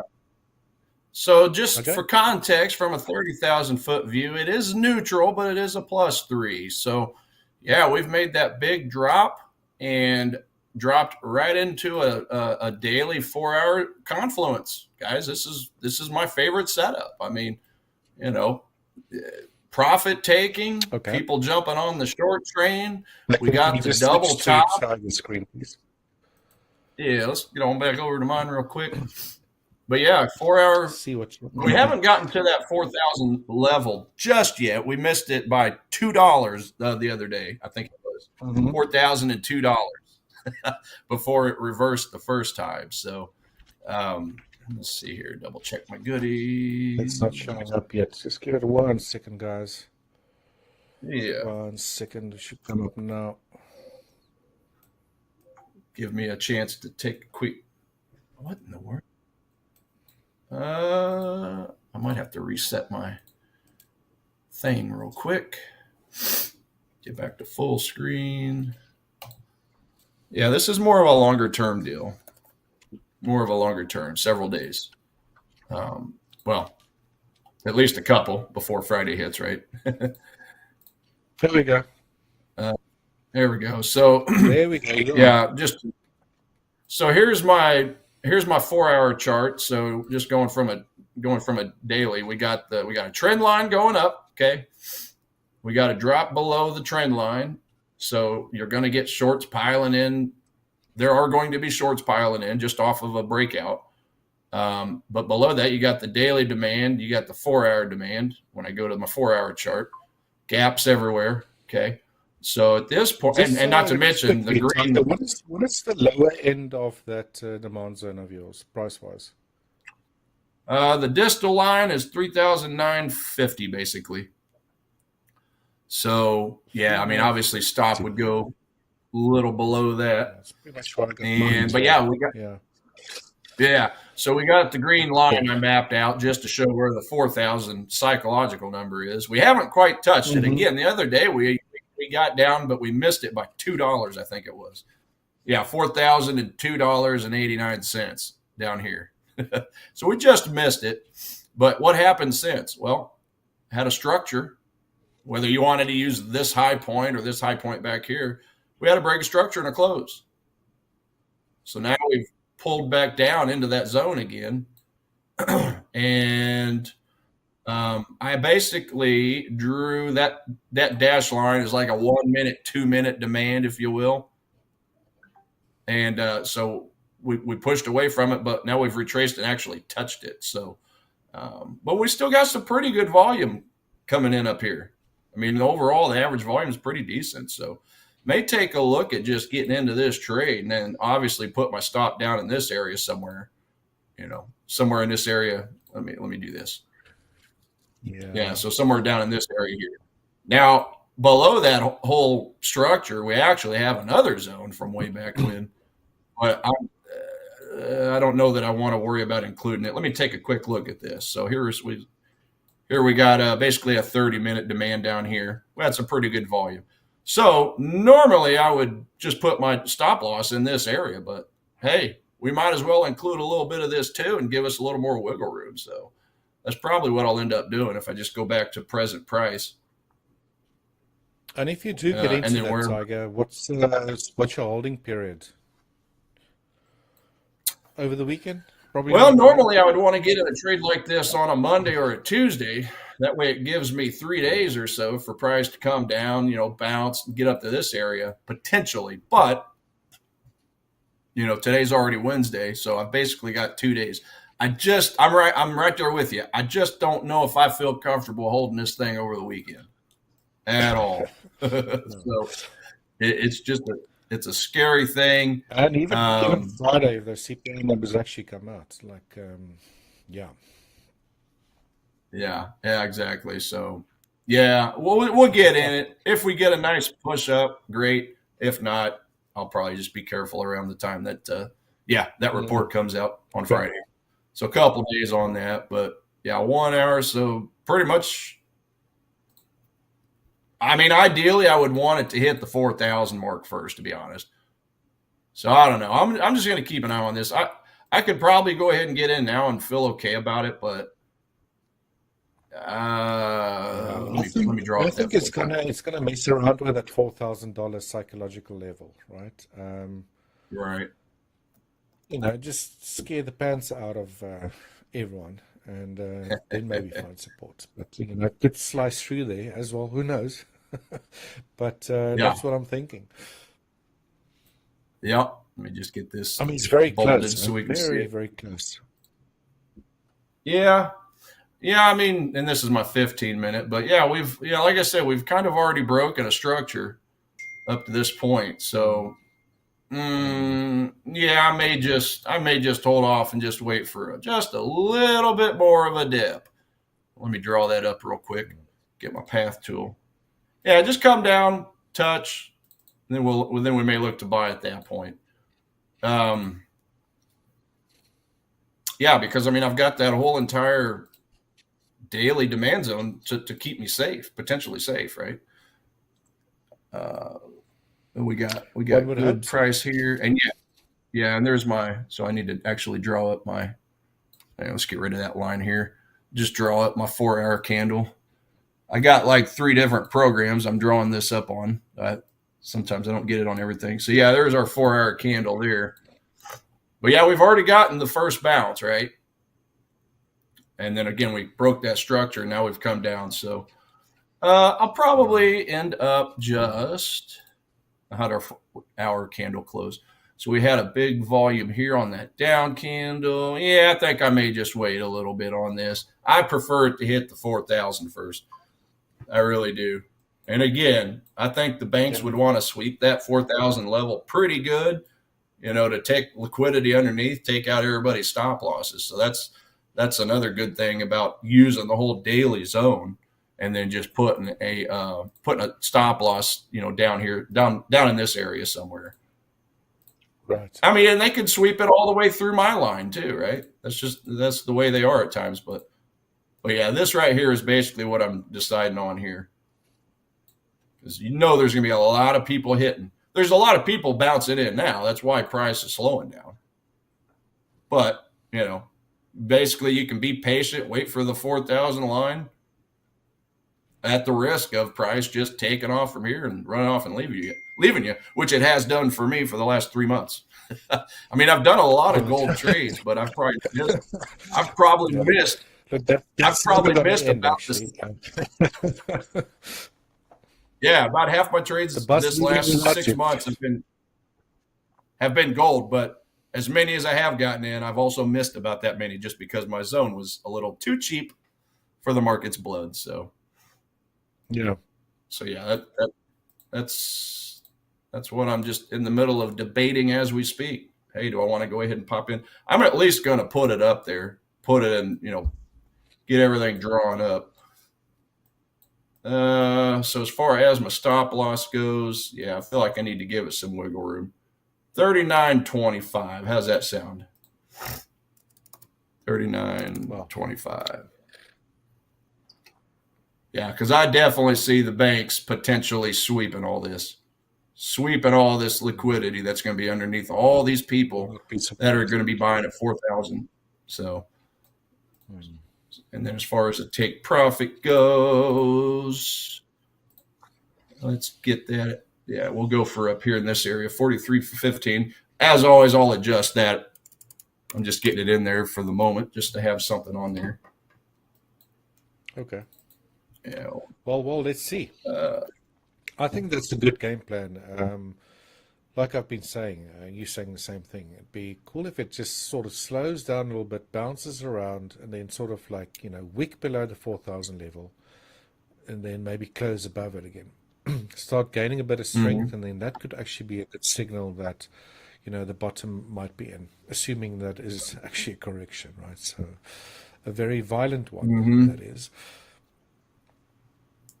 So we got a double top here. 1 minute chart. We got a double top right here pretty much. Potentially my trigger might be, let's go back to my path tool. Break the double top and then retest the double top and then potentially get in right here. That may be what I do. But as it starts to curl back around this way, this is, to me, is being extra careful, because the reality is I could very easily have just gotten in off of the touch, right? The touch of it from yesterday evening here in the States. That touch is what broke did the break of structure. And now it's retraced to the same area. But if I go all the way down to my 1 minute time frame, what have we got? We got a 1 minute candle, right? Right in the heart of all that volume, right? That's unfilled orders being processed and taken, which is, of course, is what aided that initial push out. But because gold is so expensive, even with this big sell-off / people jumping into shorts over the last couple of days, still expensive. Because, again, we go all the way out, to a daily time frame, right? And now you can see all my gold trades I've done on this way up. But, yeah, if we take our measuring tool, right, I mean, yeah, we've had a 8.5% sell-off, double top, tweezer top, however you want to call that. But yeah, you just keep scrolling out, guys. Is this nothing more than just a correction? Yeah, it's worth taking a stab at, because ultimately, higher time frame, I'd be looking for something down at this 3,400 area to get back into. Come back to where we had that. Remember that boring? What was it? 2 month sideways. This whole boring 2 month price action we had, right? And I was complaining every day because it was just so boring, right? And we finally broke out of it on a Friday. I remember that. So if we're just looking at this thing, super long term, that puts too many arrows on there. But basically look to retrace back here somewhere, longer term stuff, right? So that's obviously Nasdaq a much bigger discount. At the moment. Yeah. So I'm not trying to much interrupt bigger you, but I'm just discount. watching the Nasdaq on Friday. The Nazi's getting Oh, cut. yeah, no worries. So let's see. Go back to present. Okay, so now we're doing a little bit of a trippy top. So it looks like, yeah, this is where you have the equilibrium. This is buyers and sellers temporarily, kind of agreeing on price, trying to figure out what to do. They're confused, right? They're confused right here. All these buyers and sellers are confused. Okay, we've hit a higher time frame support / demand zone, which is the way I look at it. So we're getting that contraction, right? We're getting contraction right here. I just want to see an expansion and then come back and then just buy at that point. So that's what I'm waiting on. Being extra picky on it. It's already hit the zone a few times. 1, 2, 3. Triple bottom, essentially. But so I think honestly the safer play would be this, guys, with this little double triple bottom, right? This is where the banks could potentially put the spring on when we're talking accumulation, because that's all they're doing down here. They're just accumulate. At some point though, when you get these double and triple bottoms, what do they like to do? Sweep the liquidity. Well, there's the 4,000. So this would be the safest move, in my opinion. Wait for the spring to happen and then start accumulating our own orders as a retail trader as we go back up, right? I think that's probably the safest play. So, But as always, where it's at right now, it could turn around and just turn around and just run off and leave us like it wants to, like it's acting like now. So this is where the patience comes in, and it can drive you mad at times, right, Richard? Yep, for sure. Tiger, do you mind if I quickly show my Nazi chart here? Yeah. Hop on over. Right, there we got the Nasdaq. Again, yesterday we were talking about price maybe making it to the center median line. Sorry, that was on Monday. Fell short of it. Price was dancing beautifully between these market geometry lines, including the support that it found here last week Friday on the 17th. And look at this. That's a pretty strong reversal back lower again. Yeah. Who knows? If this whole thing, again, here we have that same sort of thing that we've seen in gold. Again, a different market, but I'm just looking at price behavior. You see how price moved up, failed to actually break above the previous high, or made a double top, triple top, or whatever you want to call it there, depending on which time frame you're looking at. If we do still head lower here, I'm still bullish on the Nazi. But then I have to again ask myself, what, if this is a correction, which correction are we dealing with? Maybe that similar correction that I've shown you that I'm thinking is underway in gold, where we have a strong move lower, you have a move upwards that falls in line with the previous high, maybe you move slightly above it. I think it almost did, right? And now we're getting an aggressive move lower. If this continues, right? Richard, it's still early days. I gotta pop in real quick just to say, so the Trump administration, this is a new news piece that just came out. The Trump administration is considering a plan. Yeah, they just posted, the Trump administration is considering a plan to restrict globally produced exports to China made with or containing U.S. software. So that did just come out on the wire. That's likely why we're seeing, the indices drop like a rock at the moment. And that's strengthening my reason to pull the trigger. These relationships between the U.S. and China at the moment is just getting worse and worse and worse. It all makes me fearful that there's going to be some sort of bigger, fallout of this. Could this be another taco trade, right? Who knows? It could be. Just looking at the size of his damn sell-off we've seen right at the moment. It could maybe still do this, and then at a later stage we go up higher. It might just find support here. I mean, this is the order of the day these days. Violence, or violent volatility. So I love my job. I just thought it keeps us on our toes. Chart there. I was unaware of that actually happening right now. So good that you pointed that out. Tiger. Keeping us on our toes, Richard. Love it. Yeah, for sure. I love it. For sure. Yeah. All right. I'm thinking to the downside here. Price nearly tagged that area there, 24,718. Again, this is looking at the CFD charts, right? A potential area of support. A break below there, then I'm thinking we're going to take out these lows here. And that this might be a very violent move lower. It could also just continue sideways here for even longer. And if that occurs, let's say over the next week or so, price doesn't break out of this pretty huge range that we've seen here, then I'll probably have to swing towards thinking that maybe this entire thing is creating an ascending triangle, right? Maybe an A, B, C, something like that, which will be also pretty bullish.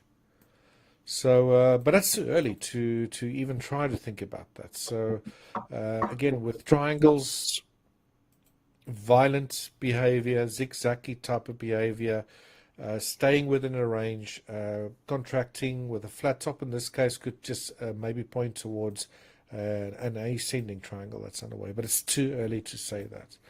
And nothing is for sure, obviously. So, yeah, Interesting. This whole China US thing. I think also Trump cancelled a meeting with Putin, wasn't that right? With Putin, yeah. I did So just see yeah, a that. lot of things going on. A lot of things going on. Very, very busy, those guys over there. And yeah, certainly all reflecting on the charts, right? So interesting days, guys. Yeah, what else you got there? Yeah. I thought I I'd went just ahead. point out the Nasdaq. It is Yeah, retracing a little bit. Yeah, I did go ahead and pop into that trade. So it's Okay. what, 11:38 my time, 11:38 a.m. So yeah, I mean, I've got 2.5 days, 2 days and 4 or 5 hours to watch this trade, this gold trade. So we'll see how that works out. I basically put my stop loss or my take profit to the top of the double top there, or tweezer pattern, depending on the time frame you're looking at it on. So yeah, I mean, that's whenever things like that come out and you see the US indices go down, oftentimes gold, silver like to take the opposite side. So big range though, big daily range, pretty liberal stop loss below it. So yeah, I feel pretty good about that. We'll see how that works out. It could obviously turn around and go 100% against me, but especially if Trump comes out here in an hour or two and says, psych, and then the taco trade takes me out, and then it goes the opposite way, right? That's the taco trade atmosphere that we're in right now. So we'll see how it goes. But yeah, gold long 0.01 lots. We'll see how that goes. So I'll keep you guys in check with that tomorrow when we come back on as well. And we'll see if it stopped me out or if it's pushed up a couple hundred pips or so.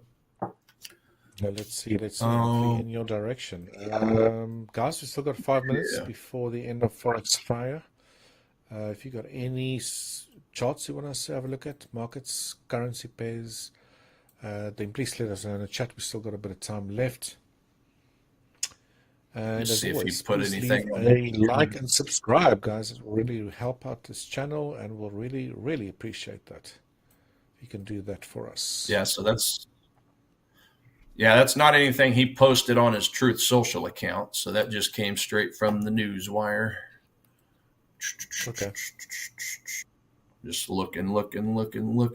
And then, yeah, again, like you said, the canceled trip with President Putin. So, all those little headlines, it's not hard data, right? It's just news pieces, but, over the span of several hours, a day or data.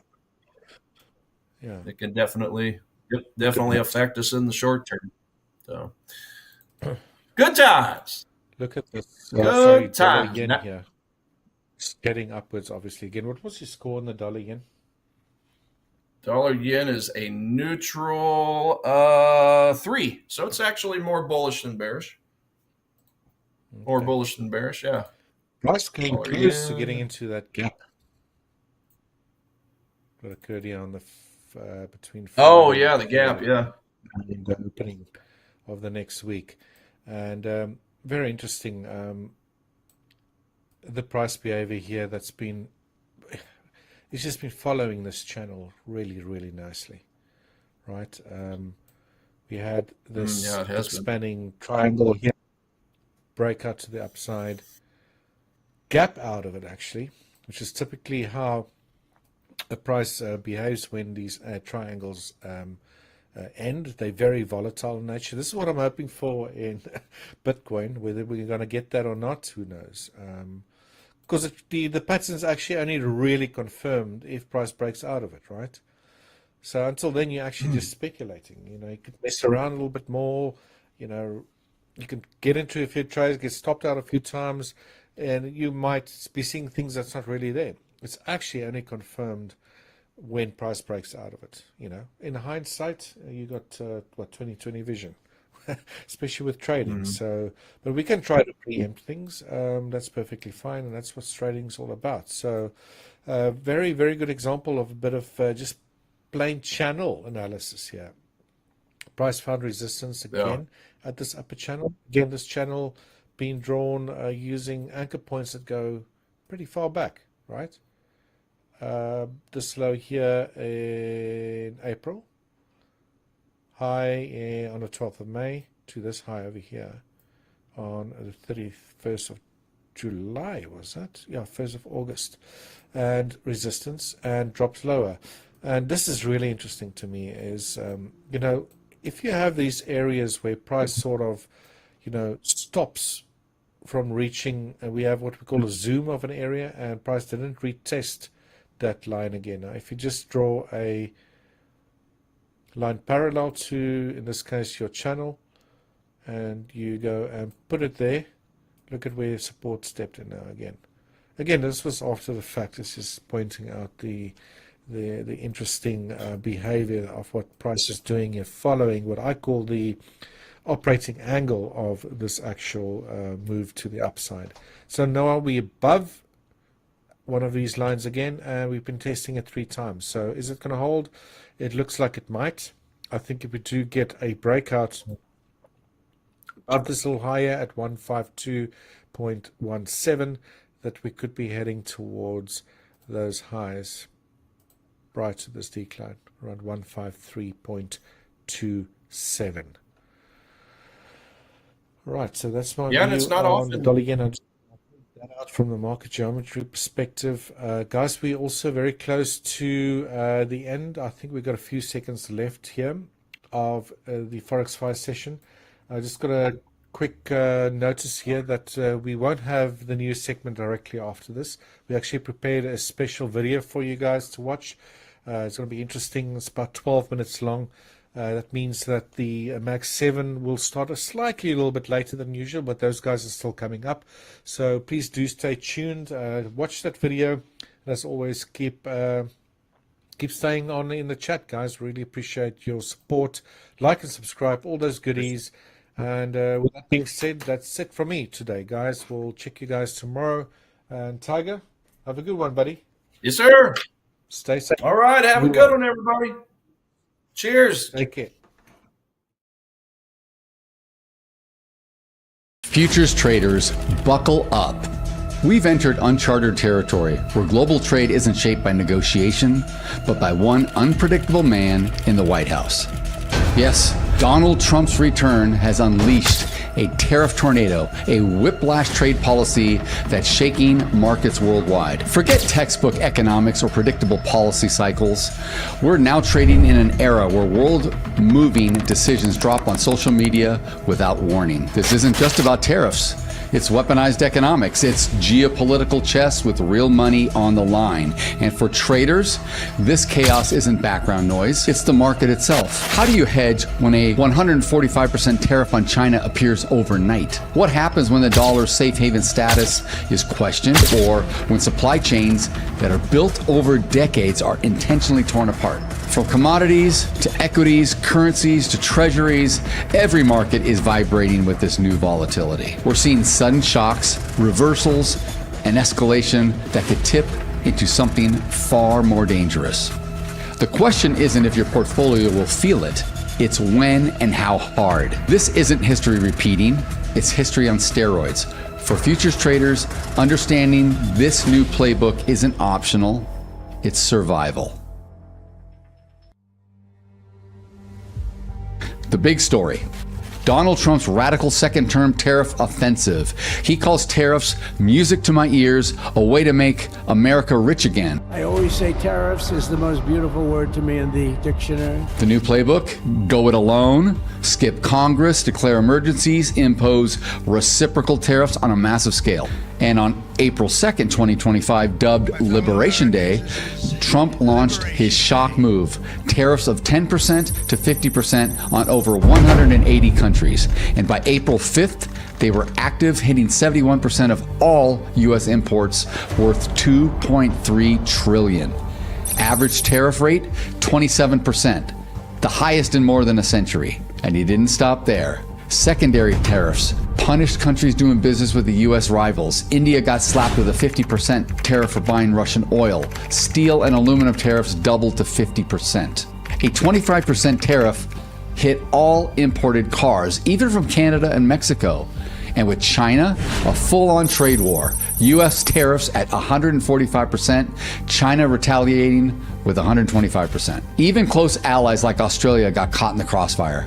This is America First economics weaponized, aiming to extract concessions, fix trade deficits, and supposedly bring manufacturing home. We're also taking jobs and factories away from countries with poor environmental standards such as China and bringing jobs back to America where they belong. Some in the administration even floated replacing income tax with tariff revenue, an idea economists called mathematically impossible. And legally, it's quite messy. U.S. courts have already ruled parts of these IEEPA tariffs illegal, but they remain in effect pending appeal. That legal limbo adds another layer of uncertainty for traders and volatility for markets. The market reaction, pure chaos, followed by confusion, then bursts of optimism. Regarding equities, well, after Liberation Day, equity futures crashed. The S&P 500 down 4.88%. The Nasdaq was off 5.97%, one of the biggest single-day losses ever. Then, when Trump backtracked, pausing his reciprocal tariffs and capping them at 10% for 90 days, the markets ripped higher. S&P jumped 9.52%, its best day since 2008. Analysts even coined a new term, taco trade. Taco for Trump always chickens out. The idea? Whenever markets panic, Trump backs down.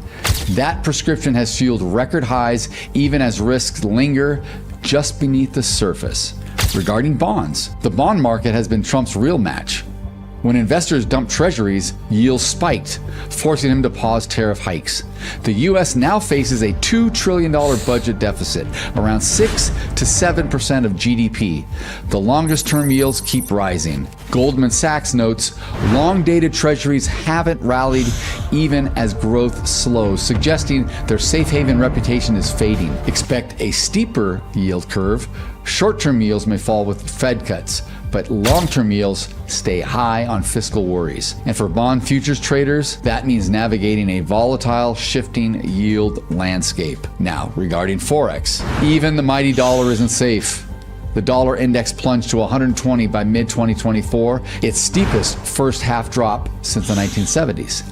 As confidence in the U.S. policy faltered, Goldman Sachs expects further weakness. Meanwhile, the Chinese yuan faces devaluation pressure. The Japanese yen, on the other hand, may strengthen if the Bank of Japan raises rates in October to combat tariff-driven inflation. For FX traders, this is gold. Volatility everywhere. Regarding commodities, copper spiked after a 50% U.S. import tariff. But analysts at JP Morgan see prices sliding back to around $9,100 per metric ton before year end. Aluminum tariffs doubled to 50%, freezing the U.S. Midwest market and rerouting shipments to Europe.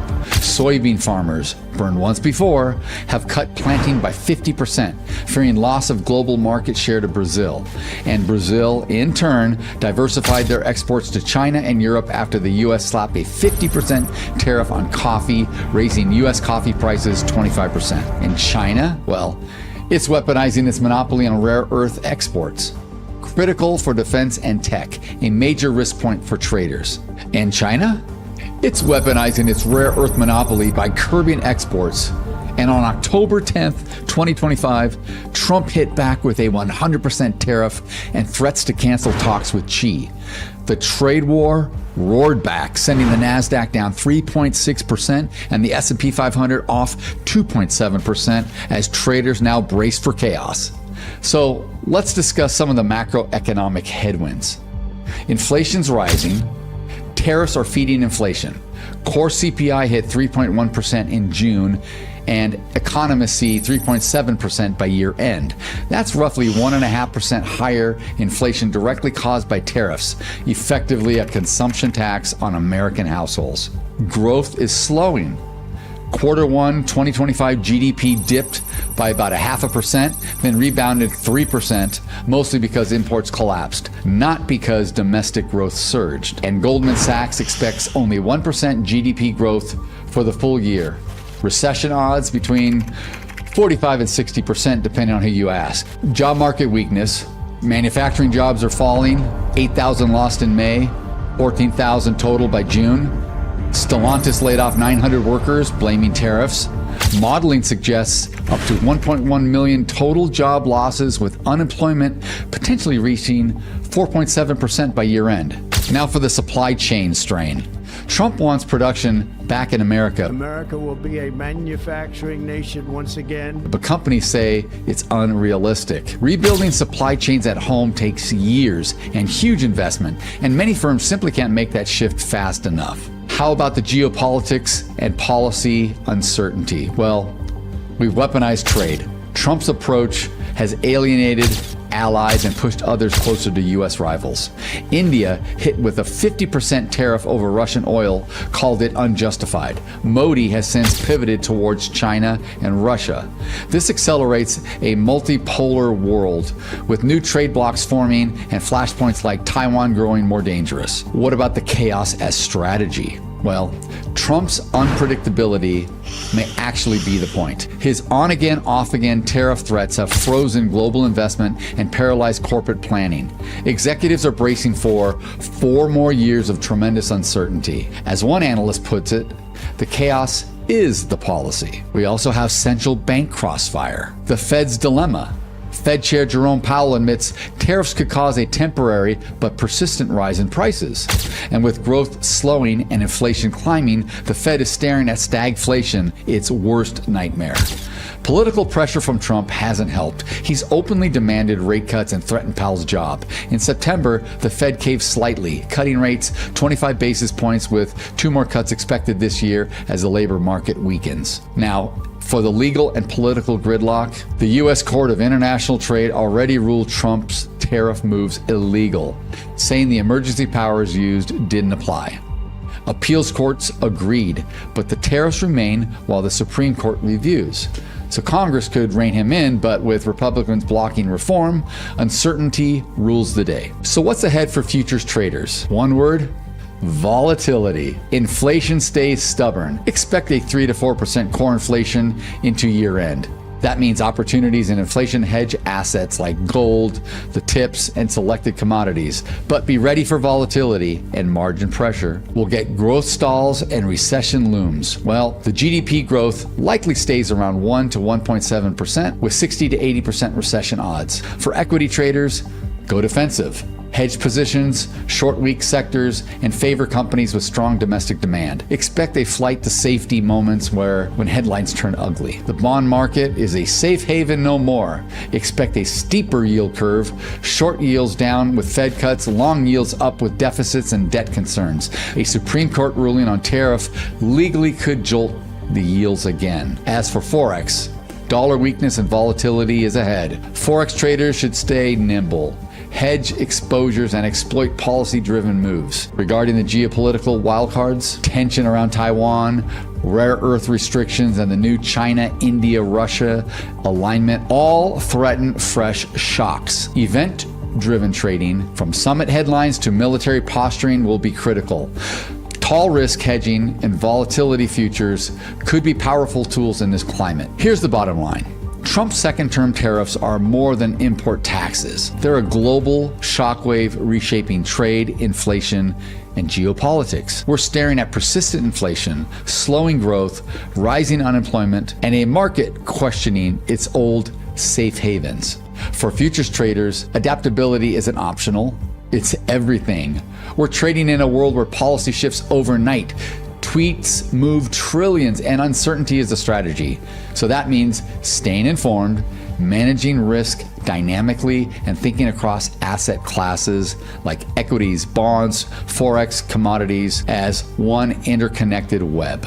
We're living in an era of long-term multipolarity, an unstable, high-stakes system where the trade war might just be the opening act. And in a world of constant change, adaptability is the ultimate currency for futures traders. If you found this analysis valuable, hit the like, subscribe, and comment. And please, stay ahead of the chaos. हर महीने सिर्फ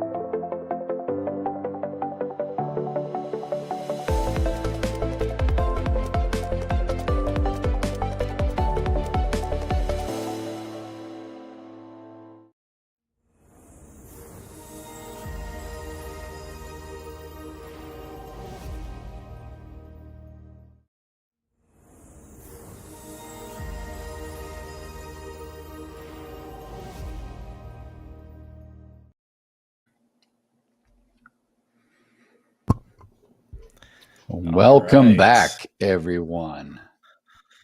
Look at that video that you How are made we there. That doing? was what a video, my friend. Oh man, my throat. I've just been talking so much for the last 15 minutes. That's like some great stuff there.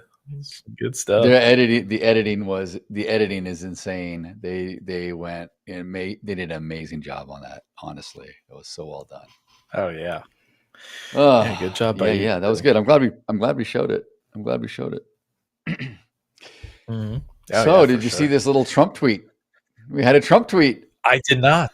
I didn't see it, but I saw. Well, I saw the. I was like, "What happened at 12:30?" And I still haven't looked yet. And yes, yeah, I guess. So, what happened here? He came out and said, "What do you say?" Trump administration is considering a plan to restrict globally produced exports to China made with or containing U.S. software.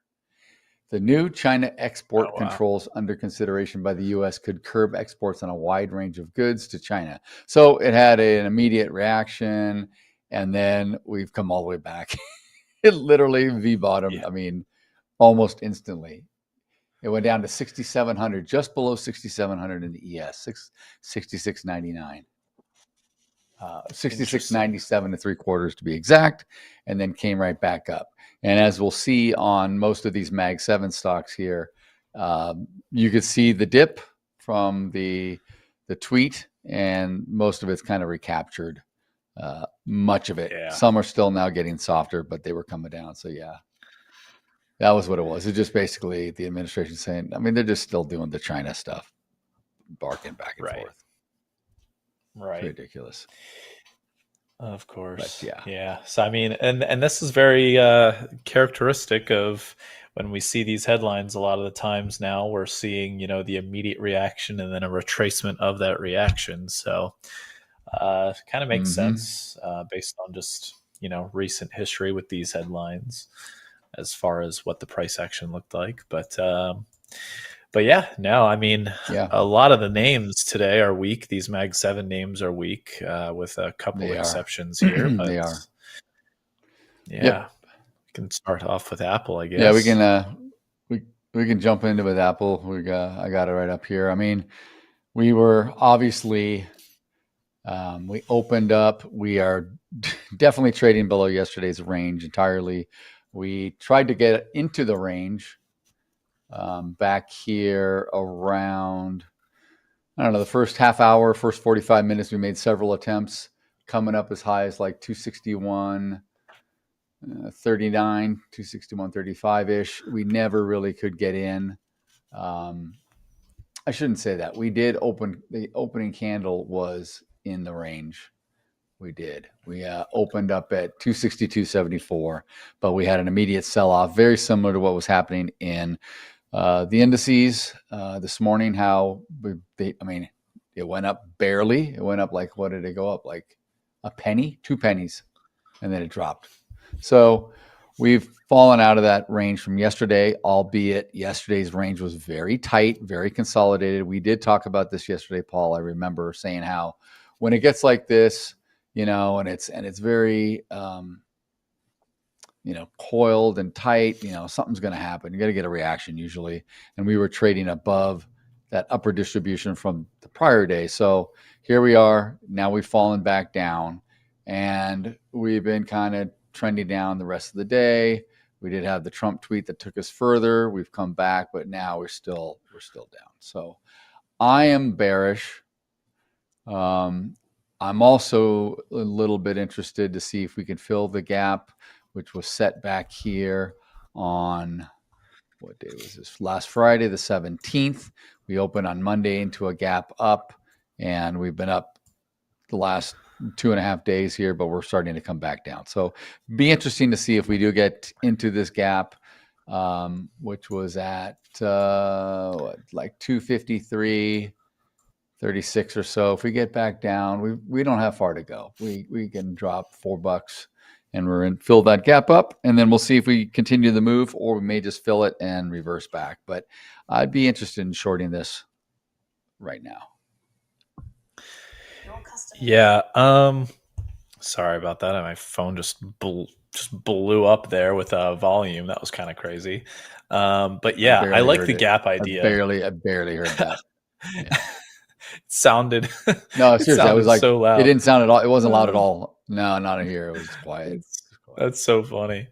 But I like, yeah, of course. I mean, with the momentum and everything that we have right now to the short side, I feel like makes a lot of sense here. And the whole gap play that you're talking about, I can get on board with that, of course.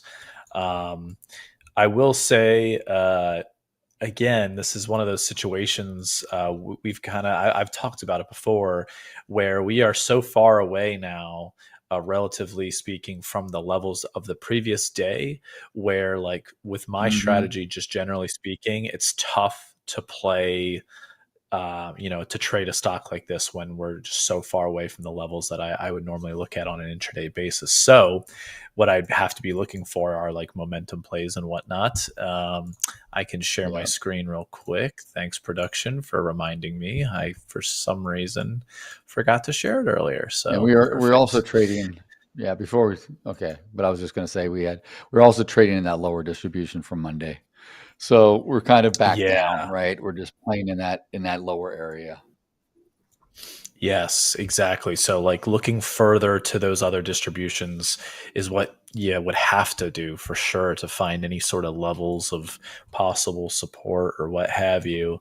In terms of like what I would be doing right now, unfortunately, I'd have to sit on my hands and allow for price to maybe bounce up a little bit, maybe meet with sessions VWAP or something, and then look to possibly get short again. But first, I have a feeling that we might not get that opportunity this afternoon. Right. Things seem to be pretty bearish. So if you do find an opportunity to jump in short on the intraday here, don't blame you. And by you, I mean just everybody in general. Right. But yeah, tough for me to jump in at this point of the day.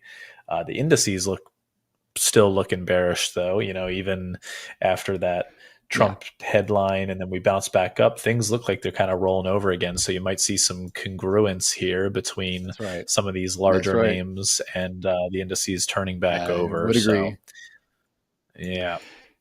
Yep. Great point. I was going to say that. I was going to mention that we are, they're following suit like the indices. The tweet drop had been recovered fully, only to roll over again now, and probably looks like it wants to probably come down again further to the downside. So if it does continue to sell off, I think some of these names will continue their move down more than anything, just from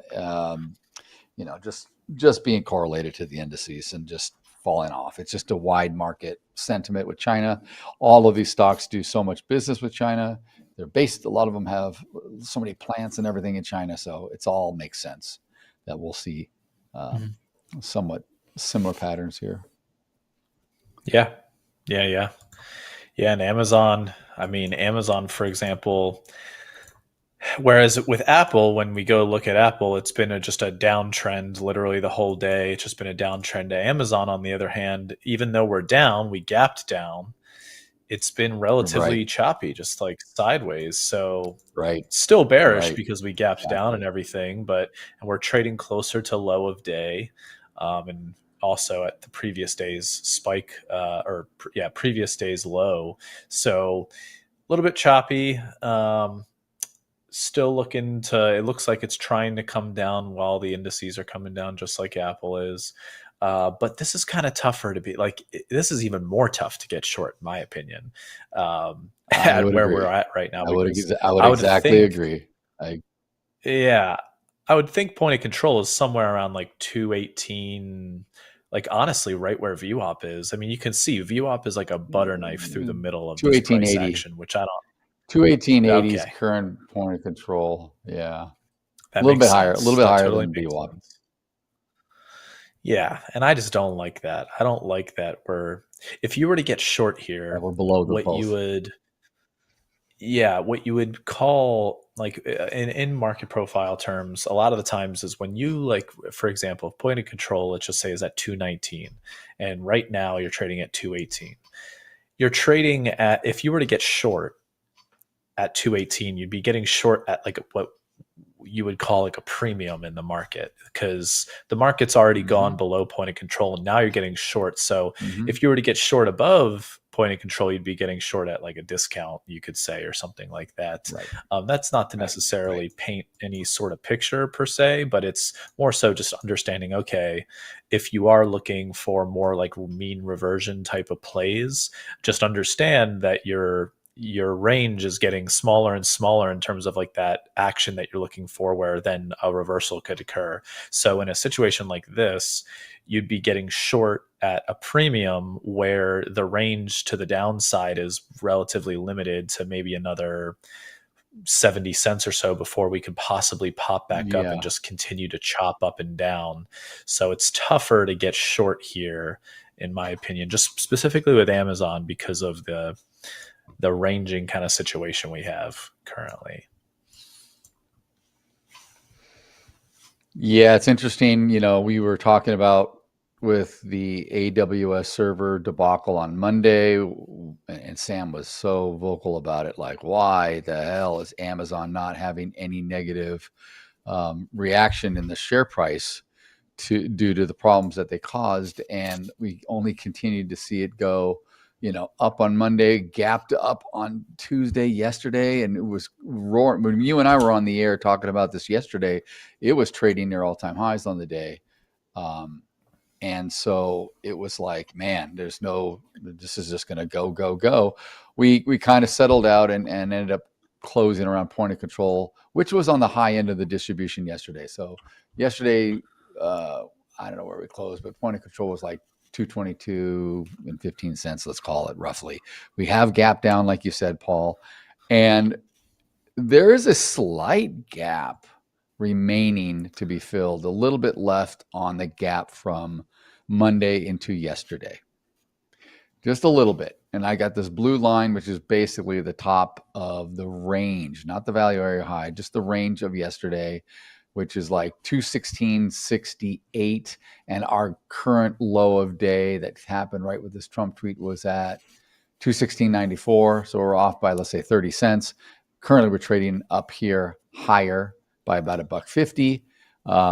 So we could come down here and just, I mean, you know, I don't trade technical analysis really. I don't trade pattern. But the auction is the auction. And if it wants to fill this, I could see it come down here and collect, and maybe it stays down here, closes around here.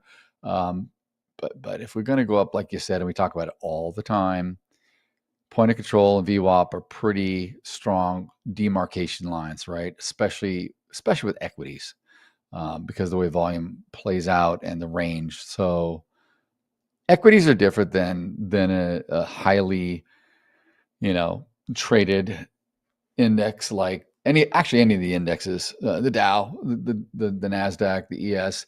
You got volume and you got volatility and opportunity all day. With some stocks, you're going to get opportunities a few times maybe, and that's really it. And once they decide to make their move, they're gone. So they don't give you plenty of opportunities for reversals, rotations.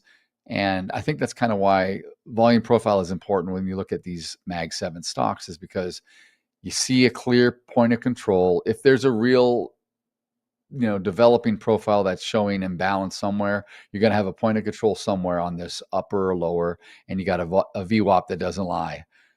And I think they just hold true. Those are pretty strong indicators where if you're trading like right now in Amazon, we're below both of these. And to Paul's point, you know, to get up there and to get over it at this stage of the day, I don't know. I mean, it would have to make a pretty strong move, and I just don't see it. But I don't know if I would jump in short either at this point. You know, this is hard. Like you said, Paul, this is harder than Apple that we just broke down. Yeah, because I mean, you're looking at you're genuinely like, if I was looking to get into a trade here, I'd be waiting more so for us to test 27 or 217.25 or so before possibly looking for a long. To be quite honest, I'd be looking for maybe a long value area where low. we. Yep. Well, yeah, I'm not even Right looking off at your value head. area low per se on the day or anything, because I don't look at the current trading days auction since it's not actually completed yet. So that's just the way that I'm more so just looking at it like, hey, Yeah. we're in a range, and that could be the bottom. That would be technically, if we continue to trade in a range, that would be at the bottom of it, and maybe there could be some order flow signals to say to get long I and would think there would try to be. trade back into the range. But yeah, that's On as the simple. It's just developing, as and yeah, simple as I it know. gets. On the developing profile, the 217.25 that you mentioned, I was only pointing out that is value area low. It just happens to be right there. Yeah. So, right. Right. Yeah. So it doesn't matter how you which, play it. That's the number. Yeah, and that's like some added confluence for that point in time, at least. Like we'll see how aggressive Amazon gets down into that area, and then maybe that could act as some confluence as well. Just give you a little bit of extra, a little bit of an extra, bit of comfort and getting along there as well. On the intraday profile, but yeah, I would wait. Let's just wait until we get down there, set 217.30 to 217.20 or so, and see what happens. Exactly. Google, on the other hand, attempted to break out to the upside, but failed. Double topped on the day, so. Yep. Double top. That's that would have been a nice short if anybody was looking to get short that earlier today, but I wasn't paying attention. Point of control is still up here. Quite honest. No, it wasn't either. But point of control is still up from that kind of double top and all that volume early. However, we probably could see point of control shifting down here to more of the 252.75 or whatever it ends up being, if we kind of come back up and retest. As we get up in here and we add more volume, we could shift that point of control down. So then it'll be a fairly balanced day. But yeah, Google's got news, isn't it? With the where was it? I saw. Was this the one with the OpenAI? This was, because there was more. You mentioned it yesterday on the fact that OpenAI may compete and create a browser, and and then I read an article on it last night, but I read like 5 articles, and I can't remember all the details to it. But it more or less, it was suggesting that Google was going to start having some reaction to that news, and we see it today. I mean, it wasn't like it didn't open up. We didn't open low. We opened up in range of yesterday. We came back up and retested kind of that really, really, really tight consolidation that we had on Monday, which was crazy tight. And so I don't know. I mean, I could see this going back up to the upside. The trend overall going back the last 2 weeks is definitely up. We've got this consolidation and this upper distribution. So not only the consolidation, or actually I shouldn't say the consolidation, the entire range of yesterday, plus an upper distribution from the prior Thursday, including this morning's open and second attempt to go higher, and then the higher, all that volume that created up there. We've got a separate little channel going. I could see it come up here and maybe retest. And if it really wants to get out of this, then it could go long. But it just depends, I guess, it depends on what shareholders think about things here. And is this a real threat with the OpenAI and the ChatGPT and all that, right? Is it a threat or not? My opinion would definitely, which is not necessarily the right one of any means, but based on price action of yesterday, I would like to think that the almost complete recoup of the down move that occurred from 11 a.m. Eastern time, that huge down move essentially got almost fully recuperated by the end of the session. We did finish a little bit lower, but then the gap up above that area, and then the filling of the gap from yesterday's open to Monday's close. That filling of that gap there was just like essentially like okay, well, that news that came out about OpenAI, we don't care about it too much, but we will see if there are buyers above Tuesday's high at least. And then the sellers were like, no, we don't accept that. And then with everything coming out now, especially with the Trump headlines and everything, that helps bring things down. But like the indices, essentially, when you had the drop down starting at 11 a.m. Eastern, and you look at the ES and whatnot, and when it started dropping, that was around a similar time. So the ES and the Nasdaq started kind of falling off around that time, if not even earlier than that time. So I think it just Google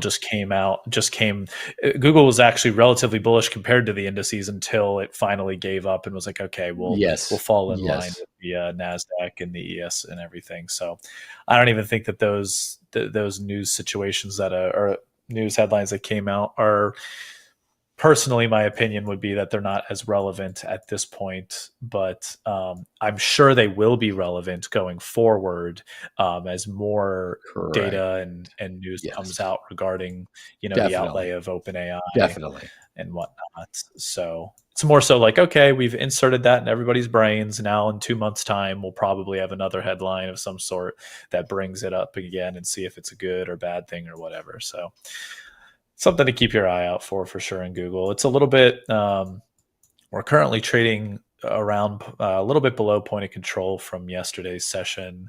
Value area low from yesterday's session was 247.94, so you can just round that up to 248. We could maybe rotate back down to there, test that, and then that's what I would be looking for. I'd be looking for, number one, if I was getting short, that's where my target would be. Number two, if I wasn't getting short right now, I'd be waiting for us to get down to that level to then see what we're going to do, whether we're going to hold support or break through to try and test the previous day's low. So that would kind of be my thought. Okay, if I see something that I want to, right now that would make me want to get short, then fine, that would be my target. If I don't feel that comfortable, which is how I feel personally, I don't feel super comfortable getting short right here. I just would wait to see what it looks like at 248, see if we can't find some support or a further breakdown. So yeah, that's my synopsis of Google. I would wait till 248, and at the very least, I would wait for the low of day, which was where we came to on that Trump tweet. Let's call it 249. Where's the bar? What's the low of the bar? 249.30. And what is interesting also, when you were talking about the gap that we opened down yesterday from the real tight consolidation from Monday, we did attempt to close it from the opening bar or two this morning, only to come within 25 cents a share of that. So, okay, we kind of came back down. We got as low as whatever we did. I don't know. We came down to like 251.90 or so, and then we came back up for that double top we were talking about, only to get in just by 10 cents to clear the gap, and then we fell off, right? And then we started to sell off early, and then the Trump tweet came out about a half hour after that. So it was kind of interesting that Google, maybe they knew something, I don't know, maybe they, something's going on, but they started selling off. It was already weak at that point, and then the Trump just pushed it further. So yeah, but yeah, I guess I'm bearish on this.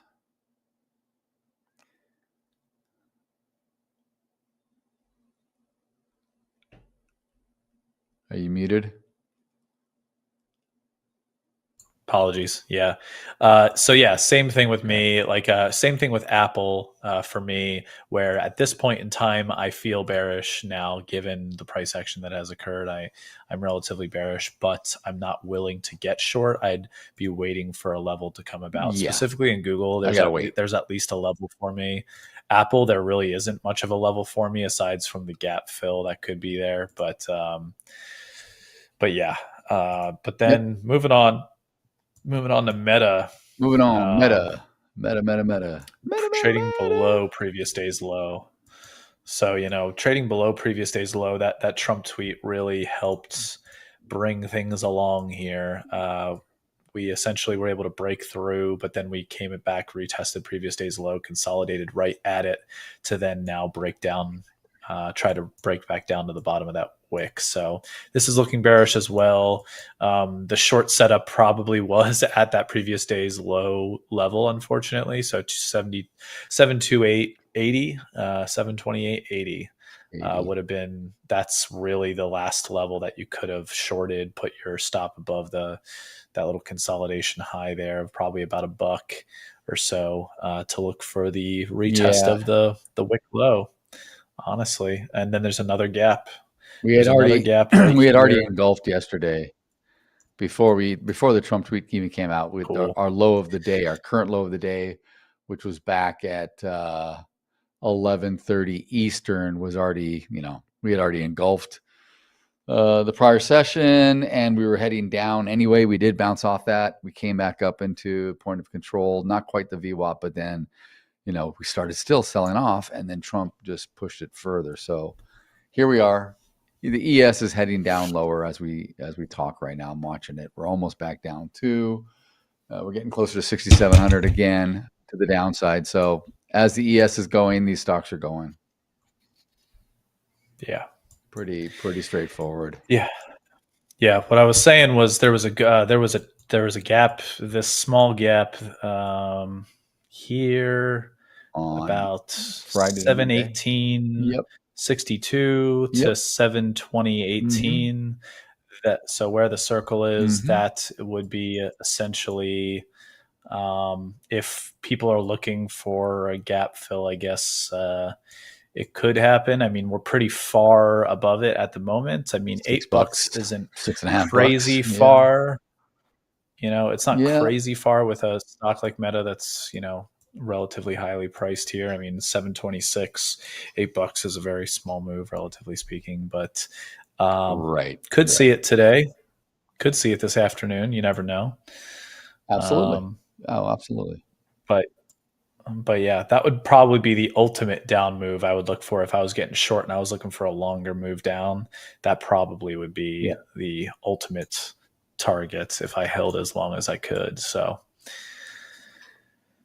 yeah, that's really that's it for I mean, if I wanted to, if you wanted to put a take profit down there on a short, you could do it, or I would even put it maybe, you could trail, but I would even put it closer to the point of control of that Friday the 17th at like 716, 30 or something like that, and just, hey, if it even tries to sweep through, if it closes the gap and it makes just a little sweep move or stop pick down to point of control prior back, 3 sessions ago, then cool. That would be a tremendous move. That would be a $10 move plus, and that'd be great. But I'm weak. I'm weak on this stock. I don't see an upside today at all.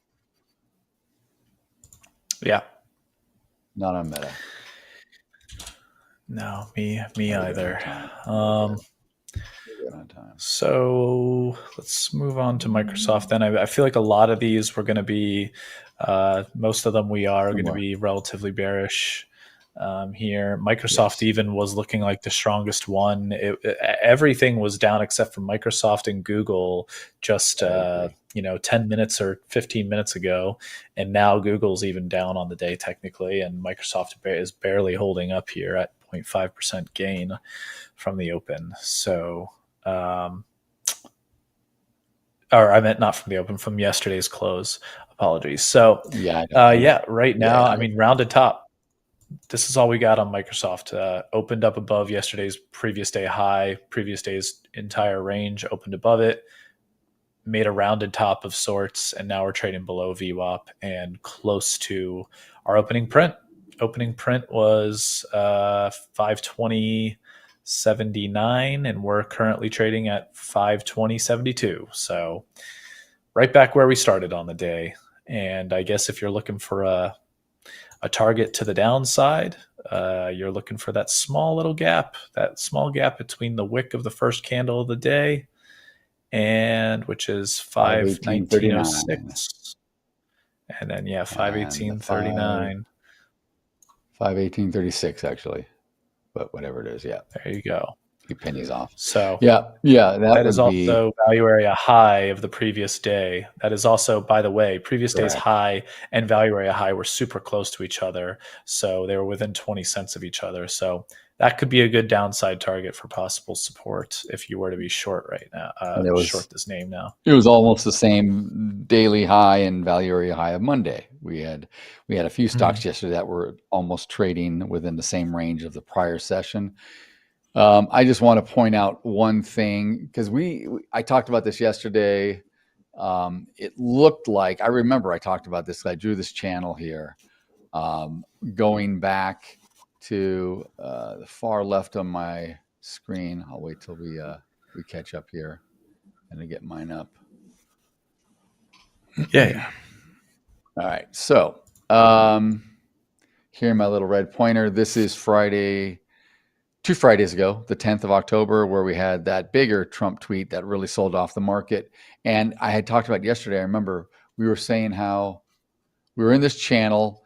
Yesterday, we had come down and we were coming up. I remember this. And I'm like, we're at the upper end of this channel. Maybe we get a breakout. Well, we did today. We broke out of it today, but we're falling back in.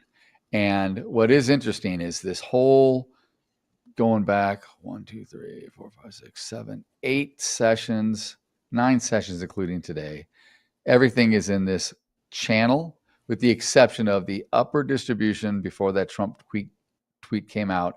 And I remember saying that Microsoft was, I think, one or maybe only 2 of the Magnificent 7 stocks that had traded or were going to trade outside and get above back to collect where we were before this tweet came out. On Friday, the 10th, we did that, but we're coming back down. So I think this is a short-lived kind of, dead cat bounce, not a dead cat bounce, because we're going the opposite, a fake breakout to the upside and coming back in. Again, Paul, I think we may fill this little slight gap, but if we do, then we're back into this, where it seems to be pretty happy for 2 weeks now. So that's all I have to say about it. But again, like you said, most of these we're going to be pretty bearish on today. They're not looking too hot. Yeah. They're all having a little bit of a pullback day. Yeah, for sure. And the only other thing I can think of right now is when you look at, it's kind of funny. We can bring my chart up back here to just wrap up Microsoft real quick. For anybody that's kind of like a fib extension or fib retracement kind of user, I brought this fib retracement lineup, I don't even remember, like 2 weeks ago or something, as a possible,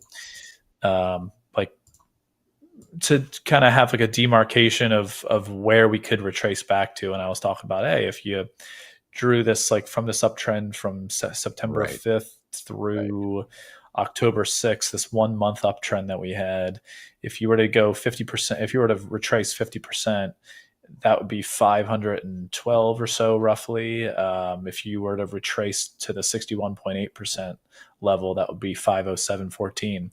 Kind of funny how that worked out, how some of these retracements and stuff can work out pretty nicely, because the 61.8% was where we double bottomed between October 14th or 13th and October 17th. So that's interesting. I got to keep an eye on these retracements over longer trending periods.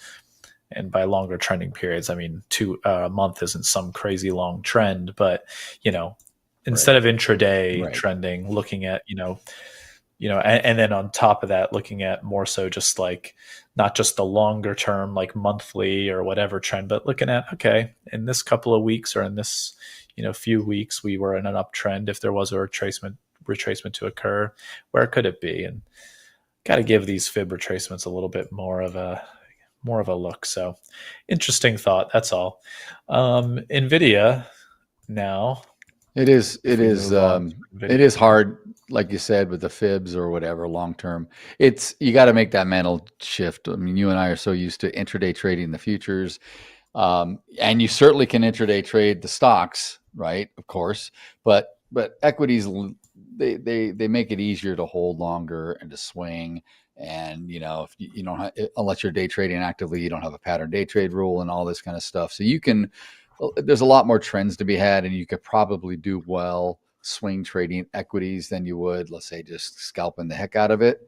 So it's good, like you said, Paul, to kind of look back, and a month trend hey, it's still a trend. It's still a good run.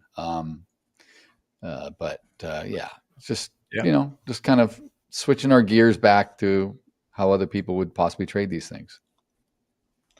Yeah, exactly. Now with NVIDIA, I've had this longer term area here boxed off. I just extended it a slight bit because it wasn't extended to the current day. But this 184 to 185 area has been either support or resistance for a while now. And we are finally, it looks like it's looking like a nice resistance area where we backed off of it the last couple of days. And we are now retesting the lows of October 15th at the moment. And,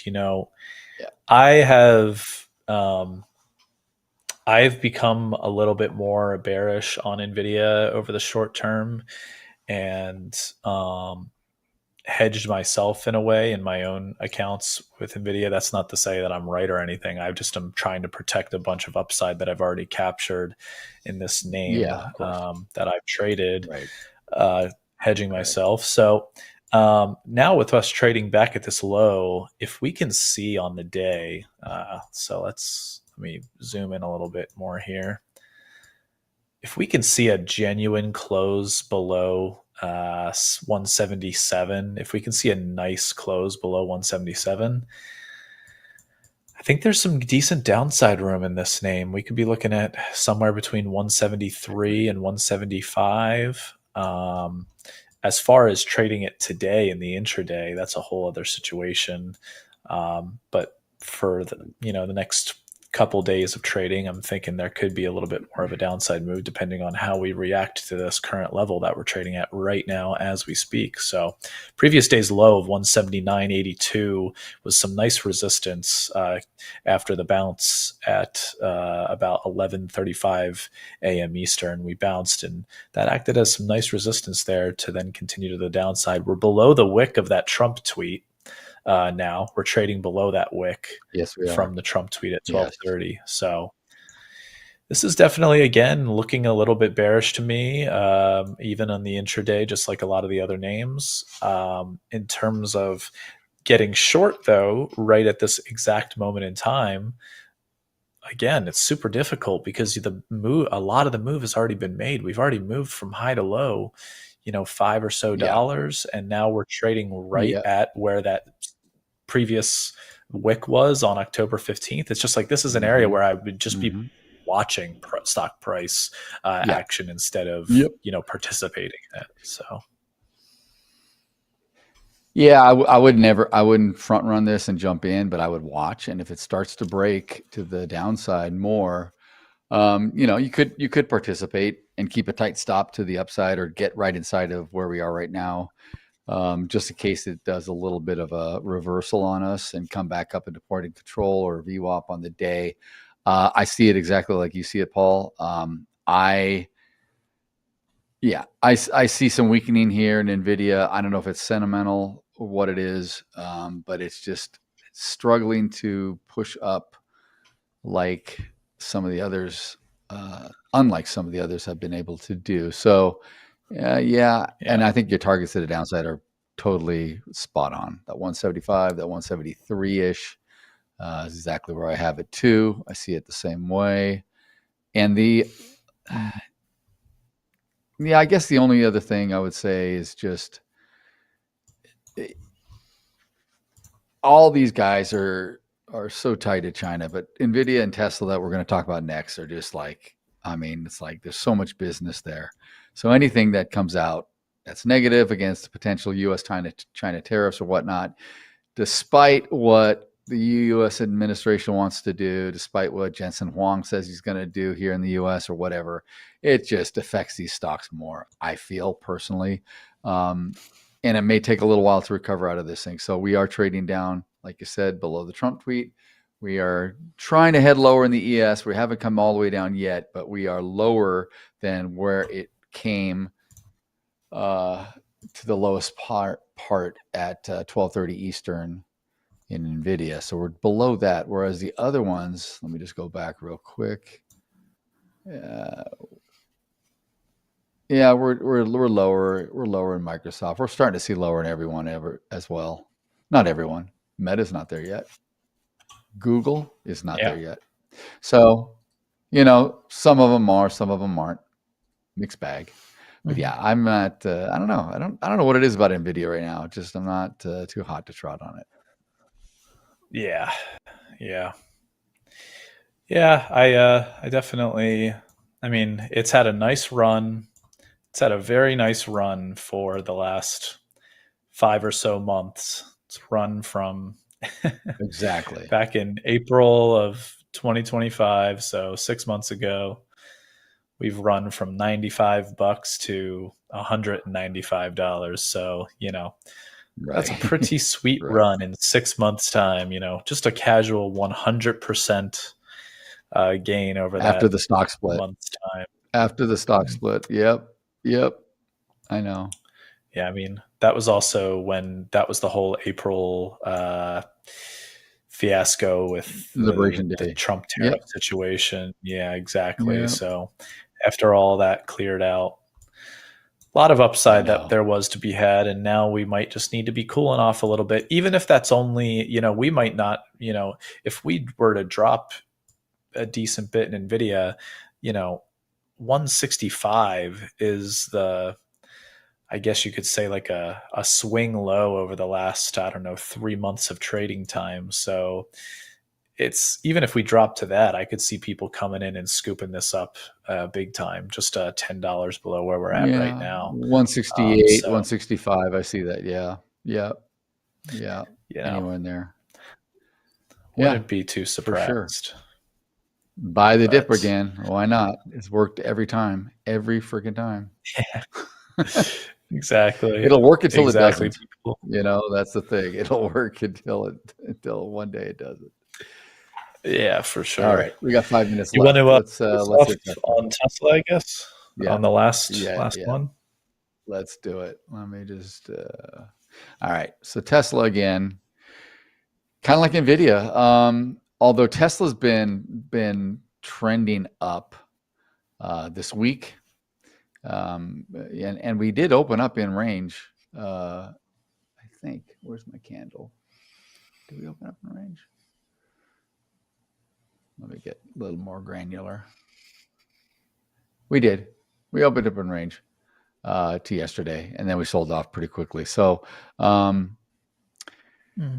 we were already coming down on the day. Prior to the Trump tweet, prior to anything, we kind of did what we did in the ES and the NQ. We've kind of just opened and we just sold off, and we've been rotating up and down around volume weighted average price, and point of control now is down here at the bottom. We're trading underneath both. We're not as low. We haven't come as low as the Trump tweet that came out a little over an hour ago, but we're getting there. And I don't know if I would jump into a short just yet. I think I would much rather wait for a pullback to point of control, or maybe even VWAP, which is kind of in this 434.55 to maybe 436.50, kind of in that dollar range. If we get up into there, I would probably be looking to get short. I I don't know if we're going to bounce off this low. I don't know if we're going to get, we're basically at value area low on the day, developing, coming down further. So probably bearish still here on Tesla. Yeah. Just looks like it's it looks like it's profit taking after a good last 6 or 7 sessions where it's been slowly creeping up. I mean, this isn't a massive, bull run or anything. We just had a nice little creep up off of this consolidation channel down here lower and earlier in actually off the low of the Trump tweet day, again, October 10. So we've been kind of selling up off of that, getting off of that low ever so slowly, got above it, was happy there yesterday, was happy there on Tuesday, kind of traded within the same range, stayed comfortable, but then today, a little profit selling probably coming off of here. Yeah. I wouldn't be surprised to see downside over the next couple days to like 420, 416 at this point. It feels like a failure to, like, when we consolidated above that 1 or 1.5 week channel that we had between October 10th or October 9th, October 10th and October 17th. Yeah. And once we had that channel and then we consolidated above it for a couple days and then failed back into it, I don't like it. I don't like it at all. I feel like there could be more downside to the bottom of that previous channel again before maybe buyers trying to make a better bid to boost this up. There's been some decent support between 420, anywhere between 416 and like 423 or so over the last month. We'll just say all month. in this. Yep. Agreed. Yeah. So all of October, correct. Going all the way back. Yeah. Yeah. And even going back into September, going back into like September 25th. So exactly. That's kind of where I see it. Yep. Look at that. Yeah. Don't like that we're trading below view up very nicely for the whole day. Essentially, we rejected value area of yesterday, all that stuff, a lot of bearish stuff essentially. So I think there is more downside to Tesla. And with that being said, we're actually 12 seconds past the session end here for Mag 7. So I think we covered it all basically. And we will be back in a few minutes actually with the futures trading session. Get the futures trading. Get a couple hours. Yeah, get a couple of hours back into the futures trading. So I'll see you in a few minutes, Daryl, and chat. We'll see you back in a few minutes. All right. Hang tight. Sweet. Hang tight, guys.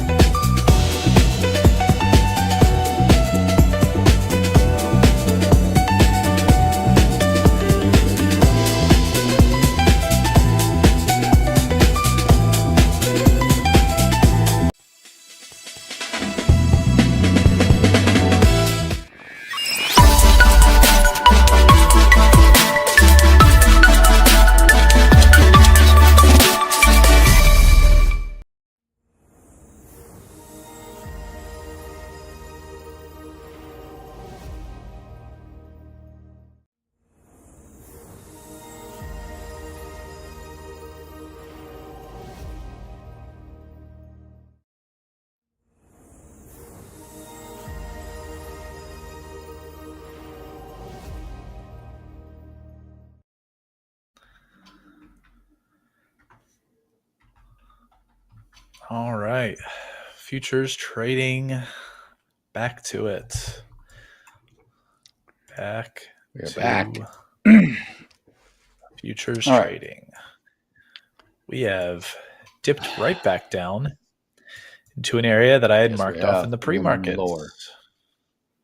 I marked this area off. You come further into this 6,600 on the ES. Yeah, this area from 66.93 to 66 or 67.01, I had marked off because back on October 17th, it had acted as a resistance area, and then in the afternoon we broke through it, and then it tested as support in an overnight session, and then we not gapped up, but then we had that nice day up that's not present here on these charts because of the AWS situation that occurred, but we had a nice big trend day upwards after all that testing there. So right back into that little section here, and now very interesting to see if we can hold at the 6,700 to 6,793 area, or if we just continue to break down further.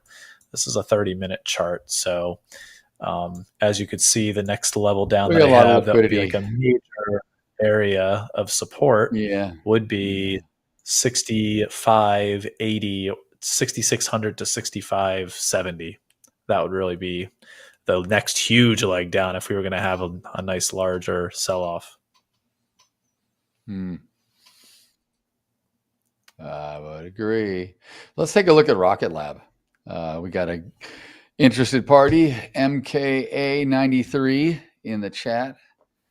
He was asking us if we can take a look at our lab, and I took a brief look at it. But I mean, it's coming off of its highs, and that's why I was asking you, MKA93. You know what when you got in, what your holding position, what are you looking to do? Because it just depends. There's just so many variables. Are you swing trading this? Are you position trading? Have been holding it for a while? You're day trading it? You know, these all have to be asked.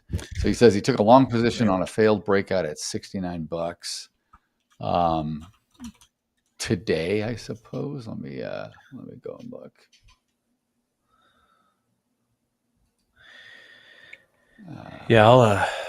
I'll look.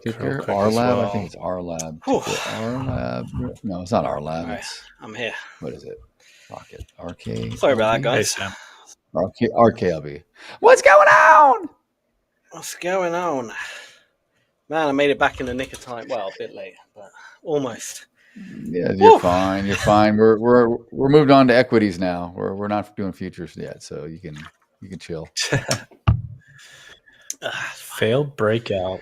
Right, 69. That must have been. You must be holding this for a longer while. Yeah. Oh no, I think he got in. It could have been the 20th, 17th last week. I don't know when 69. There's been several spots. So if you took a long and it failed, and your intention is to, I mean, it just depends on how much of a stop you want. You're giving it a 10-point. You're in an adverse position of 10 points a share, or $10 a share, I should say. Yeah, man. I don't know what your drawdown holding period wants to be, but that's pretty long. That's yeah. I would say right this now, is one of those stocks where you've had a pretty holding and praying, nice upside move. You've already, like if this was a day trading situation, it's a lot different than I think you've been holding this position for a decent, or not a decent bit of time, but for at least a few days or so, I would think. Unfortunately, it's not looking so great on the charts right now. If you're going to find some support, maybe you find some support at like $53 to $55 a share. But I would be looking for more so of a move back down into, I'd be looking for a move more into the midpoint of that previous consolidation period between July and honestly the end of September. I wouldn't be surprised to see it move back down into there, unfortunately.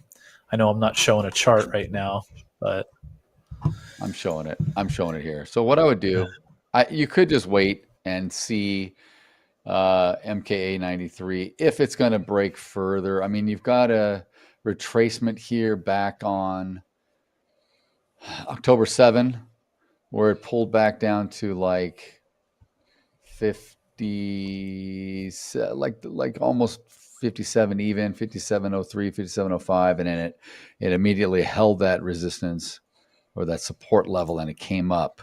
Okay, and then we gapped up the very next day into this upper consolidation range where we've been in. So now it's down here again. If you're willing to kind of sit and eat more crap, if you want to eat another dollar or two and see if it breaks below that 57, if it holds and it starts to rotate back up to the upside, then you can collect some of that, get back in the money, so to speak. But the fact is that the stock looks like it's been rolling over. It's almost been like a triple top or a weakening top, weakening high here. Anything north of $72 has been like a struggle to break above 73. And then you finally got some exhaustion. So I don't know. I don't know if there's a catalyst that'll bring it up to the upside. Yeah. So I don't know what to tell you. You swing trading it. Yeah. I mean, let me ask you this. Is this worse or bigger of a drawdown than you typically allow, or is this something normal where you'll give it, this much room to work out? Again, I don't know the size of your account. I don't know the position you've got on here.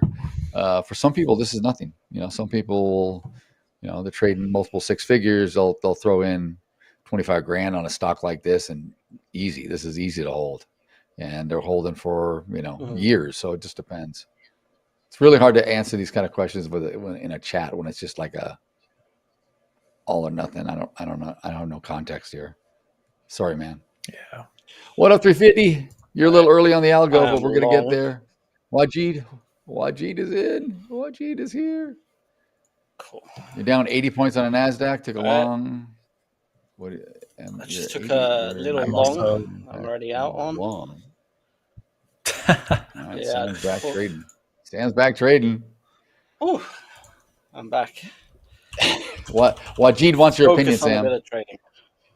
Yes, Wajid's asking you a question. He says, "I need you to tell put me on I your gotta helmet. get out or Nice. stay.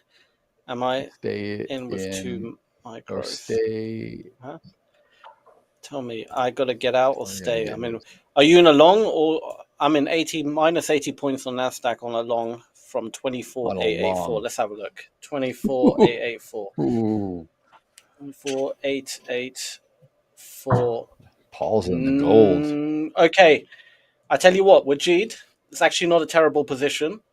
If it breaks, if Nasdaq breaks 24,872, I think it will go back into your entry. All right, I would hold it. I think you're okay. Let's have a look at the delta and the volume. We've got a bit of heavy buying that's coming now. If that holds, I think you should hold it, Wajid. You'll be all right. But if you don't be afraid to get out at break even, though. All right, hold it for a bit. But if we break 7.2, it will come to your entry, I think. Unless we're going to start ranging on this little area, but we'll see what happens. All right, big buyers are coming in. You might be okay, Wajid. You might be okay. Double bottom ES right now. Keep holding. That was a small gain on the gold trade there. Just got out of my long. We didn't even have the position up on the position board, unfortunately. Keep holding. We'll get you up there. We'll get you. You'll be back up on all right, something. you should be at your entry You're now. welcome, MKA. Okay, lots of sellers are coming in. Let's see if they get absorbed. You're at your entry point now. The buyers seem to be breaking through those sellers. I'll say hold the buy. Hold the buy. It's still looking good. Keep holding it. Oh, bit of buy Play-by-play with Sam. They're still pushing it. It's okay. It's still good to hold. Still good to hold. A bit of absorption. Here comes some sellers. I would say don't be afraid to get out of break even on this trade. But you should be at your entry point or past your entry now, so you might be in a little bit of profit. I wouldn't. If I was you, I would probably be so like, just out and back break even. I'd get out, but it doesn't look terrible as well. Exactly, Tiger. He's a lot better than Tom Brady, though. Our color commentary. Good job, Sam. It's fine. Sounds like a horse, like good. a horse race announcer. And you're coming around the backside, easing up. You should be at your take profit right now. You should be in the money. Oh, you're looking good. Oh, you got the outside comes. And the backstretch, we're on the end. We're coming to the end. Let us know what you're doing. Got back with 15 points. Thank God. There we go. Excellent. Yeah.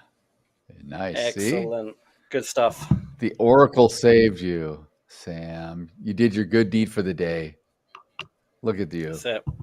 So, Wajid, that bit of advice is going to cost you 20 points of 2 micros. So, I'll take PayPal.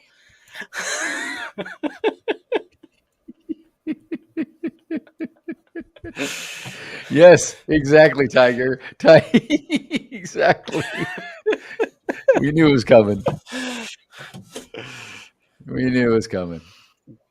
Cash at me, whatever works. It's all good. Tiger knew. Exactly. Hilarious. 350. Can I pay in Skittles? Actually, yes, I will accept Skittles. I could do with a bag of Skittles right now. I need some glucose.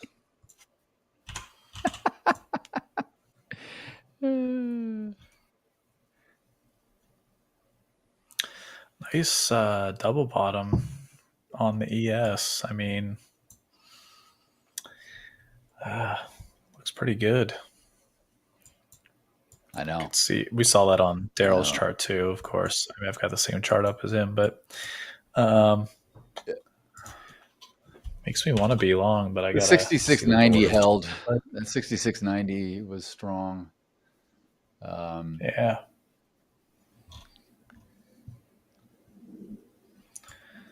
I'm a little surprised we came down below that Trump tweet, though. That we got that far. And we did it again. Yeah. And again and again. And we did it again and again and again. Thanks again.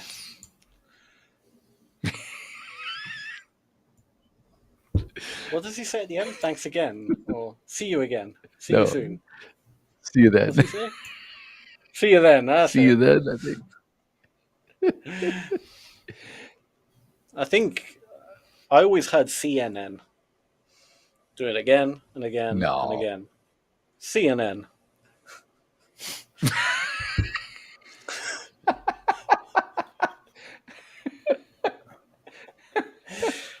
It's Troy Epperson reporting from CNN Live.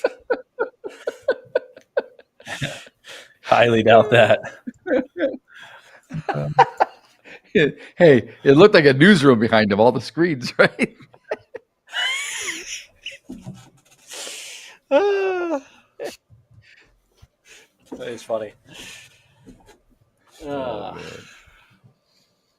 right, what are we asking? New 4-hour open already, I was saying. Okay. Good. Yeah, new 4-hour candle starting. Yep. You're welcome, Wajid. You're welcome. Yeah.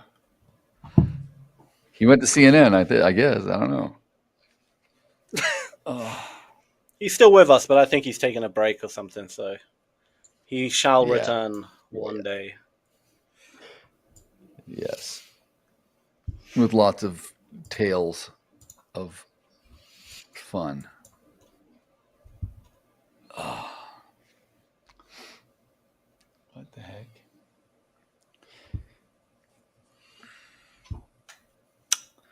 Man, this is an interesting area that I want to participate in, but I want to be long, but I just don't want to get faked out here.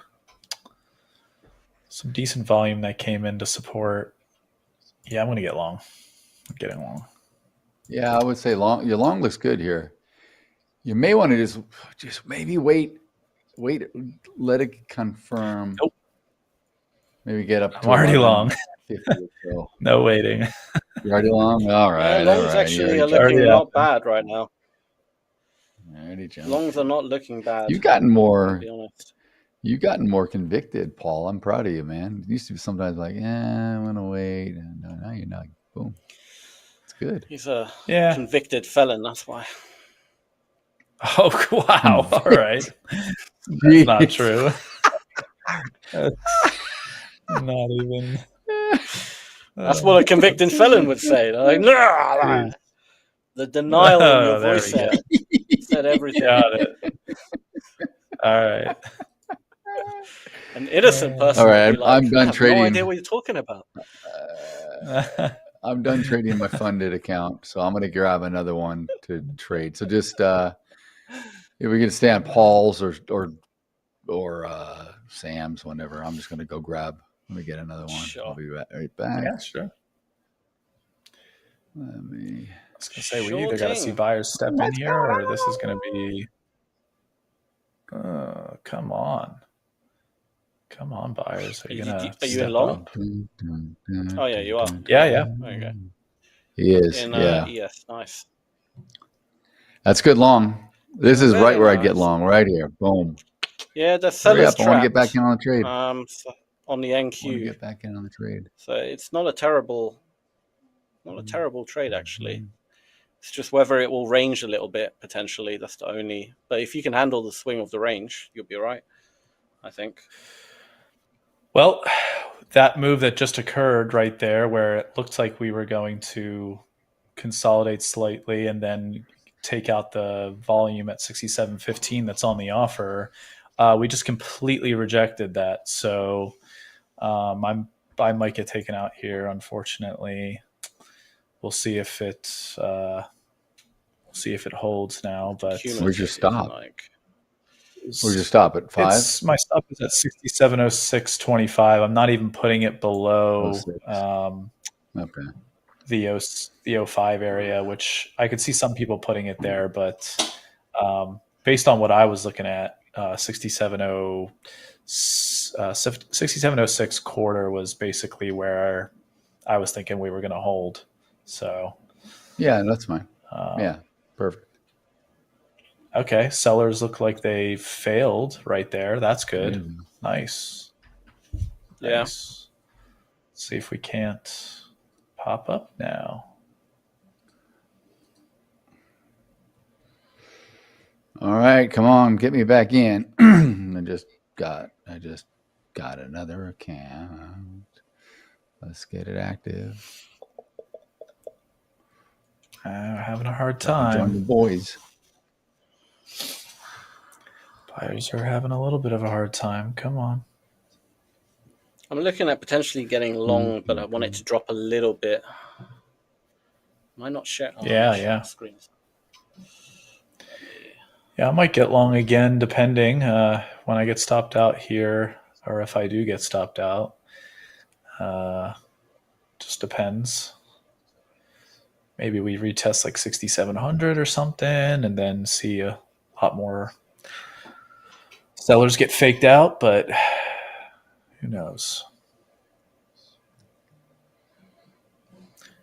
Don't like these 2 candles, 5-minute candles, being relatively decent wicks. Yeah, sellers are. 350 says he's going to go short if Paul's going long. Hey, at least one of us will likely. He's got to take the opposite side. Someone's going to be right.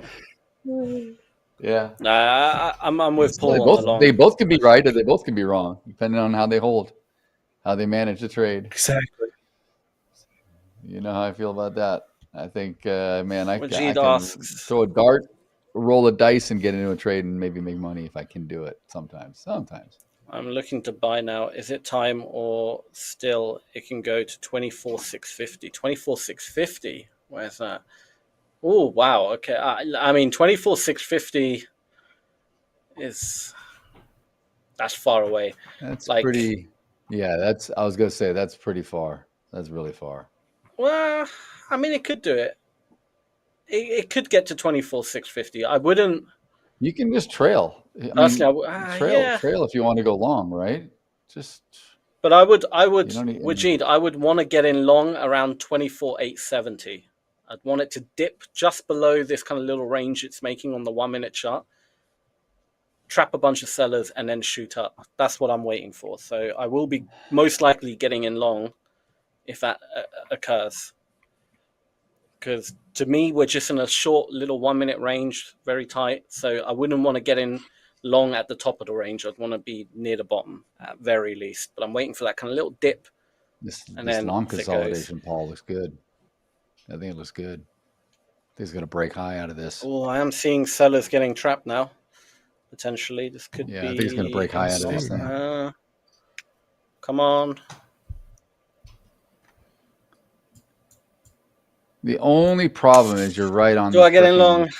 High volume node. Yeah. You're right there, and you're right in the middle, like diddling in the middle kind of deal. You're not on point of control, but you're on a high volume node. And yeah, I'd like to see it go either below. I did get in long, but I don't know if it's ready yet. I don't think it is, to be honest. I think it's a bad. Yeah, we could definitely fail. We could definitely fail at 67. Like we're forming almost like a little bit of like a bull flag of sorts on the intraday.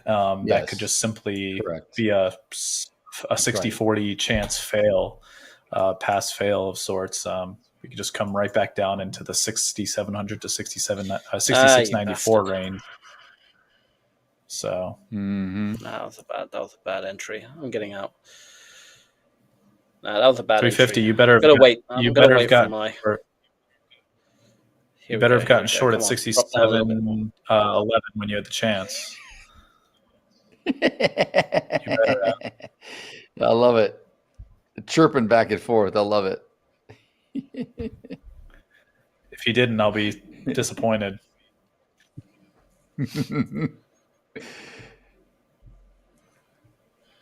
Come on. Buyers seem a bit trapped there.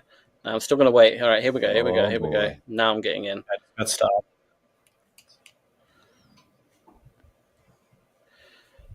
Guys, right. This is where to go long. This is where to go long. I'm in. Now I'm long. Hold your long, Paul. Hold your long. It came to that area. I already got stopped down. Entered long again. So here we go. You did? Yeah.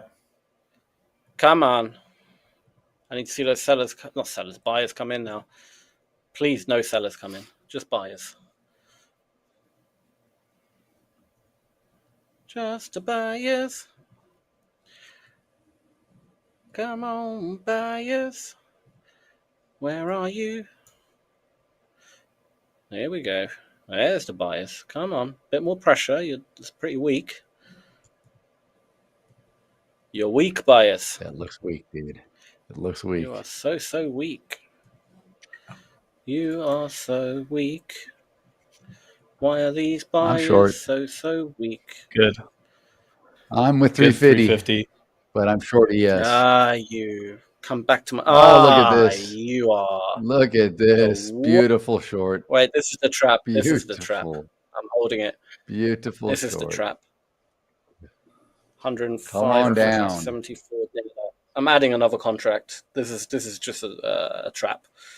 It's fine. It's not a trap. I really hope it is. Not gonna be. That's a lot of sell volume came in right now. Come on, keep them trapped. Keep them trapped. Let's keep them trapped. That's it. Now the buyers need to come in. Oh yeah. Oh, you are the I'm worst. adding another one short. Are you kidding me? I'm adding another short. Come on. Look for a Broski. Yeah, looking back in Broski. Get down to 66.90. Get down to 66.89. All right, they're getting absorbed. Getting absorbed. Here we go. Come on. I need to see those buyers come in. Why aren't they coming in? Break the 6,700. Trap them. Come on. Trap them. Trap those Oh, sellers. big seller. Big seller. Trap those sellers. Come on. All is looking good now. We're slowly starting to trap them. I just need to see buyers come above them. Profit.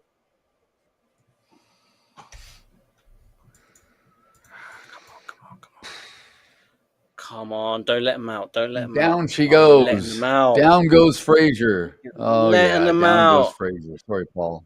Sorry, Paul. I mean, sorry, Sam. Oh, it's okay. Down goes Frazier. Sorry. I was like, what are you talking about? I had to get out. That was bad. NQ's the worst, man. Come on, keep going, baby. Unnecessary NQ. Keep going. Lock me in. I still think This is beautiful. potentially good for a long. It's just being a bit. Oh, here it is. Here, that's the long right there. 89. That could be it. 290. Nah. I'm back in long. All right, I'm out. I'm out. That was a nice $700 move. That's beautiful. Very nice. Now you got to trap those sellers. The timing, right here. the timing was good though, Sam. I was like, I think I'm going short, and then it just broke down right from there. The timing was really good, and that was just luck, sheer luck. Yeah, yeah. No, it was a very good trade. It's a very, very good trade. For a moment, I did think it was going to the upside. I still think there is an upside push. Ooh, look at this. We're getting to new lows on the day. We're going new lows on the day. I'm short again. I better update. I'm sorry I didn't do this, guys. Short. Absolute piss take, man.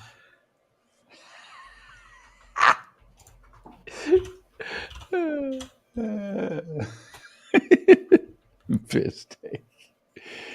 Oh my god. Complete brain dead moron the NQ is.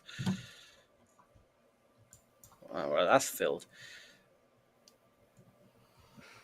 There is no reason why it turned around there. There was not even any buyers trying to understand. There was nothing to indicate they will start pushing down like that.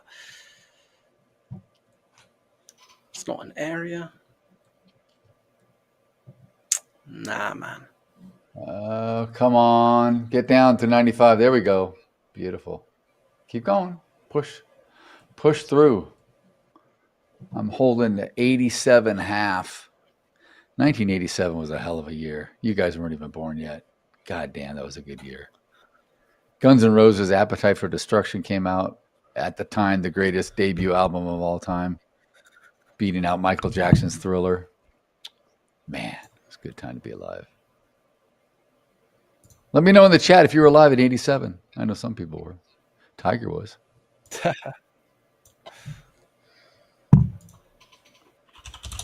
Tiger was a baby. Tiger was a baby. Tiger was a little boy. I know. Moderator Mike was alive. Tiger, duh. Oh, there's all our buys. Yeah, it came back up. Come on now. I know it wants to go up for a bit, so it's just been a bit. That whole push down was unnecessary.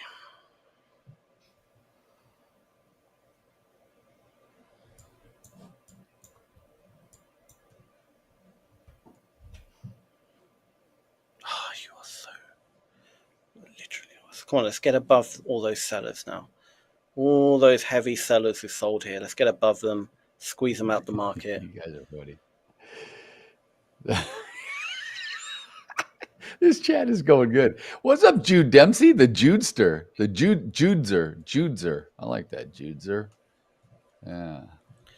Jude Dempsey. Yeah, if gold did go to 478, that would be a bad. I think the economy would be dead. So that was awesome. Yeah, he said 4078. Look at the long. Look at the long. It held right to 95. Yeah. My lord. There we Caught go. A big old Keep it buyer going. bid. I don't know. Holy Contract. hell. There we go. Question Come on, is, will let's we get keep past it pushing up. 67.11? Keep pushing up That's now. Keep pushing up. Will we get past Come 12? on. Come on now. Keep going. Let's not flatten out here. Right There we back go. into There are the the footy. buyers. All right, I'm back flat on the day. Let's keep it pushing. Let's get me some profit now. Come on. That liquidity got pulled at 15. Ah, you are the liquidity worst. got- Thank you. Why you keep... Come on. Stop faffing about now. This is the move. Stop messing about. I'm selling. You silly, silly Shorting thing. right here. Shorting ES with a tight stop at It's going up. It's going up. 67.13. This push down had no I'm reason still for it. There was targeting. no reason for that. That was just silliness. Targeting. Come on. Why are these sellers trying to come back in? Daryl, stop selling the damn market for 2 minutes. Allow me my position. Come on, buyers. Yeah. There we go. My Break two, through oh those no, sellers. you got me That's out. it. You got That's me out. it. Break You got through me them. out. Keep going. Look at that. Come on. Keep it okay. going. Wow. Keep Okay, it going. good. Let's break through those highs. I'm really surprised that I'm 95 getting my held. TP now. Wow. That's it. 104, 100, another 100 contracts. Lovely. Now you're getting there. Okay, now I'm up a decent amount. Keep it going. I want to get a bit more. In fact, let me get to 3K. Even though I don't think it will reach there necessarily, but it's fine. All right, don't flatten out now. Come on, keep it going. Keep that momentum. That's it. Keep it going. Good. Up we go. Good. Up we go. A little bit more. A little bit more. Don't you be like I'm flattening. All right, I'm happy. I'll say done. So this came in. I was like, no. Don't you dare go back to my entry. Good trade. That was a huge freaking look at that. Look at that squeeze, dude. Down, that was a 25-point squeeze in the ES. Oh, it was a huge 25-point squeeze. That was massive. Easy. That was massive.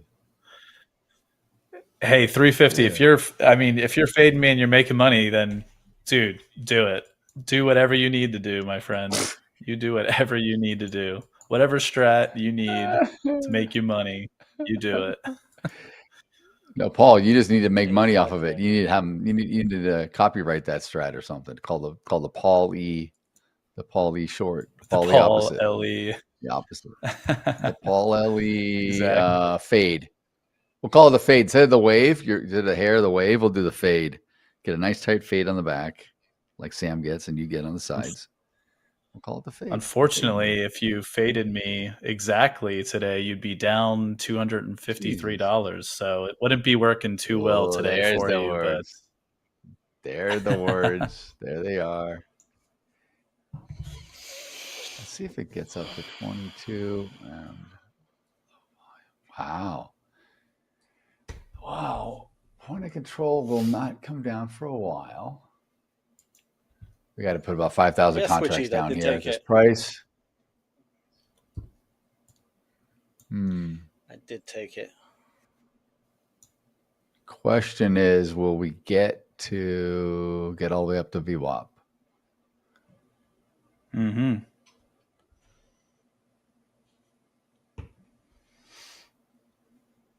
Got to get above 20. Get above 20 and we hold, then I may want to get long. I'm still a little bearish on the sentiment right here. Almost like a triple bottom of sorts. So I know it does.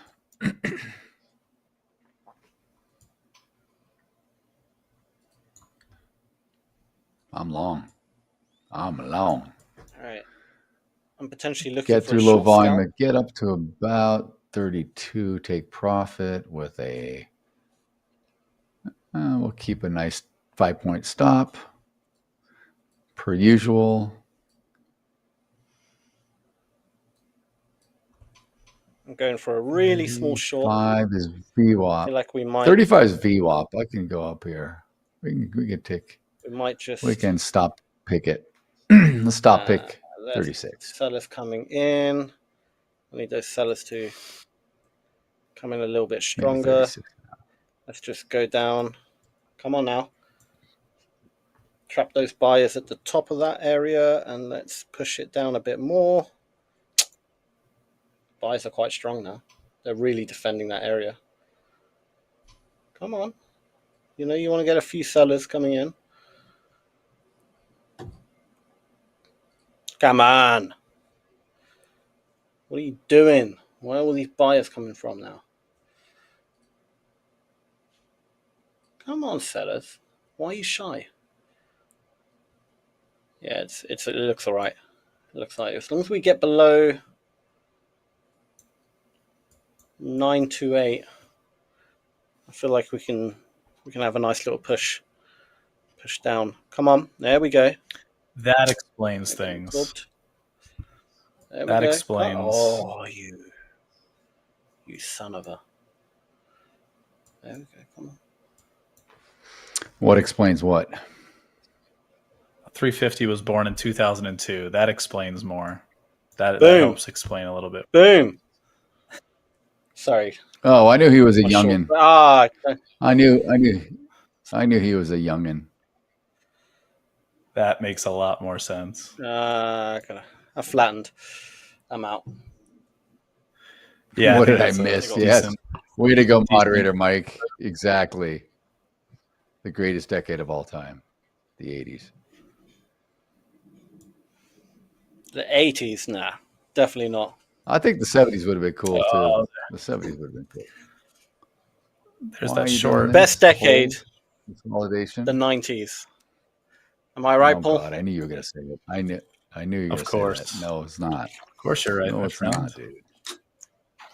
The 90s all along. Why? Why? Give me your top 3 reasons why. Best. Because you were born in 91. I know that. Yeah, you're going to say that. Because I was born, my presence alone. Just the best. I graced the planet with my presence. Because something happened. I helped. Something happened. I helped my mother look for in fresh local 1991. ingredients. I was a youngin. The world. Something happened. Like you know how gold came to the planet on asteroids. Here we go. Right? In 1991, it's Clark Kent. The world was gifted. Team. Was gifted me. A little pod flew down and landed in Germany. Yes. Oh, that unique for sure. Are the best. For sure. That's exactly the reason. Crash landed in a farmer's field. The thing is, you don't recognize me right now because I don't have, But wait, 1 second. Let me grab one strand of hair. There we go. Oh no. How's he have it? It's like curled like a squirrel. I don't know. Yeah. I don't have hair. I could draw it with a marker. I actually have curly hair, actually. Do you know how difficult it is to get my hair like this? All right. There you go. There, Clark Kent now. Now do you recognize me?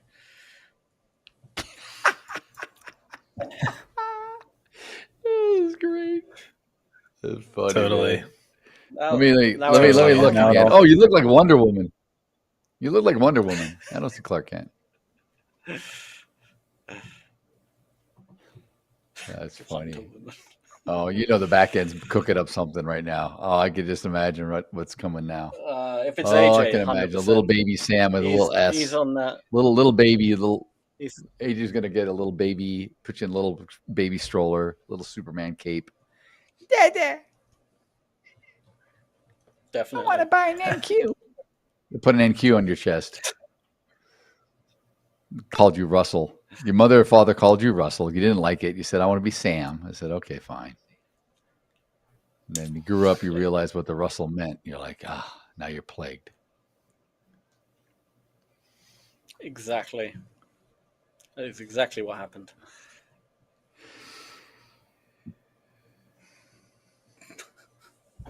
Tube socks with stripes, dude. Tiger, that's so funny.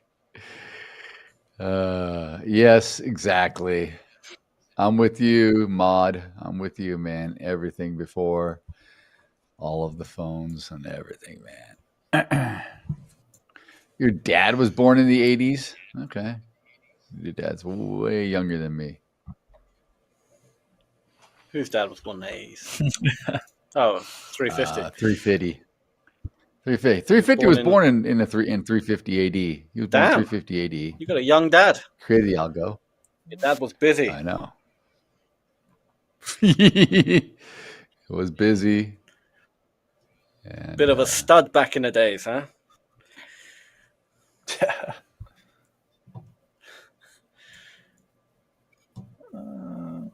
Hilarious. All right, let's get above. May not do it. 11:30.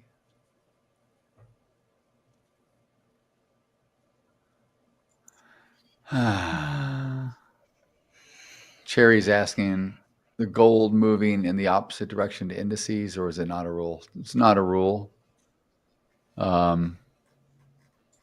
It's a safe haven. It'll move in the opposite direction to the bonds typically, but not always. Gold doesn't move much usually. It's only these last few years that has spoiled everybody on gold. I mean, we go through decades where gold doesn't move much at all. All right, I'm out. Yeah, I don't have the correlation analytics on gold versus the indices now, as of the last couple of years. But generally speaking, gold has been up and the indices have been up. So last couple of years. Yeah. So I'm assuming they don't necessarily move in lockstep with each other or anything each day. It's not like that. So typically gold's up and the market's down. When the stock market's wouldn't even down say overall, typically. gold is up. I wouldn't even say typically because it's just been too volatile and whatnot. Like it has, I don't know, unless you have data to back it up. Like, I would say I'm relatively like, when I'm looking at it on a daily basis, sometimes it moves in lockstep, sometimes it doesn't. Like, as far as the statistics on it though, like I couldn't necessarily tell you. I think the bigger question, Cherry, if you're looking to hold long-term gold, which sounds like maybe that's where your question's going, is how does gold react to inflation? Because if you think that we're going to be continuing a higher inflation globally, then gold is what you want to own because gold will only continue to increase. I'm bullish on gold for the long term. So I think what we've been seeing the last few days is really just some profit taking and things shuffling around. Maybe people are readjusting their allocations and whatnot, but that's just my thought. Mm-hmm.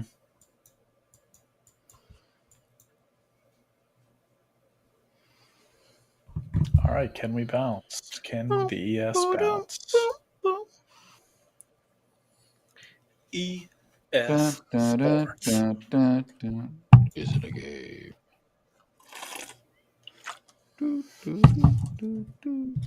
Let's go. Let's go. Let's go. Why are you? Ba-dum-ba-dum-bum, bum, ba-dum-bum-bum, bum, ba-dum-bum-bum, ba-dum-bum-bum, bum, ba-dum-ba-dum-bum, bum, ba-dum-dum-dum. Gotta love a bit of Britney. Britannia. What were you singing? Britannia. What were you singing? Oops, I did it again. What was that? I didn't. Yeah. Yeah. Good stuff right there. That's a 90s song that I'll give it to you. That's a good song.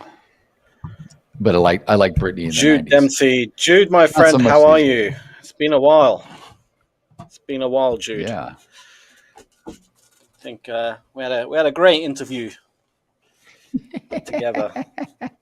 Imagine how much gold Trump will use to decorate the new ballroom. That's reason enough. That's right. That's right. That's right, Good, man. good.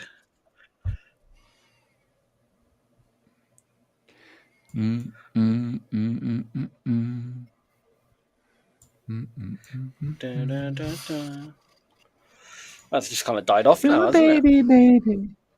Yeah, I think it's going to come down. Let's go. I think it lost the mojo to the upside. We have a lot of fuel below all that big rip up that you got, Sam. That was so nice. That big 25 move up in the ES from the 66.95. There's still a lot of stops down here. I'm hoping to kind of see if we can come back down, get back down to the low of the day. There's not much that tells me this market wants to. I think we might go up, to be honest. Yeah.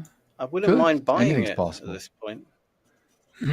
Yeah, I'm getting in long. I mean, it's not the best price to get in long, but I think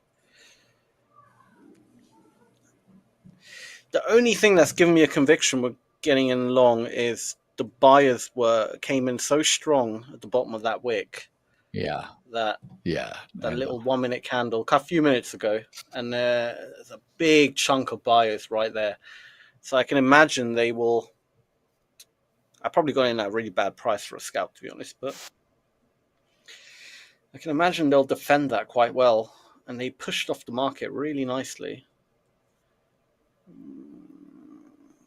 And I've got a bit of P&L where I can kind of not mess around, but be a bit more risky. Yeah, they defended that quite nicely again. Good. Yeah, I'm going to hold this a bit. I think we can certainly go up a bit.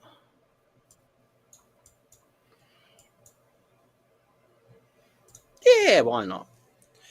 Why not?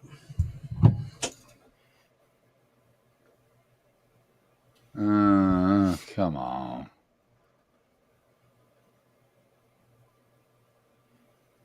Well, we had so much fun in the morning session. There was so much activity.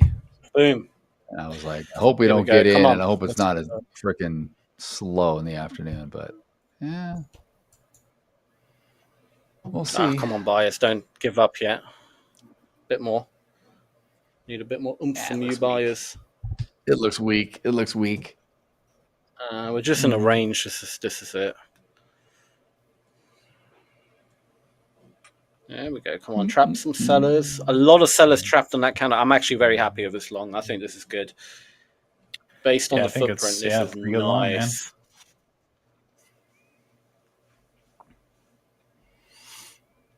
I've seen two confluences now that we're going to go up for a bit. Come on.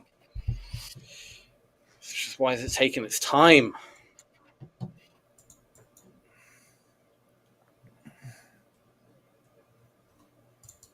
I think it's going to pop. We're about to have a rip, potentially. Back end, you can switch to my screen if you like. Oh, that's not good. Switch to my screen if you like. No, that's good. Sellers are trapped again at the bottom of that candle. Lovely.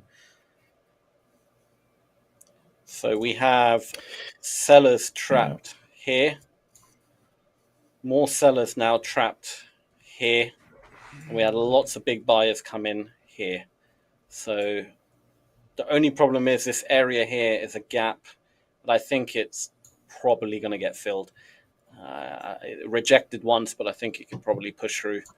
It's going to be a bit of a rough journey. It's not going to be a smooth sailing type thing, I don't think. But it might just go crazy in one big candle, just whack up there.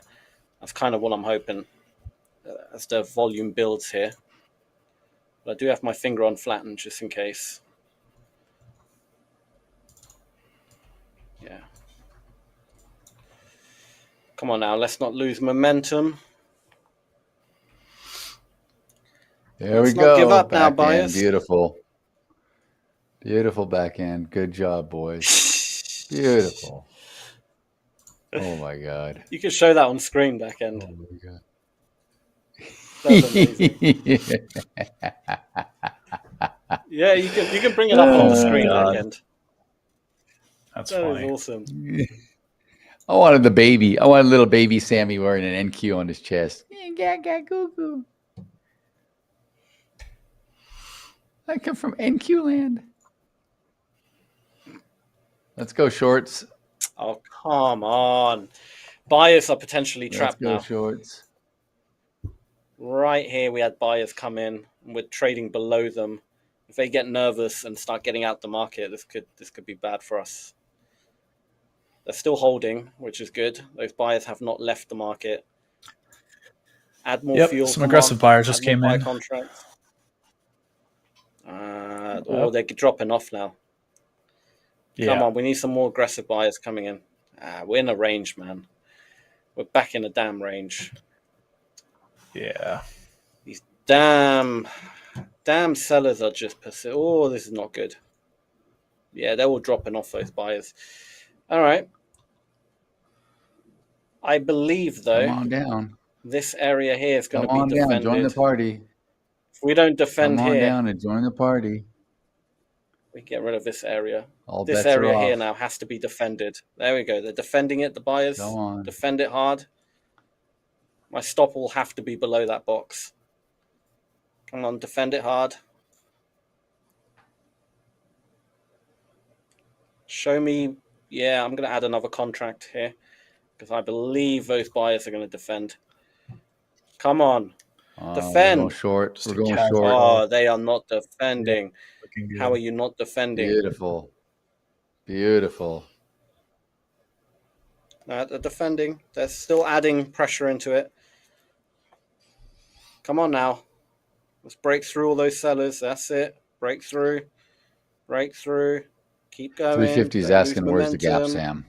Is the gap at 950? It starts at 24,939. There it is. Sorry, let me zoom in. Whoa. There it is. Let's break through it. Come on. Don't lose momentum. Keep breaking through. Oh, you're really taking the Michael. Come on. These sellers are coming in again, but they're struggling.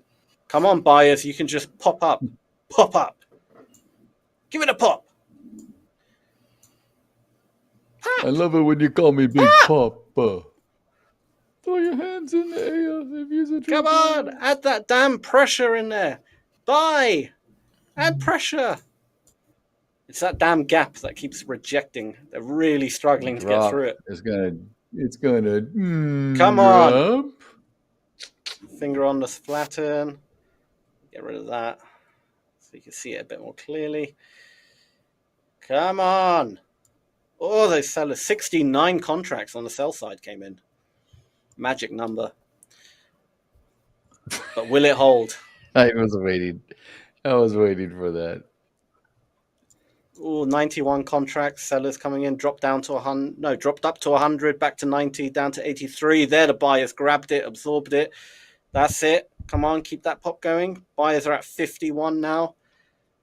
Oh, they dropped back down 66, 106, 90. Yes, here we go. 120 contracts coming in. Buy side. Come on. Back down to 60. Sellers are absorbing it. That was your pop. That was your sweep at the top. Now it's fading. No. Sellers were back down to 46 for the buyers. We're back down to 5. Come on. Another push back up. Back to 79. 43 to the sellers. That was your stop pick. Sellers are coming in like aggressively.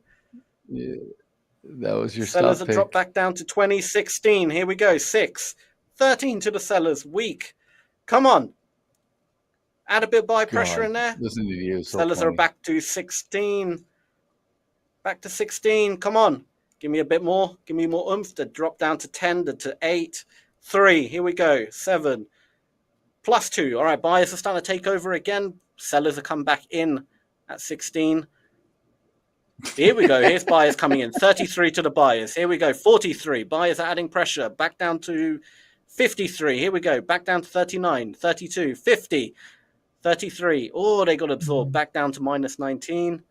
All right, I'm getting out. 111 to the sellers. They got absorbed. NQ. Even better. Oh, that's perfect. That is perfect. That is so perfect. A little too much muscles though, but that's good. That's very accurate.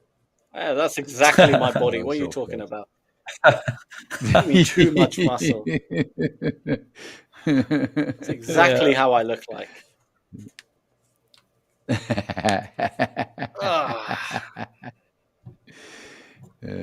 All right, Wajid, you made $600 in a long, a little lower than him. All right, perfect, good. Nice, Wajid. Perfect, good stuff.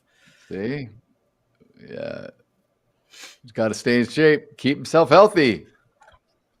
Exactly. The weather's nice. It's important. Go for a jog. Yeah.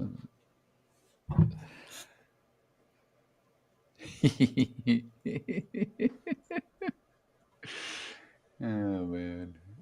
Come on. 15 minutes to power hour. Looks like we're just trying to stair step, honestly. We got to get above this low volume. That's the reason why I'm short. We just got to get above this low volume. If we do, but I don't know. It's made numerous attempts.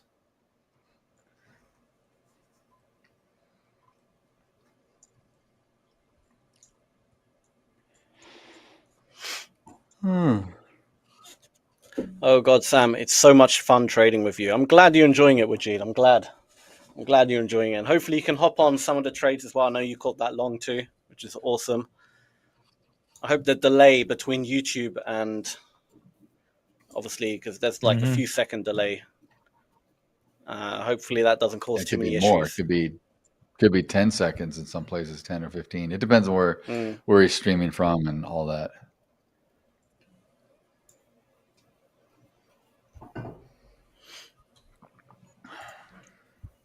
Buyers are still trying to break through this area. They're doing quite well, I have to say. They're keeping that pressure on, but it is a struggle in this area.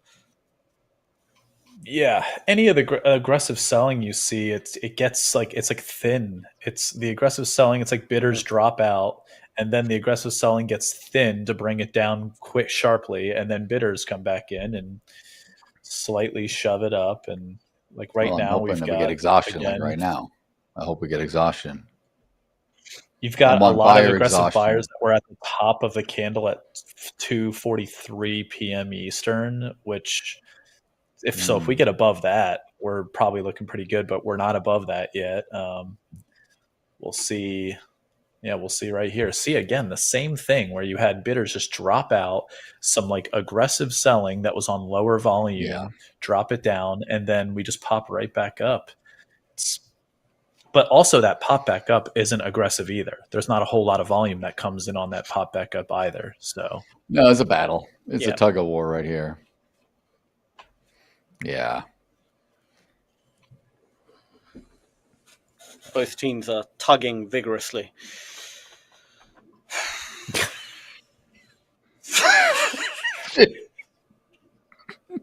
Jesus.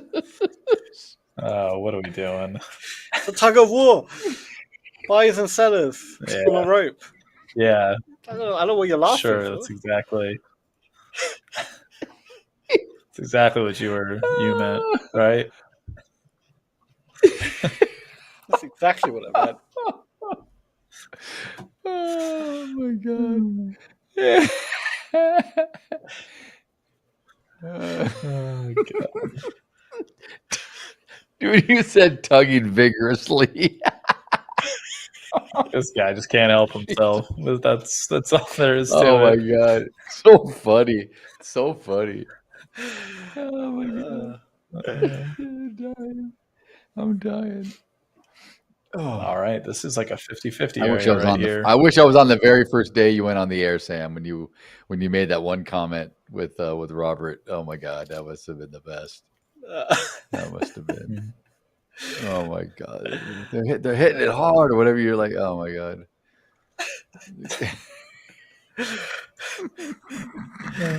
You know what? The early days, it was so PG. Our streams, we were so good. Oh, I know. Oh, sure. And bit by bit, the degeneracy came out.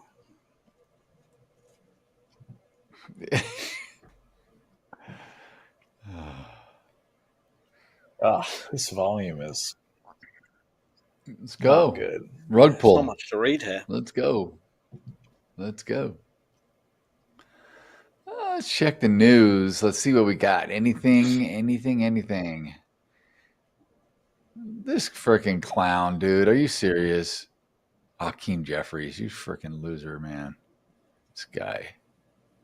Your Democrat Party sucks, dude. You guys aren't even trying to go to the table. I swear to God, they're just avoiding.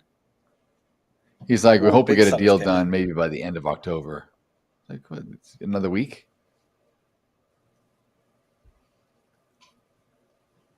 Come on, shorts. There she blows. drop. All right, huge sellers are at the bottom of that candle. I could have a stop right below the wick, so I'm going to get in long again because my stop can literally be like super tight.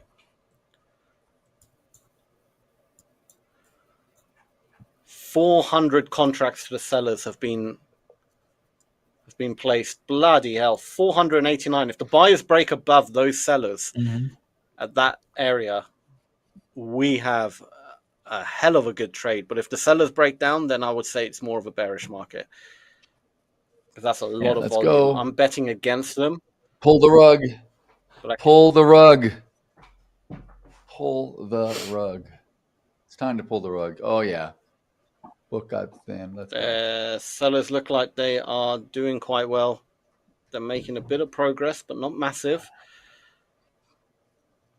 This is a super interesting area. This is super interesting. Is it only Wednesday? It's only Wednesday.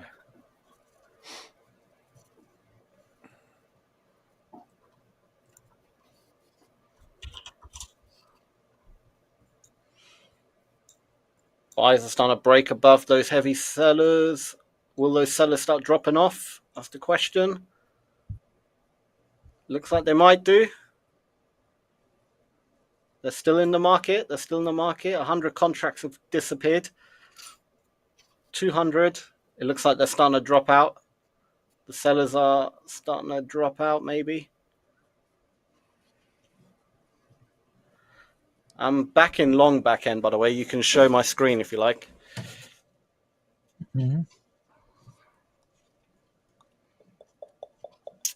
Sellers are coming in again, trying to take another stab at it.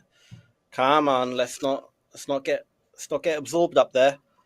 So in this little box, literally where I entered, 489 sell contracts were placed. Huge amount of volume. As we break above them, I want to see those sellers exiting their positions. They're still kind of in it and putting more into it, which is not good yet. But I'm expecting. I want to see them get squeezed out. You know, get nervous and exit. The moment they exit, we'll have a really nice pop up. That's if they do. If they keep adding on more pressure and push the market down, then it goes in their favor. They're not going to be getting out. They're not going to be forced to get out. Right. 350, you leaving us. All right, buddy. I know. 350. I get it. Come on. I want to see those sellers exit. Leave your positions. Admit defeat, sellers. 489. That's the biggest amount of contracts I've seen all day on one price level. So this is a very pivotal moment. This area here.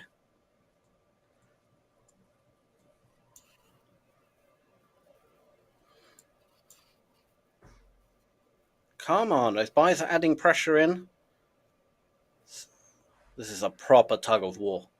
Real tug of war here.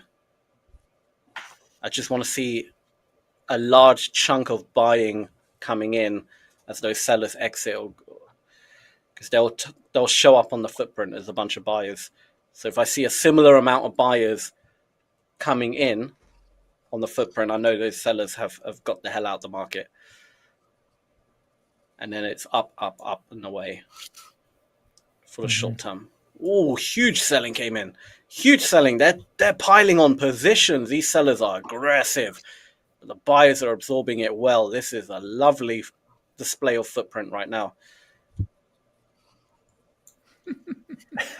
Almost sounds like Steve Irwin giving a rundown of how he's like. Oh, crikey, he's looking that's a beautiful one.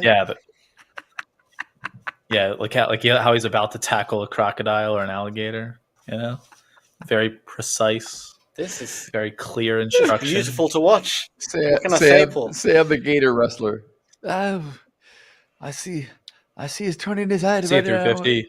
3 degrees. Have a good one, man.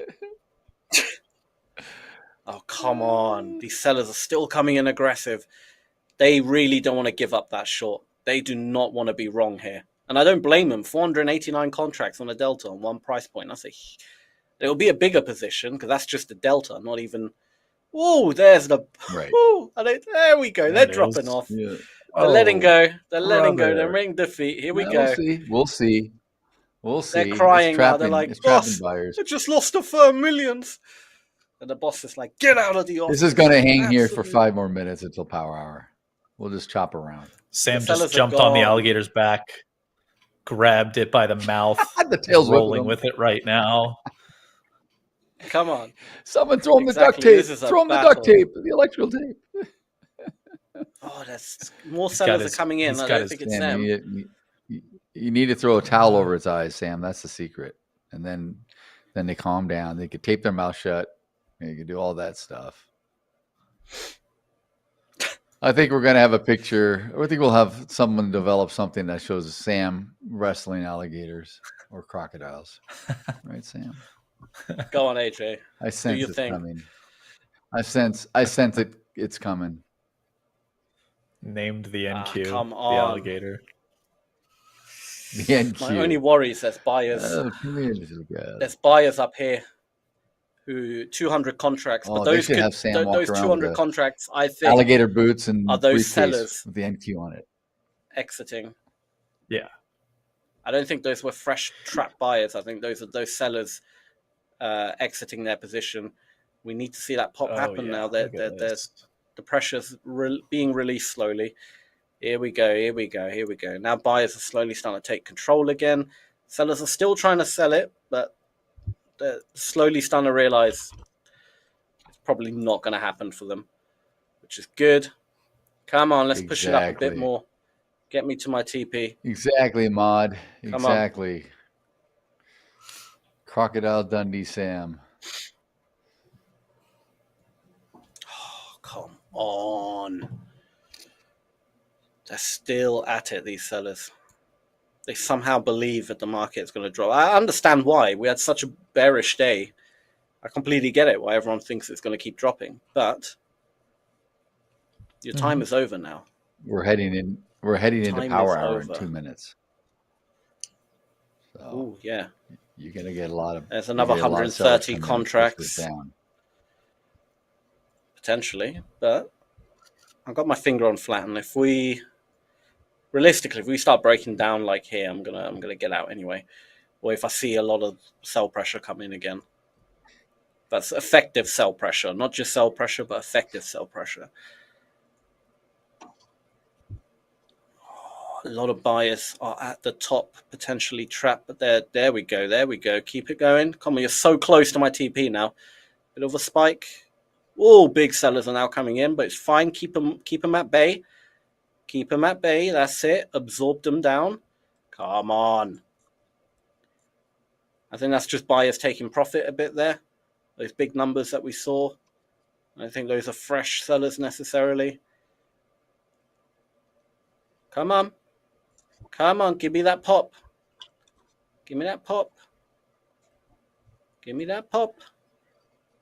Here we go. That's so close. So close. Come on. Just another few points up. What's that saying? Don't be a dick for a tick. I feel like I might be being a dick for a tick at the moment. It's fine. I'm going to hold it. I think You guys are awesome in the back end. the buyers You guys have are got this, awesome. man. That is so good. That is so good. Oh, show my it in God, a second, that is back so end. good. Let's just let this trade hit TP. Here we go. Here we go. Here we go. Come on. You were literally a tick Oh, away. there it is. This is Oh boy. Come on. This is actually a Come dick for a on. tick right now, whatever it's called. Oh, Come on. Come on. Go power hour. Push it Come down. on, Push it down, buyers. power hour. Push it down. Come on, Push it buyers. down 5-6 points. I'm right holding now. to Just my boom. TP. Come on. Just boom. Just give me 1K. Give me 1K. Here we go. Come on. Oh, you son of a. Come on. Keep. No. No. Come on. Son of a nut. One tick. Come One on. tick. Kind of a nutcracker. Is that what he said? Yes. Oh. Nice. Look at that.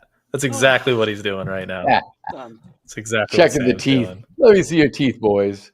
Did you brush your teeth? Wow. They all have NQ on them. amazing. It looks like UN. It's like the U.S. on the side of a truck. All I right. got long gold beautiful. at 40.94.6, so a couple bucks in the money right now, but super volatile. We'll see if we can't keep going, but gonna move it up to break even. It's just a couple micros to get into a gold trade here. The target would be up, of course, already. Literally, that's how the volatility goes. Literally, just dropped down a couple bucks and stopped me out. Down now. Come down. Come down. Come down. Come down.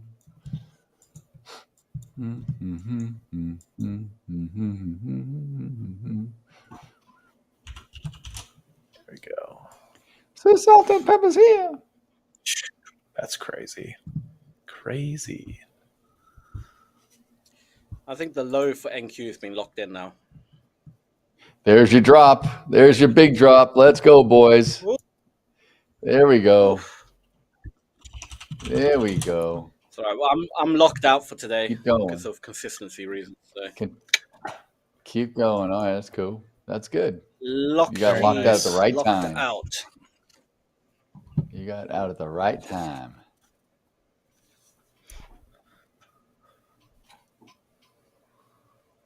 Dun, dun, dun. Don't let that be a sweep. Yeah, that's. Keep going. Keep it going. 1201. Venezuelan's oil output rose. 1.3 million barrels per day in September. What caused this? That had to be something.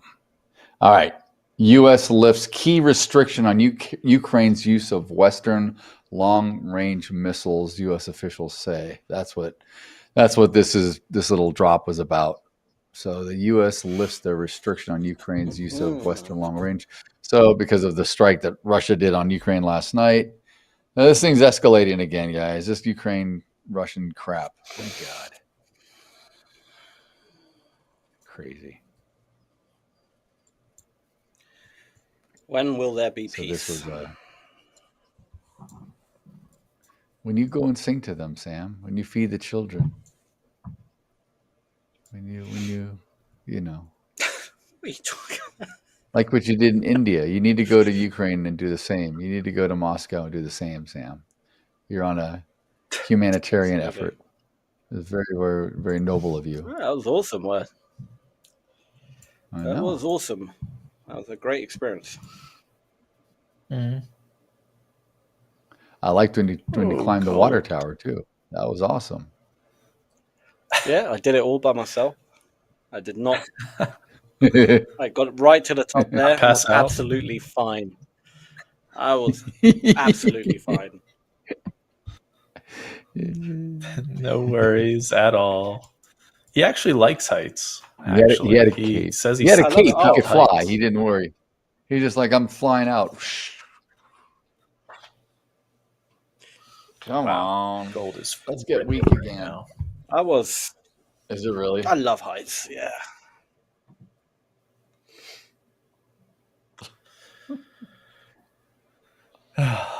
What's your favorite book? Wuthering Heights?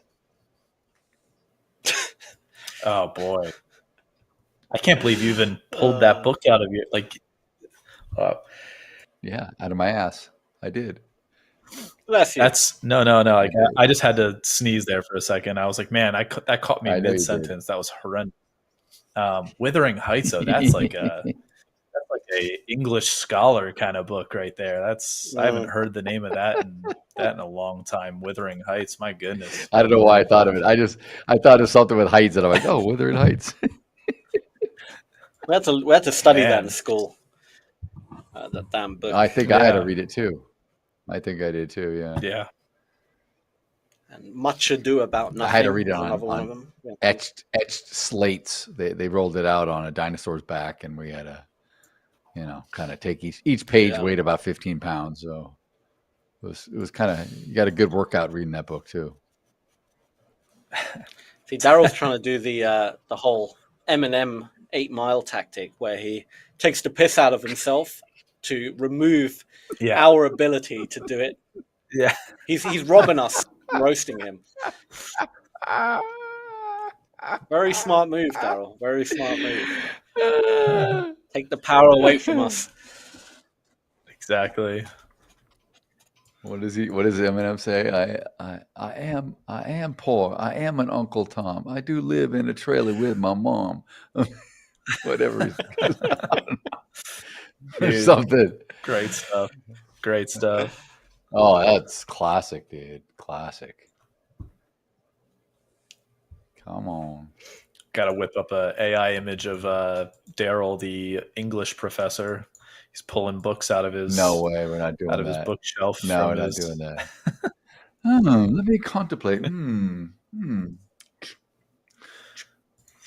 Yeah, in his spare time, Daryl's reading The Heart of Darkness and analyzing the I don't even know how to keep going with that.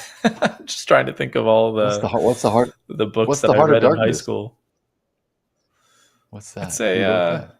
it's a pretty famous book for like English studies. I can't remember the author. Pretty famous, I think. Sounds like an awesome heavy metal album cover. That'd be badass, dude. Heart of Darkness. Heart of Darkness. Oh. Dang. I can't remember. Darkness. Joseph Conrad's book. Joseph Conrad's book, Heart of Darkness. The hell? Polish British I don't know novelist? if it's about like, no, the one that I'm thinking of, no, it's not that one. It's a different book. It's not that one. It's an older book.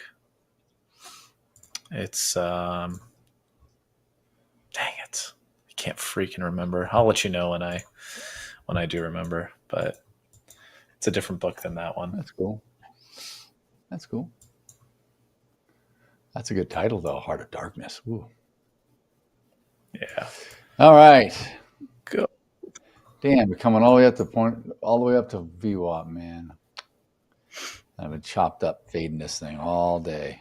Not all day, because this is a different app, but you know what I mean. You know what I mean. What the hell? Yes, that's what I'm talking about. There we go. That looks so realistic. You look like you belong wherever that is in that AI picture. You look like you belong there, Daryl. That you look astute. Cool, dude. Got to bring that one up. Look at this. That was amazing. It says Heart of Darkness on the pull that book, up. dude. It's got Heart of Darkness. Holy hell. Pull That's so that good. up. Absolutely. That is the best one. That is the best one so far of me. That is like, that like looks like me. Like AI didn't, I don't think I think they scanned my face or something. That was perfect.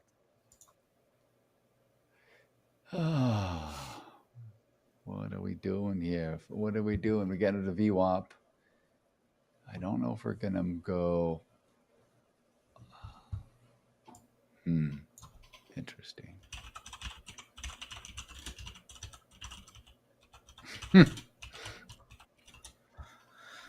That's so funny. Heart of Darkness. See, I see a short appearing, but obviously I can't take it because of consistency reasons. But what I can do is pretend to take it, you know, and see how it plays out. Sure. So what are you taking a short, you said?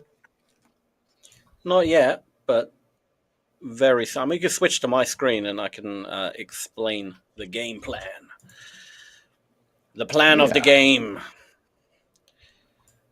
So, when we get into this gap area, I am looking to potentially short the market. You know, I won't be shorting it because of consistency, but I can see if we get something happening quite magical in that area. Like, buyers are Quite looking a bit trapped at the top there. A bit of trap buyers, but I don't think it's the move yet. Nothing to I agree. to replay. I think it's got to get above. Got to break above, maybe a little higher. Oh man, God. But for the viewers, you never know if you want to take a short, potentially. Not financial advice, and obviously I will not be held responsible for any losses. But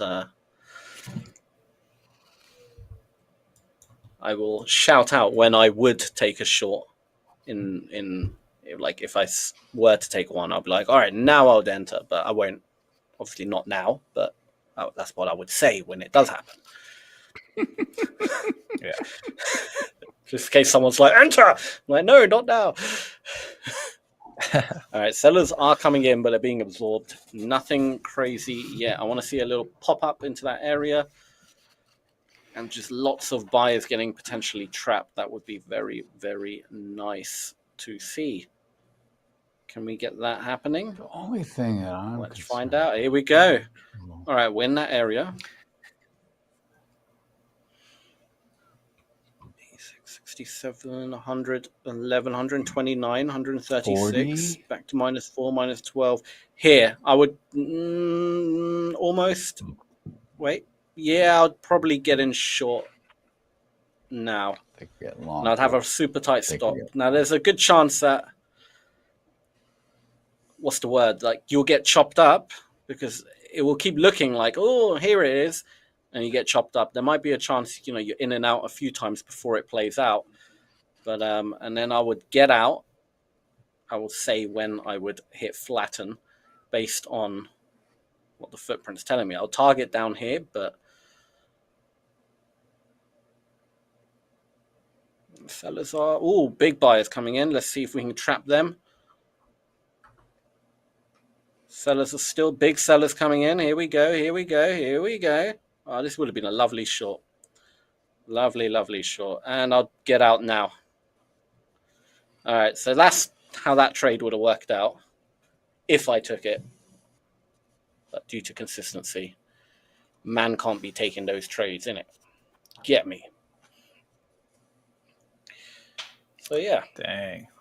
What a short. Yeah. Hopefully someone great short. Caught that in the chat. It would have been. Hopefully someone. Maybe Wajid. Maybe you caught it. Who knows? Let me know if you caught that little scalp.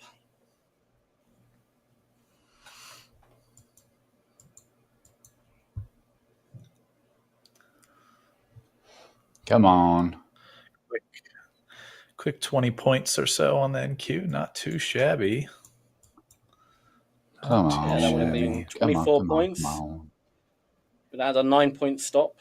Not a bad risk reward. 1 to 2.67 risk reward. Not bad. Bad at all.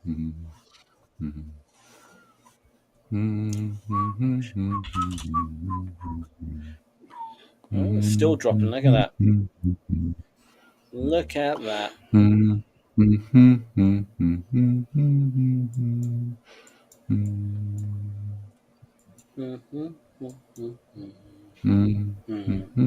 chat's gone dead. What's going on, guys? Where are you all? They all went home. 350 went home and took them. He said, I'm done. We're all done. No, I don't know. They're tired. The heart of the darkness Taking closed him out. He was away. He was a little away. It's okay. You missed it. Never mind. Never mind. Sam planted the perfect trade for you, Wajid, but it's okay. Robert's here. Way to go, Robert. You'll get the next one. Hey, Robert. Good to see you, Robert. Robert's always here. He's here in spirit. He's here with us physically. Not physically, but what do you call it? Virtually. Oh, I saw a big, what was that? A big freaking spike, but it didn't move down. Sellers came in. Big sellers potentially trapped there. Yes. Yeah. Right here, big crazy. sellers trapped. 300 contracts at the bottom here. And boom, the buy's taking advantage of them right away, squeezing them out. That happened super quick though. Yeah, yeah. In an instant. That was very fast.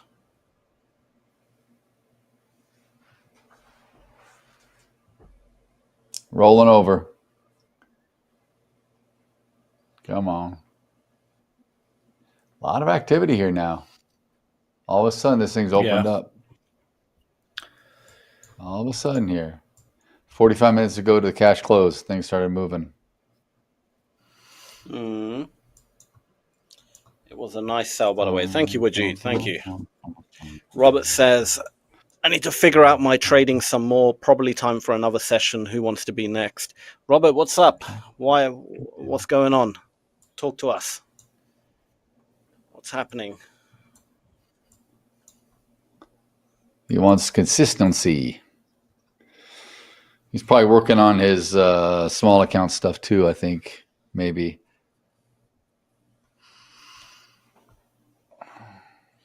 I hate You my hate your job. job. I hear you. I hear you. It's funny you say that because I think it was Daryl who always says, I hate my job. I hate it. I got to get up early and I hate my job. Constantly complaining about his job. I get up early. I have to get up early to trade anyways. I just happen to be here with you clowns sometimes, that's all. No, I don't mind it at all. This is fun. This is fun. Are you kidding me? I get to mess around and do what I used to do by myself. Now I get to just do it, with everyone else. It's great. It's true. I actually enjoy. All good, man. Yeah, getting paid to trade. I didn't think I would like it. That I would do anyway and enjoy. I didn't think I would like being on screen with other traders, but I'll tell you what. I think I had this conversation with Paul one time, way back a couple of years back. I think I told you too, Sam. I had these two young guys that are. They kind of live around me, and they were like, "Oh, we should get a little group together," and because they knew I've been trading a long time, and they came over to my house. They said they kind of watched me trade, kind of showed them some ropes on stuff, and they're like, "Oh, we should create a Discord and all this." I'm like, "Yeah, dude, I don't want to do that crap." But anyway, long story short, we did it. These guys were supposed to moderate it. They did a crap job. They didn't do anything. But anyway, long story short, I was on streaming for like the first hour of every day for a while. Like maybe I did it for like 2 months. I hated it because I just had guys trolling like, "Oh, why are you taking this trade? Why are you this? Why are you that? Why are you? Oh, your trade sucks." I'm like, they're just trolling. I was like, "This is crap, man. Why do I subject myself to this?" So after a while, I'm like, "No, I'm not doing it anymore." So I stopped because I was trading by myself for all these years, like no feedback from nobody. Like I don't want to be distracted. I don't want to hear anything else. I don't want the TV on. I want nothing. And then when this came around, I'm like, we'll see.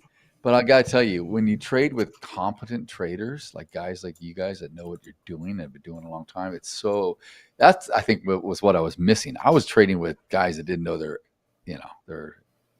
ass from a hole in the ground. I know I said that before. Paul loves it. I say that. These guys didn't know. They couldn't trade themselves out of the Grand Canyon, man. I swear to God, it was ridiculous. So, yeah, I think that's the big difference, right? If you trade with people that know what they're doing, and it's much more fun, much more, we can share ideas, we can bounce stuff off each other. Lot more fun. Yeah. But when you do it with people that have no clue, absolutely, it's the worst. I agree. It's the worst. If it's like absolutely, it was like freaking a joke. It was like these guys were terrible. They're all these young kids. Probably they're all probably ICT traders. They did ask me that. They did ask me. I didn't even know I never even heard of that word. I never heard that acronym. I remember being on Discord and like, can you show us how to trade ICT? And I'm like, what the hell's ICT? And they're like, you don't know what it is? And they're like all laughing. I'm like, dude, I have no idea. I've never heard that crap. What is that? And then I look it up and I'm like, what the hell? This clown? No, I'm not doing that. And then I remember asking them all, how many guys here have made money? None of them. Like, yeah, no, it doesn't work. Yeah, we can't make it. Right. Yeah. And then why do you want me to trade it? Why do you want me to do it then? You idiots. I studied ICT. I studied it back in school, actually. Look at this. It's called Information Computer Technology. Nice. Yeah, I knew it was going to be something like that. That's what we called IT. I knew it was going to be that in school. Yeah, exactly. That's funny. Exactly.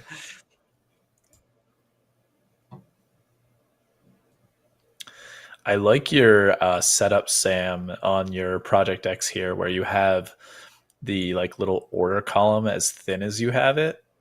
You have it as thin as Oh it yeah, yeah. possibly can be.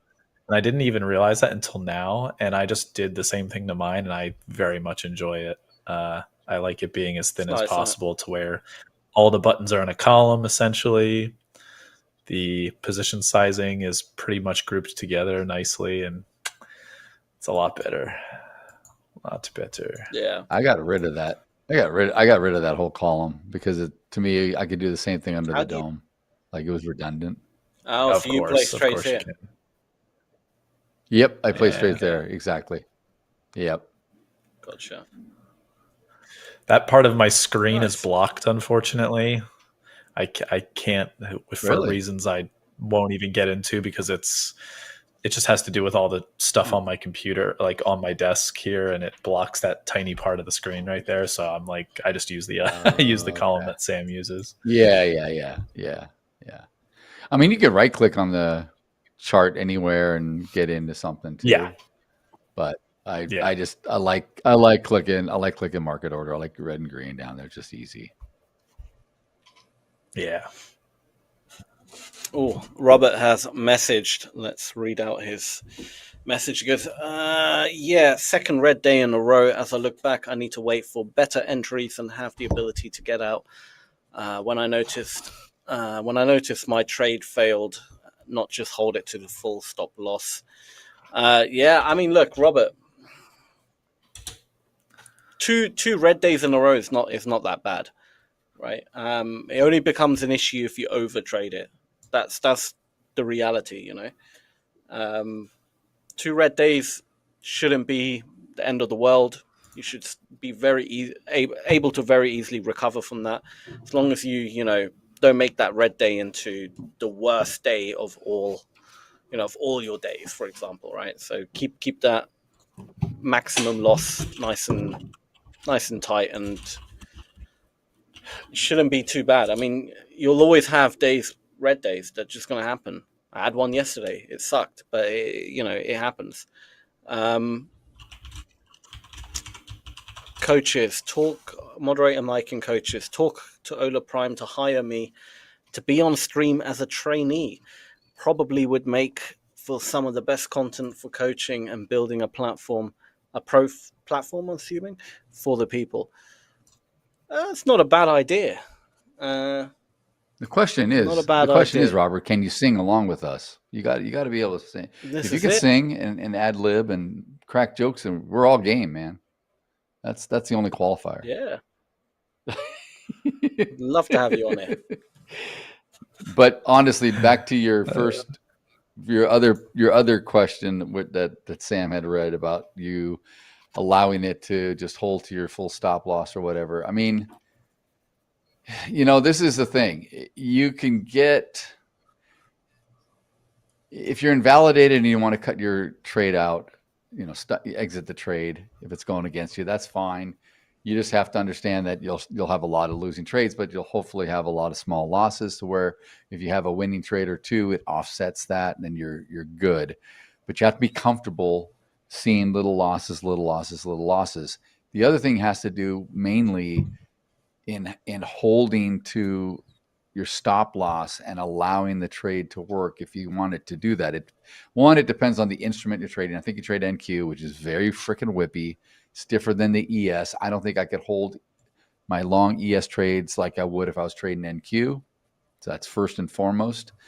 The second thing is your risk management. So if you're trading, let's say you get in with one micro, and you can afford to now let that stop loss be a little wider than normal because you're only risking one micro. And then you can let's see if it comes back.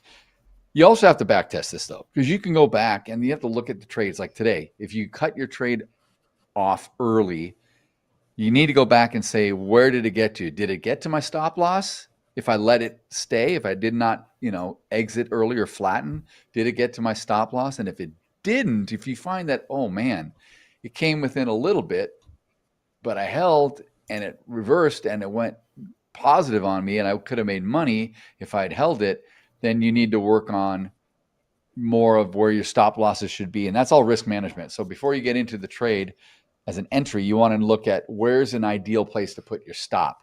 If you're going to put it close, understand that there's a good chance it'll get picked off and you could be out of the trade before it even moves in your favor, especially with the NQ. So, but if you're putting on larger size or a little more size than you need, or let's say you're trading a funded account or a challenge account and you don't have much left on your daily loss limit or what have you, you got to be careful, because now if you're putting on enough size to where you got to have your stop super, super tight, that only works if it goes immediately in your favor when you enter the trade. If it goes against you and it comes and takes you out, then now you got more losses, and you didn't even let the trade start to go in your favor yet. So there needs to be some work on your part about just testing and going back and seeing, okay, was my entry wrong? If my entry was right, or I was in the right area, that's cool. Now, is my stop loss too shallow, too close? If I let my stop loss go wider, what would happen if I had put on less size? Let's say instead of, you maybe have multiple micros on or multiple contracts, whatever it is, you do one, or you reduce your position in half or by a third or what have you, and you increase your stop loss room to let the trade play out, then maybe you have more winners and maybe you can sit through that. But you have to go back and look at your trades. You need to do this. You've been trading enough now, and you've been taking trades. I think you're pretty active every day, where you should be able to go back and look at the trades you're taking and see what would happen if I had a stop loss at here or at here, and what would that have done if I allowed it to, just track it, see where it goes. You'll learn a lot from that, and you'll get a better sample size about what you need to do. That's kind of what I'm thinking. I think you're just changing a lot of stuff at once. You're playing around with everything. I think you just need to start to marry yourself to a certain few things that you like, and then start to refine it. And maybe it's now you're just down to stop losses and holding, and that kind of thing. Or maybe you do well maybe you say, I just want to do a 2-point stop, no matter what, mechanically, because I don't like it going against me. Either when I get into a trade, I'm the type of trader that I want to see it go green immediately. So when I enter a trade, it needs to go in my favor. And if it doesn't, I want out. And that's cool too. I don't trade that way, but that doesn't mean that people can't make money doing it that way. Just because I don't do it that way, I know a lot of people that do it the other way. So you may say to yourself, I'm happy taking lots of little losses, as long as the winners that I have during the day outsize that or outgain what I've given up. It's totally cool too. Mm-hmm. So just some thoughts. I need to do a liquidity dump real quick, but a genuine liquidity dump. I'm glad you changed. I'm glad you changed the vernacular. Perfect. Have fun. There she blows. Look at this. Fun. We squeezing up the VWAP. Have fun. Yeah. I've just been keeping my eye on half hour left. Man. Keeping my eye on gold because it has aggravated me greatly over the last 25 minutes. It's aggravated me very much. But awesome movement in gold, I must say. Essentially a double bottom on the day to then reclaim 4,100, and now is getting back to yesterday's point of control. So getting closer to the point of control of yesterday of 41.32. A wicked triple bottom of sorts between yesterday and today's price action.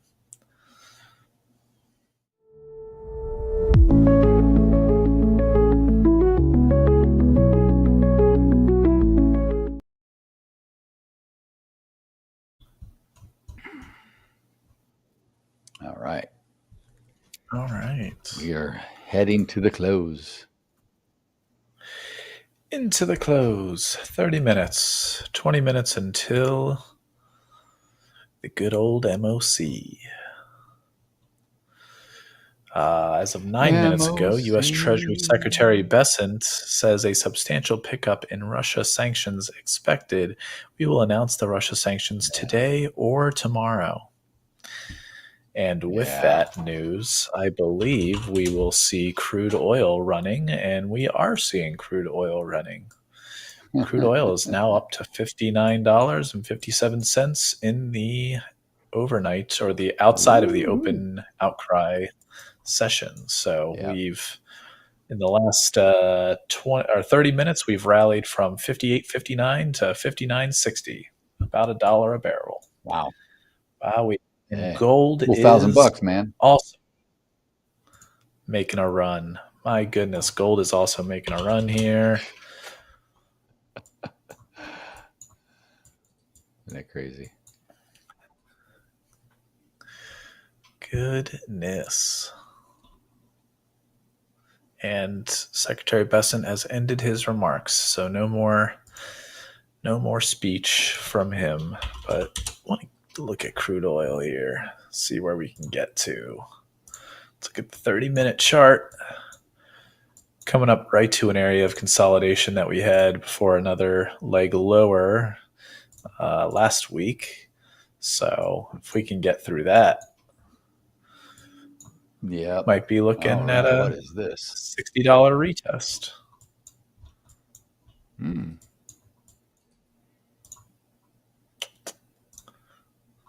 That would be crazy. Yeah.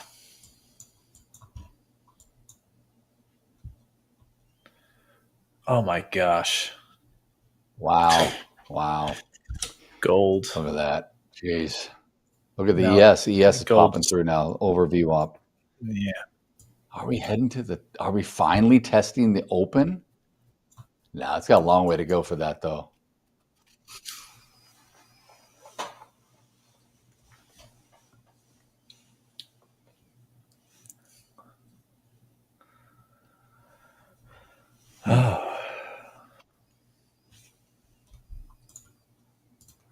He said he was going to be like a minute, this guy. It'll be a proper liquidity dump. 1 minute. 1 minute, chaps. I'll be right back. Freaking eating a tin of tuna. Watch. What's the over under in the chat that Sam's eating a tin of tuna? He comes back in and says, "Sorry, I was famished. I had to have a little morsel to eat and ate a tin of tuna." Look at him. He's making the noise. He hears me. He does. Look at this. Oh, so great. Telling you, Sam, I hear it. He's chomping away. What's up, guys? Yeah. See?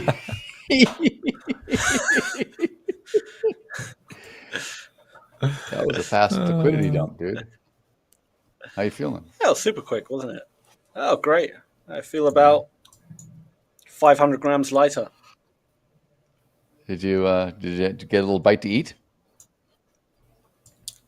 I didn't. No. I was thinking of getting a tuna, but then this thought ran through my head that, Daryl wouldn't like it. So it's like, what would Daryl say if I did eat a tin of tuna? He had it. He had a tin of tuna. Yeah, I had a tin of tuna. Yeah, he did. You can't be. This is why the cat came in your bathroom window. They know there's tuna in the house, and the cat's like, "Ooh, oh yeah, this is good." That cat, that was someone else. That freaked me out. I don't know where it was though, man. It hid somehow. I closed the window. There's nothing there. I turn around. Also, this cat flies up onto my bathtub. Yeah, I know. I know. That's the thing with cats. They don't make any noise, and they pop out. They scare the living hell out of you sometimes. Like, what? It's like, where the hell?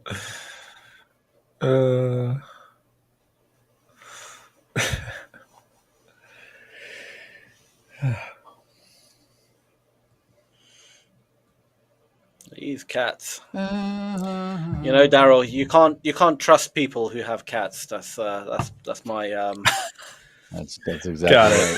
That's exactly my thesis right, man. in life. I'm with you. I'm with you on that. Wild. One. Yeah, cat people are the worst. Okay. The worst. Awesome. Cool. Yeah. Anybody that just likes animals. If you just like animals, you're the I like worst. animals. Got it. I like No, animals. you don't. No, you I'm don't. just saying, No, I you like don't. animals. I like animals. You don't like animals. I do. You heard it here first on I'm stream. not big. Daryl doesn't like any animals. Yeah. Daryl's a bit sadistic. I don't. I hate them all. I mean, all I've ever heard about animals and Daryl is how Daryl wants to shoot a crow, rattlesnakes. Yes. Exactly. Shotgun blast a That's all I rat. hear. Crazy stuff. You Hell know, yeah, constantly. dude. Just violence. That's Heck all I yeah. ever hear. No, it's not violence. It's just they're disturbing my peace. I love animals. Time and place. Like, what was it, Paul, that saw the wild turkeys in the park or whatever? I wouldn't shoot those turkeys. Well, maybe I would, because turkeys are good. Maybe I try to snare them. Maybe I try to snare them or something. I try to snare them so I wouldn't fire off a firearm, but take one home and then I gotta pluck it and gut it out. Oh, turkeys are good.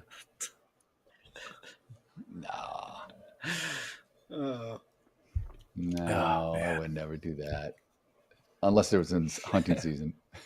Yeah, exactly. Wild turkeys are hard to get, man. Wild turkeys are that takes patience sitting around waiting for some of them to show up. You got to call them. Oh my God, they are hard.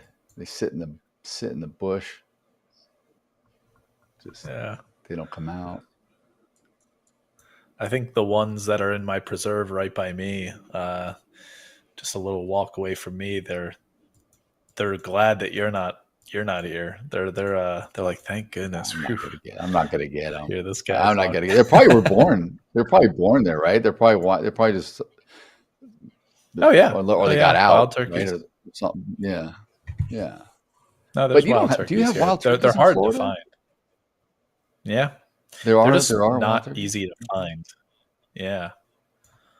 Well, no, they hide like crazy. They camouflage like crazy, man. I mean, people think they're all colorful and stuff. That's just the males, and that's if they open up. They don't puff out like that. Mm-hmm.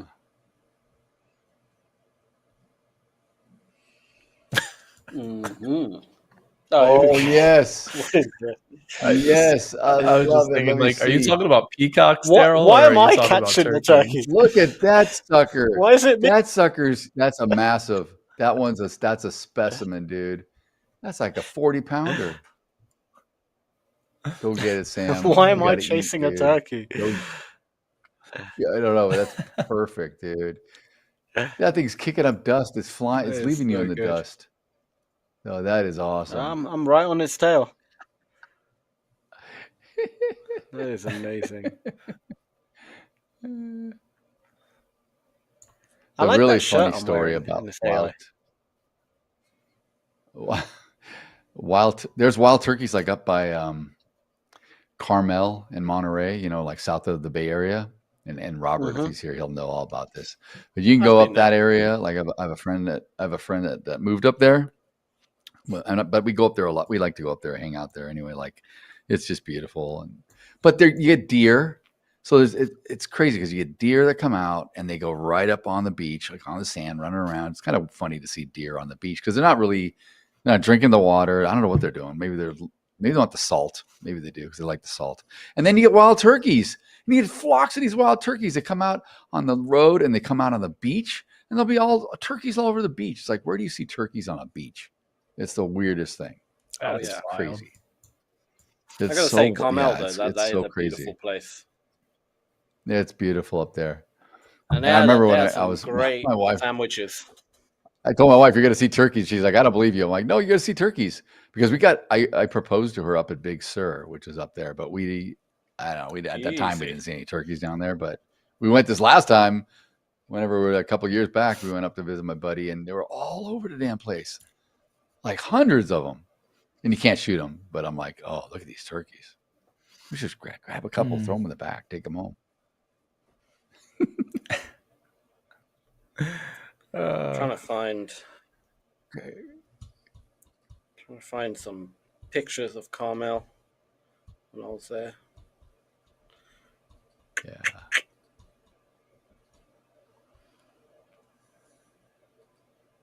Like 17-mile drive. It's so pretty. The homes are amazing.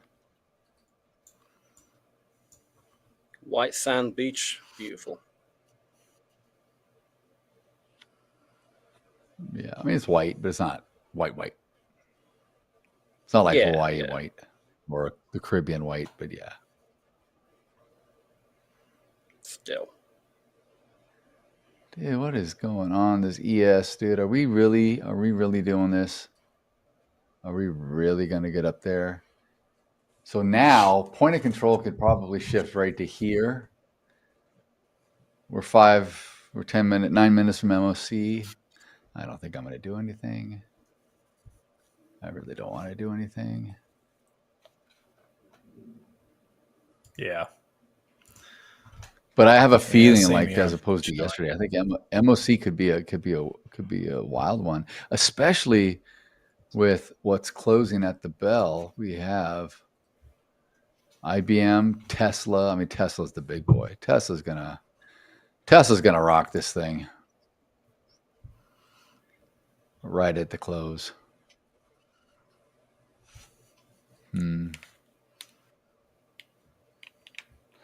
So Robert, let's check out what you're saying here. Holding a trade to target is one of the most difficult things to do. Oh, that's moderator Mike saying that. Yeah. Almost like it could have, should have scenario. Yeah, right. Exactly. Robert says, technically, today is the only red day on that account too, but it feels rough because I have to run like one trade that's 1-to-1 when I got out at the halfway point because I have to go to work. This is what we talk about. I knew it. See, you got limited time to trade, so you can't push it, Robert. And if you're in a trade and you got to go, then you either close it if you're negative, or you just leave it alone. You have a take profit and you have a stop, and you leave it, and hopefully it'll hit something. Hopefully it'll hit your take profit, or you move it tighter, something. You just have to do that. And then he says, I also realize that my overall P&L doesn't reflect that I started one day down on the account too. I don't know what that means. Overall P&L doesn't reflect that I started one day down. One day down. I don't know what that means, but okay. What he's trying to say is his overall, like if he has a losing day, his P&L, like if you were to take the average winning day, that losing day, the P&L wouldn't reflect like a one day loss. It will reflect like multi-day loss because it's such a bigger loss on one day, and this overall winning day because is of the smaller. consistency. Yeah, okay. It's over trading, Robert. That's ultimately what it is. Over trading, man. You just have to truly shut yourself off at a figure. Don't have that mindset where you're like, yeah, but if I see another trade, I can take it and get out of it. Because the problem is when you're in that losing streak, it's a mentality thing. Yes. You're seeing, you either got too much of a bias to one side, you're not seeing it clearly, you're panicking, you're more emotional. It's gonna be a lot harder just to have a good trade then. Yeah. So you're better off just starting fresh again the next day. And sometimes the market just isn't on a particular day. It's just not good for your strategy. You know what I mean? The way you trade. And Exactly. You know, That's exactly right. you don't have to finish green every day. Like, honestly, that's the biggest problem a lot of traders have. They have to finish green every day. Otherwise, you know, you do that, you're gonna overtrade and you're gonna kill yourself. It's not. You'll always end up blowing it. Always, guaranteed. If that's you have to learn just to accept the losing day, and that's it. All right, are we going to sell down? We're going to break through this down to 22. Break through VWAP and mid. Didn't get to point of control, but point of control could shift. Point of control could shift right to here with another couple thousand contracts. It totally can be done at this time of day, for sure. All right.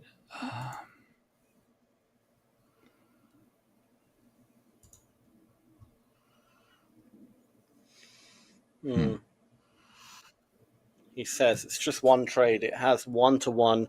So if it hits my stop loss, then it's like it was hitting a multi-day loss because I get out even if my full TP hasn't hit. Right. Yeah. Okay. I see exactly what you mean. So, right. Well, if you're doing like more intraday but more intraday trading, and you're only doing one trade a day, then you have to have that hard rule where either your stop loss gets hit or you take profit if it's a 1-to-1. If you're a scalper like me, you can take profits early if you see something you don't like. I do it all the time, and it's still fine. But if you're doing that kind of strategy, that approach where you take one trade a day, 1-to-1, then yeah, naturally, of course, you have to make sure that ratio is because then it's not 1-to-1 anymore. You know, you've got a negative risk reward. So then your overall percentage win rate has to be even higher. Then it has to be over. I can't calculate because I don't know the exact number, but you're just making that win rate have to be higher in order to be profitable. Whereas if you stick to the 1-to-1 either side and you have a bit of an edge, even if you have a 55% win rate, you will be profitable.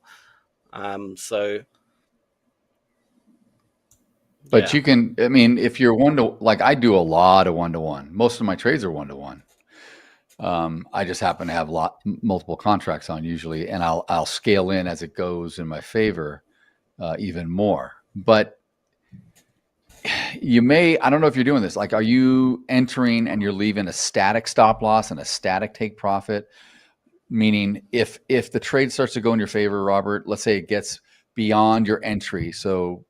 And don't move it, like don't move your stop to break even when you're like 2 ticks in your favor, because chances are you're just going to get stopped out as scratch. You're just going to scratch, and it's like you're not even making any headway because the trade's done. But let's say it goes in your favor, a couple points, you can go into break even or a little beyond, maybe lock in, let's $50 or 25, something, so that if it does come back to you, you're increasing your P&L slightly.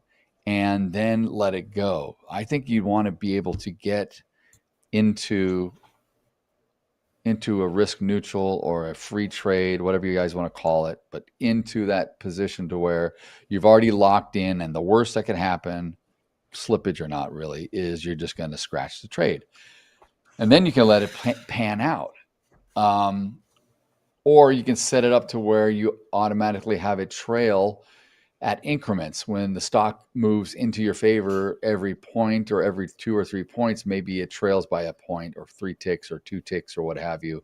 You can do that. So as it's going, it's almost like a trailing average. It trails with you and it goes up, so that, let's say it gets really close to your take profit, and if it comes back down, it triggers your stop loss, which is effectively now you're in the money. You've already been trailing in the money, so you get out with a profit versus letting it all come back through entry and down into stop. And what you had, what could have been a pretty good, instead of a 1-to-1 trade, let's say you had a 1 to 0.8 trade or 0.75 trade, you could have made that, 3/4 of a profit or 80% of your profit, and it comes all the way back to now you just gave up the unrealized profit that you had.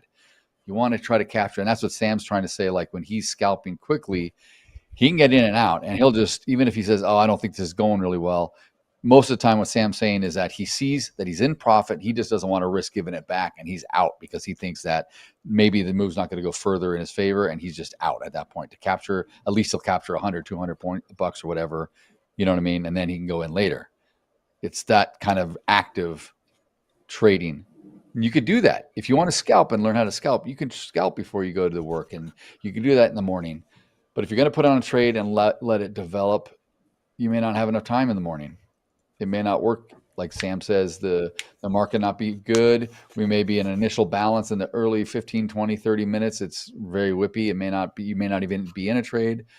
There's lots of things that you have to consider.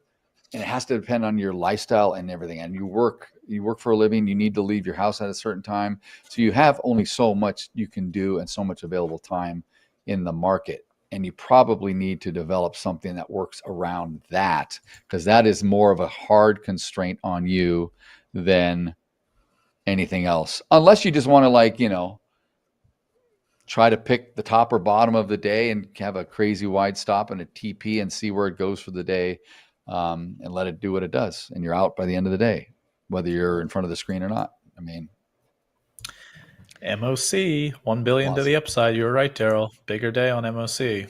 1 billion. Yeah, really I like that countdown. On the Paul, buy by the way. side for the. Thanks. The silent countdown that I had. 850 to the upside on the Nasdaq. Oh no, you're fine. You're in the groove of discussion. I was just doing a little hand motion. I was doing. I think because I wasn't in the MOC today that I wasn't paying attention. I'm like, yeah, I'm not going to do it. It's a miracle. I already made my What's money. going on? No, well, I mean, I guess I could have done it in this account, this challenge account, but I don't want to mess around and blow too many more. And I locked out my funded. I was done, so I was feeling good. I'm like, I just want to end the day feeling good. I don't want to be negative and feeling like crappy on another account. Yeah. Fair play. But I mean, Robert, I think yeah. So you want to kind of think big picture, and then go down from 30,000 foot level down to more minutia, more detail, more micro. So the big picture is like, what asset class you want to trade? Okay, I'm Robert. I like to trade futures. Okay, cool. Do you have a particular instrument you like to trade, or instruments? Yeah, I like to trade Nasdaq. Okay, cool. So we know that. You recognize that you trade an instrument that has a lot of volatility, a lot of volume, and it moves around and it can be quick. Oh, that's fine. That's cool. It provides lots of opportunity. Now it's like, when am I available to trade? You need to make sure that you're getting some sleep. So you don't want to trade up. You don't want to sit up all night and trade like a madman and get 3 hours of sleep. That doesn't make sense. So you don't want to do that crap. And you probably can't trade until later, because I know you work. So you probably get home, you're eating dinner. By the time you're trading, it's like 7, 8, 9 o'clock. And actually in the overnight, that's crappy time to trade, because I trade the overnight, and that's not a good time to trade on the Pacific time. That time is not good. Maybe you get some opportunities after 10 p.m. our time, certainly 11 p.m. and then London open at midnight. But we're about to fall back here. So now London is going to be, it'll be better for you. London will be 11 o'clock, not midnight, but you need to get sleep. I don't condone you trading through the night. So all I'm trying to say is, you're probably thinking, okay, trading the Asian or the overnight session doesn't work either. Okay, so that leaves mornings. So do you want to trade pre-market, or do you want to wait till 6:30 till the markets open up and trade an hour or so?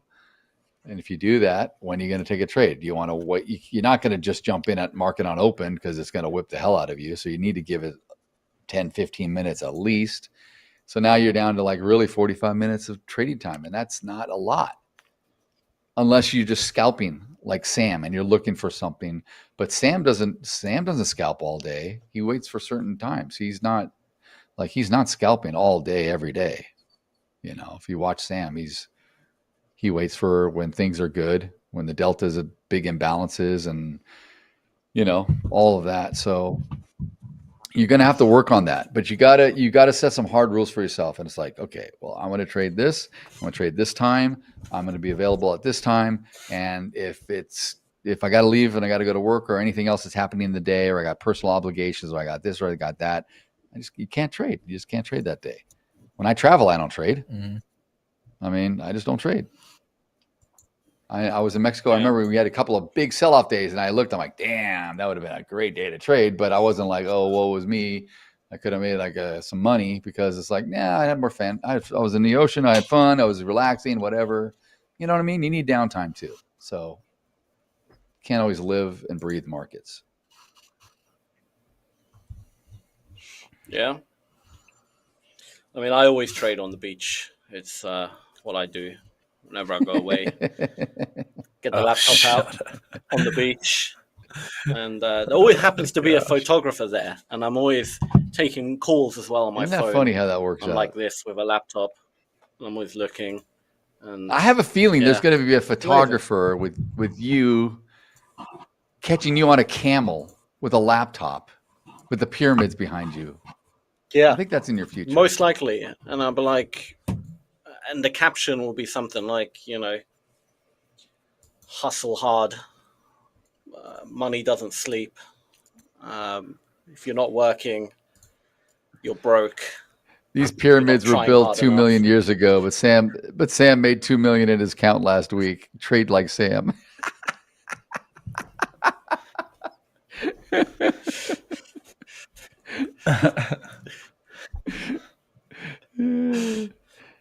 Real trade. No, it'll be like this. You're on the camel. It's like real traders don't drink water. They make money.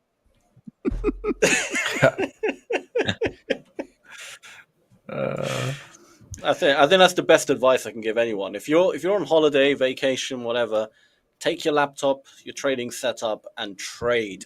Don't enjoy yourself. Don't relax on holiday. I don't care what it is. Is there entertainment at the resort? You're not watching it. You're on your laptop trading. Is it dinner time and there's a nice open buffet? Nope. You're on your laptop trading. Man. All day, all hours. You're carrying it with you. You're walking around with it in the pool. You got it holding above the water. You got it wrapped in a bag, plastic bag. You're trading. Yeah. Because that's what freedom is. That's what having a job like this where you have freedom. You choose to use your freedom trading. That's what it's about. Sarcasm. The immense sarcasm is great. Oh my God. AJ, you are the man. I'm assuming this is AJ today. Damn, that is hilarious. Oh, you're gonna pull that up, AJ. Yeah, see. I mean, I want. It's Minaj. That looks amazing. That is so good. Up there. Oh, it's Minaj. Minaj. There it Thank is. you. What an awesome. This is Screen is on the back of the computer like it's supposed to be. I know. Exactly. Everyone needs to see that you're trading. Those Microsoft ones where they flip over or something.